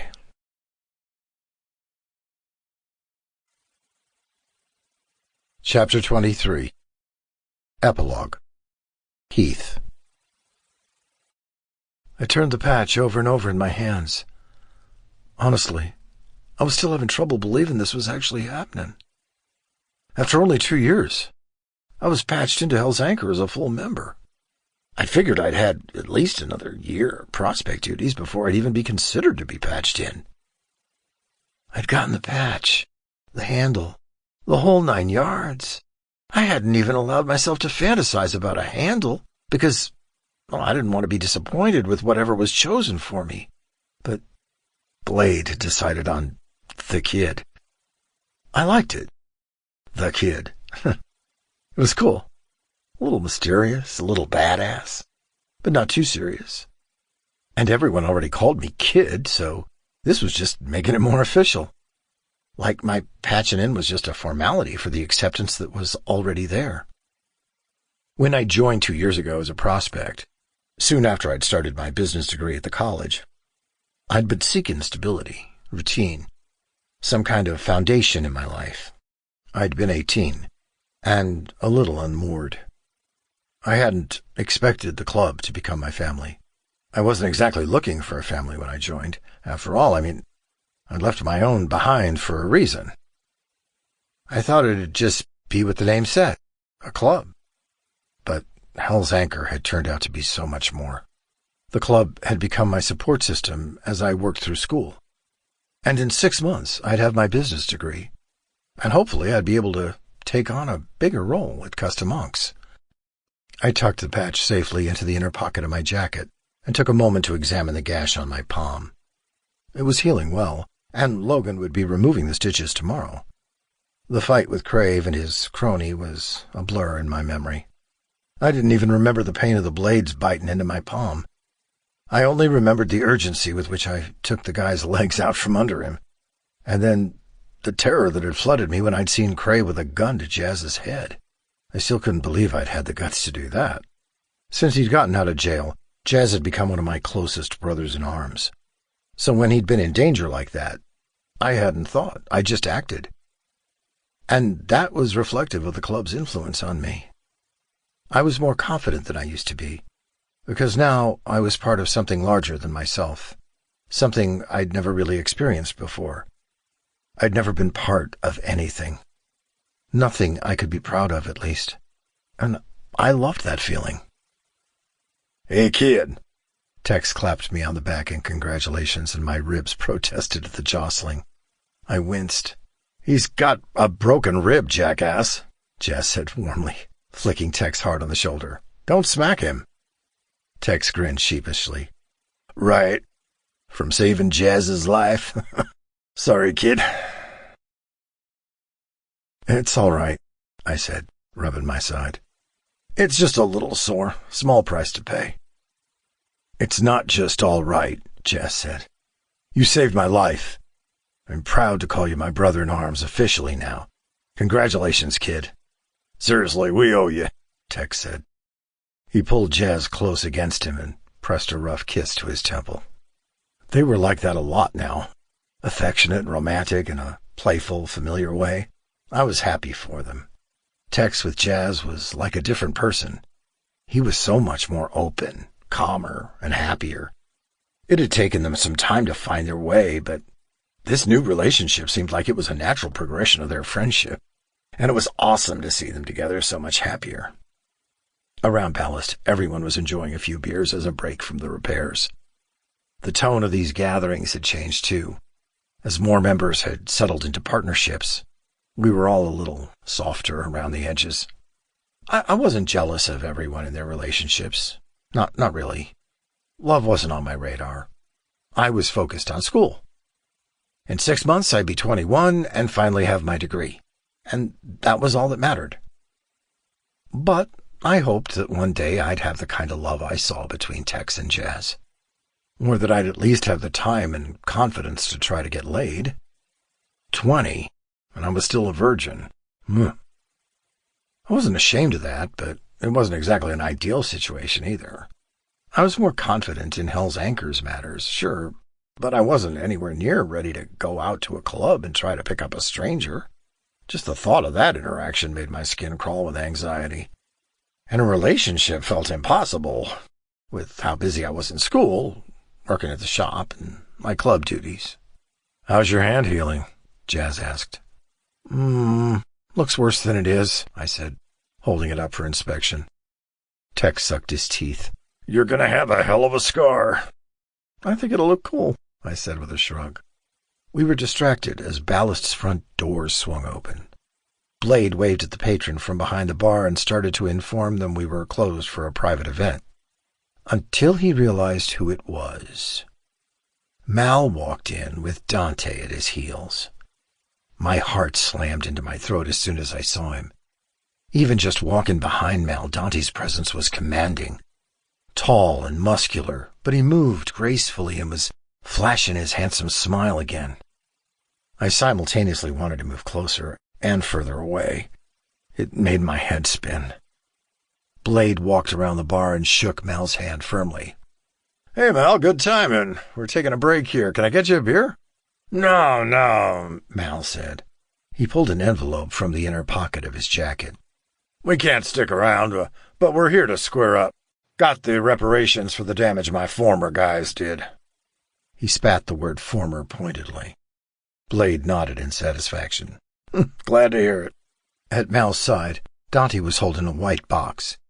He was huge, taller than Blade, nearly taller than Maverick even, and just as broad. He was corded with muscle and dark tattoos wound from his neck to his wrists, making his bare face even more striking by comparison. With his unblemished brown skin and sharp blue eyes set over high cheekbones. His gaze caught mine and lingered, and I felt pinned by it, unable to move. A small, almost teasing smile played on his lips. I usually avoided guys like him. Guys that big made me a little nervous. Jazz had taught me how to defend myself, sure, but if a guy as big as Dante decided he wanted to teach me a lesson, I'd be overpowered, no doubt. But the memory of his smile in Junie, the sight of it now, complicated things. Gave me the crazy urge to move closer. See if his body gave off as much heat as I suspected it might. Didn't matter, though. Donnie was way out of my league. I was just a skinny, quiet nobody compared to him.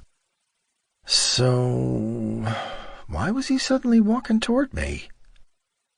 Brought this for the man of the hour, he said, half to me, half to Blade and Mal behind him. Seeing him walk directly toward me, his blue eyes intensely focused on me as the Hell's Anchor members parted out of the way, sent a sudden spike of anxiety through me. And without thinking, I sidestepped backward and knocked into a chair, sending it clattering to the floor. Jazz shot me a concerned look as he righted the chair, but said nothing. I knew he was thinking of that day in Custom Onks when I'd nearly shit myself when the biker started threatening Jonah. I couldn't help but cringe at my own weakness. Dante hadn't done anything to threaten me. So why was I having such an intense reaction? I was acting like a kid, and not a cool, badass one like my moniker was intended to suggest. Dante frowned and slowly set the white box on the table closest to me, moving slow and careful like he didn't want to spook me. His expression was strange, somewhere between sad and curious. "Congratulations," he said softly. "Hope you enjoy it."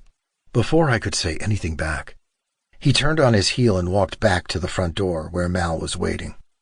I stared at his broad shoulders as he walked out. The faded logo of the Liberty Crew was barely visible on the sun-lightened leather of his club jacket. God, I was an asshole. Here they were trying to make reparations, and Dante had gone out of his way to give me something, and I'd literally fallen over myself to put space between us.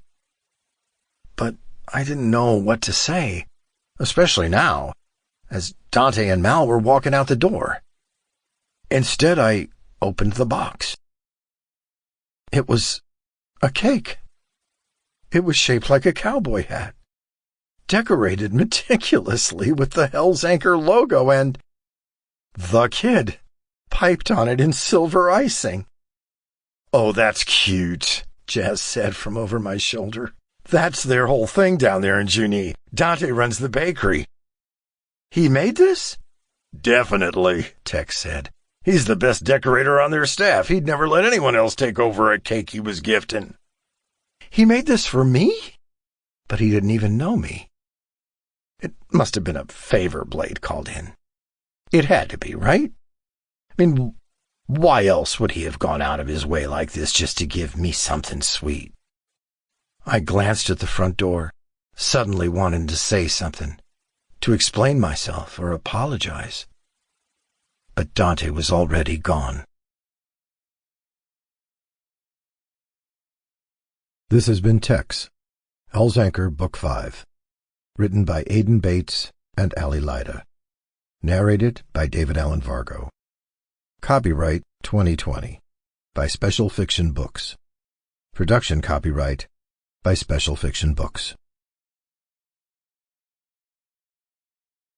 Audible hopes you have enjoyed this program.